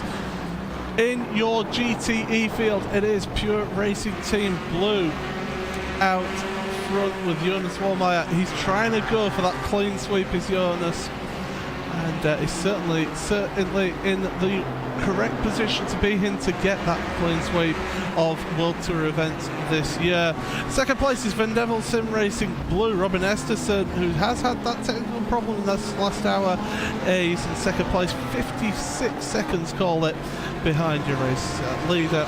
Thrustmaster by TX3 are in third place. Good podium position so far for them in this race, but 7 seconds ahead of Thrustmaster Movano Racing. Fifth place for Glacier Racing.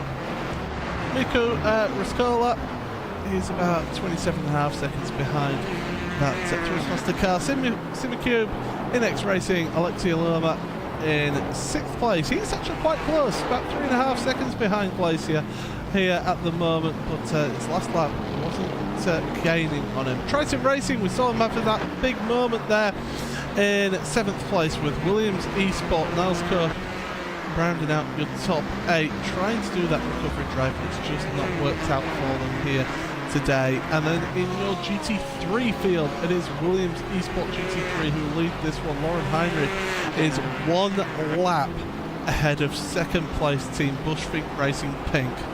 1 lap And that's not through any mistakes for Team Bushvink either. That's just been the absolute pace for them. Torque Racing, Bertie Merck, Bertface are in third place with George Gruber.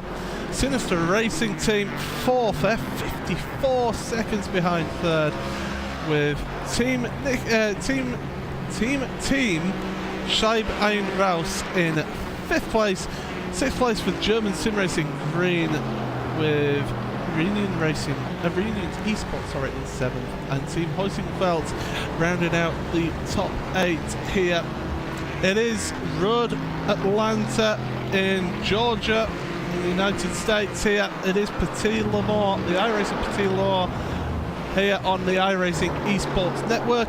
If you do want to get social with us, then please go over to facebook.com/RaceSpotTV and give us a little like there. And also check us out on Twitter and send us a tweet, see how you're getting on here at RaceSpotTV, and make sure you use the hashtag IRPetitLeMans for all your social media interaction with us.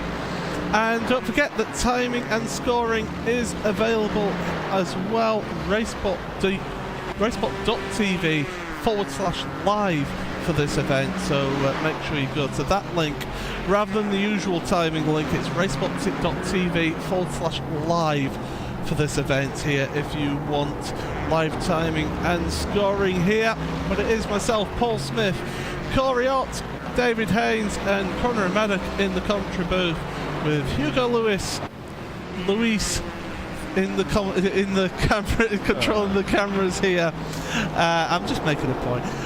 And I'm British, I'm not supposed to pronounce people's names correctly. I thought we'd work that one out. Or be good at cricket. Let's not get into that now. Alright, sorry, I should not have done that. Let's just focus on the one sport involving in front of us, and that is motor racing, something we can both agree on, I'm sure. Wow, that's opening a whole can of worms right there. He's only gone and done it, ladies and gentlemen. David Haynes. Oh well, at least the British don't need to cheat at cricket. Anyway,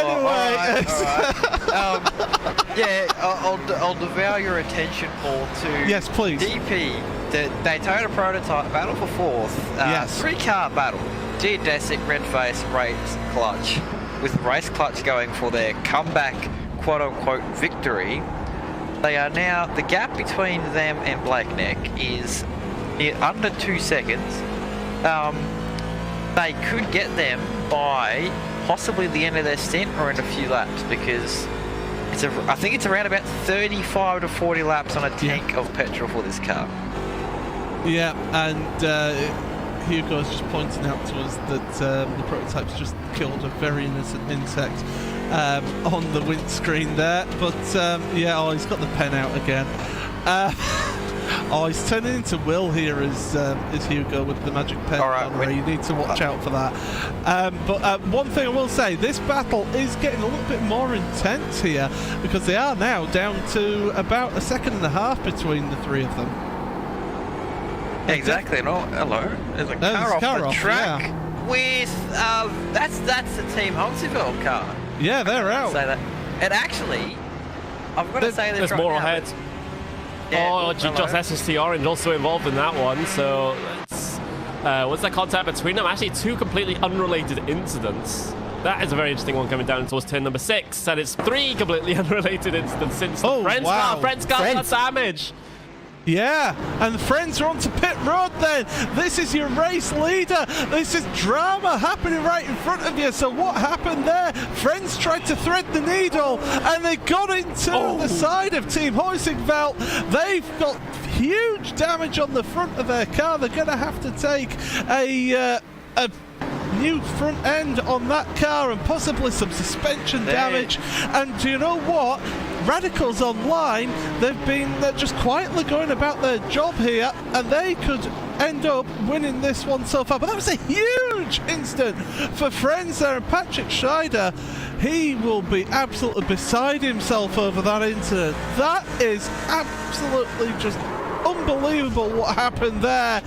And that's what happens when you take the risk of trying to go down the middle of two other cars. But we've still got to keep an eye on what's happening as well with other cars, because we've got the battle in the prototypes with Race Clutch now onto the back of Redface Racing. But wow, Corey, friends, we thought we were on for the win. It was Wow. 3 wide. Now see, that's how you do it, 3 wide manoeuvres, ladies and gentlemen. And Joel's going to come back and he's going to put traffic. No, he won't. Wow, that's... all I can say about that incident with friends and that was that it could have gone better, but it could have went way worse. But wow. What have we just, the last minute and a half, what have we just seen? We've just seen 2 3 wide manoeuvres, one of them on the side of, you know, luck not going your way, and the other side just pure luck. And well, Joel is now back out in front of that Race Clutch red car, but I think Andre wants to be in front of Joel. Yeah, he does, and Eric Andre wants to get ahead here. He's desperate to make that move. He knows that he's faster on here, and he's trying to get that move done. But we've seen it in the last sort of couple of hours how 2 potential race winners have been involved in accidents, and all of a sudden another prototype comes through to take the lead, and Radicals have now got a lap leaders. There goes, down the inside goes an Eric Andre in that Race Clutch car.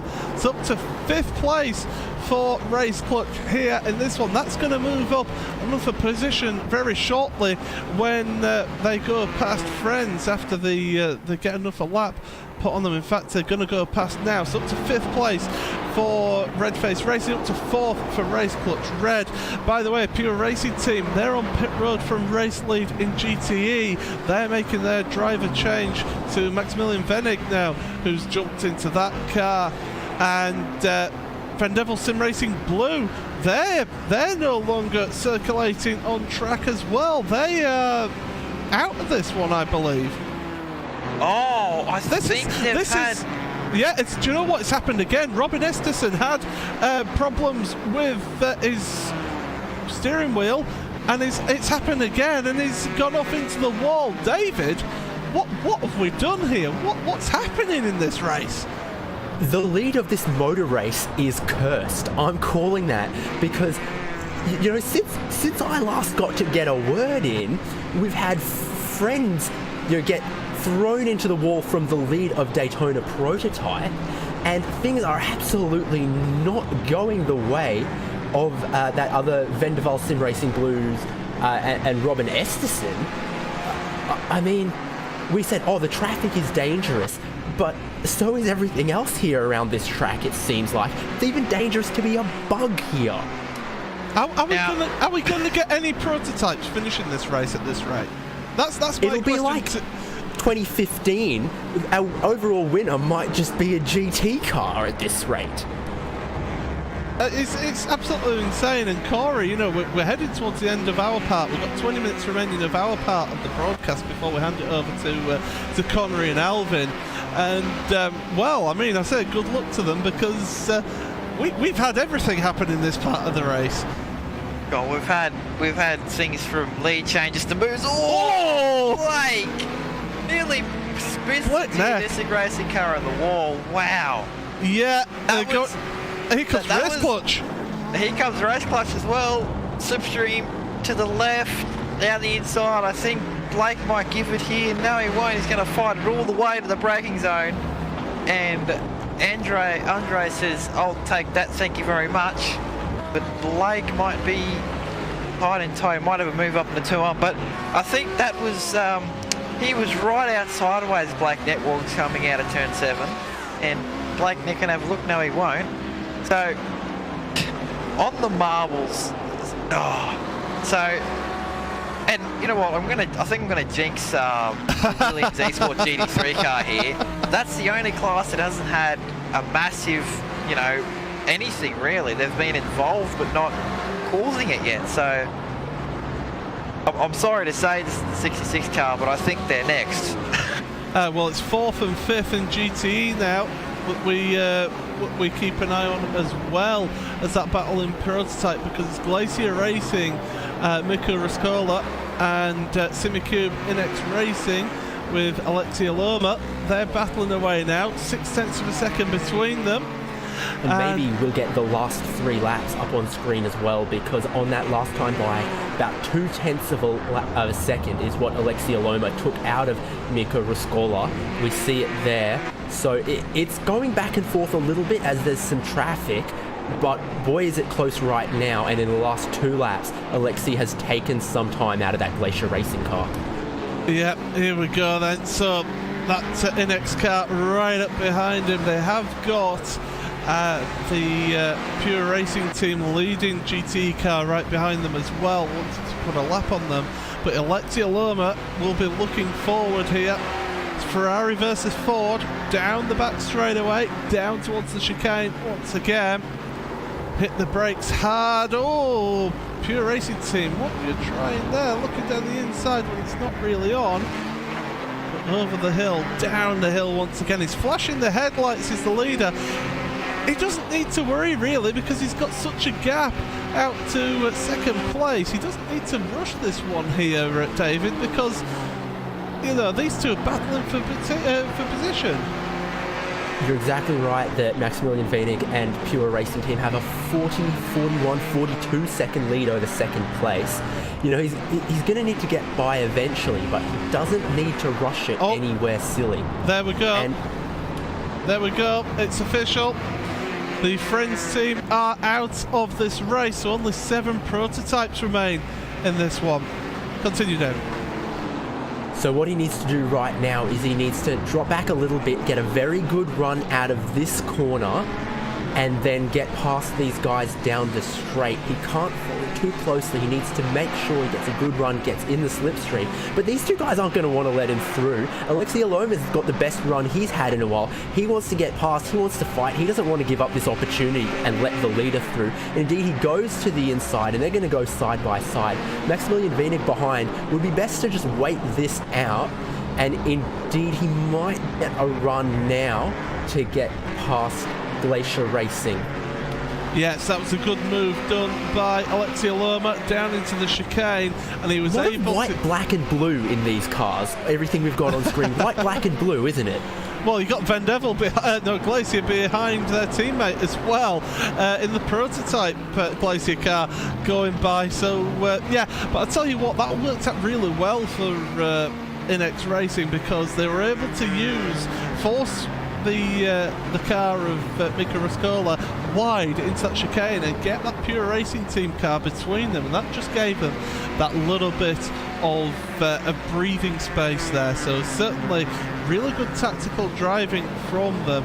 By the way, Redface Racing are still within breathing distance of Geodesic Racing, so that prototype battle still ongoing. Unfortunately for us, there's not really any GT3 battles in this one. The closest battle is between Sinister Racing Team and the Team Nicky team as well. So it's been unfortunate really that GT3 class has had such a big sort of instance that has not really been their doing, Corey. Yeah, exactly. You know, the latest example is that 3-wide manoeuvre that sadly put Friends out of the race. It was a very strange one indeed, but you know, if you're the slowest class in the race, you're sort of you're dealing with 2 classes passing you, and then you're basically getting involved in any wreck that you sadly come across. But talking about GT3, I think the best team name for this race has to be that Torque Freak Racing car in 3rd place. Torque Freak Racing Bodie Mercaboatface. I haven't seen such a genius, funny name in a race like this so far this year. You do know what that's in reference to, don't you? Yes, good. Sadly. Yes. I was hoping you just weren't thinking it was just a random name. By the way, Team Nicky team have caught up quite a bit, but we'll keep an eye on this battle for 4th place overall at the moment, because in fact the Williams GT3 car is onto pit road. They have got a little bit damage to the front right, and it's not quite pit stop time here either. So they're about halfway through their stint, so obviously something's happened to them. Yeah, front right damage to them then. And it's difficult to see where that happened. It's on this last lap. It's happened. I'm just trying to find out for us here. And Corey even tried to commentators curse them. Why did you do that, Corey? There we get the replay. It was Team. Yeah, it was it was Stealth Force. Oh, apologies. Stealth Force ended up in turn number 5 once again, losing control of the car over that bump and bang into that Williams Esports car. Varno were very lucky to avoid any serious damage there as well. They were very, very close to that out of control car. Yeah, but what this means is that Team Bushwick Racing Pink I think Movano have got a lot of front-end damage. I don't know if it's from that incident or not, but it might be just my screen bugging out. No, they do have just the tiniest little bit on my end, so I don't think it's much really for that Movano car. By the way, Vendevil Sim Racing White are onto pit road in your prototype class. They're 6th overall at the moment as they're getting their service done here, and they'll be away once again. 24.8 seconds for that pit stop.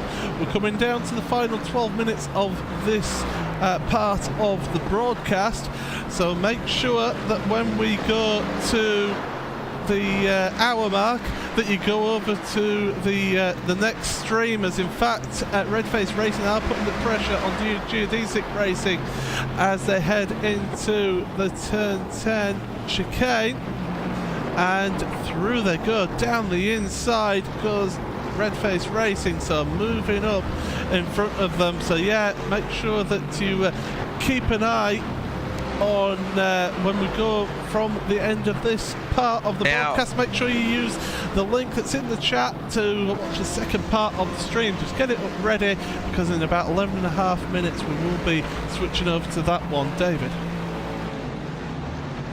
I mean, yes, indeed. Was it Corey? Yeah, sorry, Corey. it was. Sorry. I was going to budge in there for a second, but I think the Williams Esport car, it's been parked in the pits. There is no driver in it at all. So that incident has done that car the world of hurt, because now that would put my teammate, Team Bushwick Racing Pink car, into the lead of the race. Congratulations, you've just caused them to crash. Oh, and now Fraser, at some point that will happen. And now I will have Mr. Fraser knocking. Do you know out what? Fraser Williamson is actually hanging around, so let's bring him in here. And I tell you what, because he's your teammate, away you go, Corey. Oh, take number 2. Jesus Christ. Okay. All right, you're in the lead now because of Williams Esports' little incident with the Stealth Force racing car. You do have a bit more damage at the front. I'm guessing that's just from hitting the curbs. Yeah, let's go with it in the curbs. We had contact. Was it the friend's car? The bright pink thing that spun out, rejoined in front of us. We don't know what's happening. What happened to Williams? No, well, yeah, it was a bit Stealth of Force Racing and an 11-minute meatball repair for that Williams Esports car. 11 minutes. That's what I'm hearing from Moritz Lerner. Okay, I was not expecting this. This is exceeding everything I was expecting. I was just hoping for a good, quiet, clean race. Well, there's still 5 hours to go. Don't put the curse on yourself, Fraser Williamson. And now I will back out because this was meant to be Corey's. Yeah, God damn it, David. My turf. You've got a 43-second gap now to the Talk Freak Racing Bodie Merkeboak face behind. So I think I'm guessing your strategy now is keep it nice and clean, keep it on the track. And something we haven't mentioned all race, I think, is the incident limit is at 100. So are you guys very close to it, or still not even halfway there yet? We're not. But we're a quarter. We've only got 27 in 211 laps, which isn't bad. That's what we were getting in like GT3 Road to Pro. So we're not doing too bad. We're safe. We're good. We've just got to do what we didn't do in SEO and keep it going straight and get it to the finish. Exactly as well, and you've got Lewis Goodway in there, and I'm guessing the way it's going at the moment, you'll be hopping back in the car for the end of the race? Yeah, Mike's managed to injure himself. I'll not say how, but he's managed to injure himself. So instead of having the three of us, it's still two of us. So it's just me and Lois back to back all the way. So let's see how this one goes. Well, before you go, for the second time, would you like to thank anyone? Would I like to thank anyone? Alright, I'll do the same as last time. I'd like to thank all the guys at RaceSpot, V8s Online, whoever's helped out with this interesting commentary booth we've got going on here. Lois and Mike for racing with us this afternoon. And Pixel Dust for the beautiful paint, which has now got a crumple in it. And, oh, my brain's going. Craig Setup Shop for these setups. Well, do you have any Australian drivers you need to thank Fraser Williamson? No, I don't need to thank that one. I'd like to thank Ben Wilkinson and Sam Katakuznis. Well, see you later. I'm off the payroll then by the sounds, boys. Right, well, thank you very much, Fraser, for joining us, and all the best for the end of the race. Yeah, can you just never show the car again, please? It's usually Will Vincent that's cursed, so it's us today. Risks. Either way, all the best. Cheers, guys. Well, we're coming down. We've got 7 minutes remaining on this part of the broadcast, so I want to get final thoughts from the two of you that have been here for the longest. So, Corey, just your final thoughts here from this event. I'll give you a minute or two to go through that, but it's been a crazy event. Oh, it was it was all sort of, it was a little bit crazy when I joined, and then it calmed down, and then it's ramped up the craziness in the past 30-35 minutes, and it's all because of the fact that it's getting towards the middle of the race. People want track position, and they're all starting to get antsy of where they are. And as you see in there, you've got three deep Daytona prototype cars that were in contention for a win are now out of contention with a victory, and it's now really that sort of race, the bit of the race where it's all going to start calming down, maybe falling off, guys retiring because they don't want to race or anything like that. But yeah, as you said, as we've all been saying, it's an endurance event. The half of doing it is to be there at the end, and it's all about attrition and patience. And well, we come around to 5 minutes 50 left. I think I might hand it over to David for his final thoughts here. Thank you. Well, I think the only thing I can say about where we are in this race is that if the next 5 hours has as much excitement as the first 5 hours had, I might just pop. We've seen everything in every category, and I don't think it's going to slow up. So here's to the first 5 hours, and here's to the 5 to come. Yeah, absolutely, and I think if the second 5 hours have as much action as the first 5 hours, there won't be any drivers left out of the track. It's been that type of race for us. I think I count 32 cars out on track at the moment. 48 cars started this one, and well, let's just quickly take you through the standings as they are at the moment. There are going to be a few pit stops happening very shortly, but it is Radicals Online Cranfield Simulation in the lead. Kazuki Mishima behind the wheel has inherited the lead after that huge accident for the Friends team. Second place for Race Clutch Red. They had a big incident with the Friends team as well, so somewhere around with that one. So they've made a bit of a comeback drive. They're a lap down on your race leader, but Race Clutch certainly looking promising. You never know what's going to happen in this one. They could end up still getting the win in this one. Geodesic Racing third. Blake Neck has been coming through the field up 8 positions, along as well 8 positions for Simatox Esports Sapphire in that 4th place. 5th place for Vendevil Sim Racing White. They've been dropping down the order, down 3 spots from where they started. Glacier Racing Tribus 6th place, and the last running prototype car, Redface Racing, they've just had a pit stop, so they're down in 7th place. The retirement from the prototype's friends, Simitok Esport Rubis, Wyvern Racing, Geodesic Racing Black, Glacier Racing Duo, and Radicals Online 6 Sideways, all out of this race for you prototypes. In your GTE field, it is Pure Racing Team. They've been imperious out in the front there and held that lead, and Jonas Vollmeyer will be hoping that they're able to get the win so he can have a clean sweep of all the special events here, with Thrustmaster by TX3 in 2nd place. Thrustmaster Mavano Racing are 3rd, only 8 seconds behind, so they're still keeping the pressure on. Glacier Racing, 4th place for them. Not too bad here for that one, with 5th place for Triton Racing.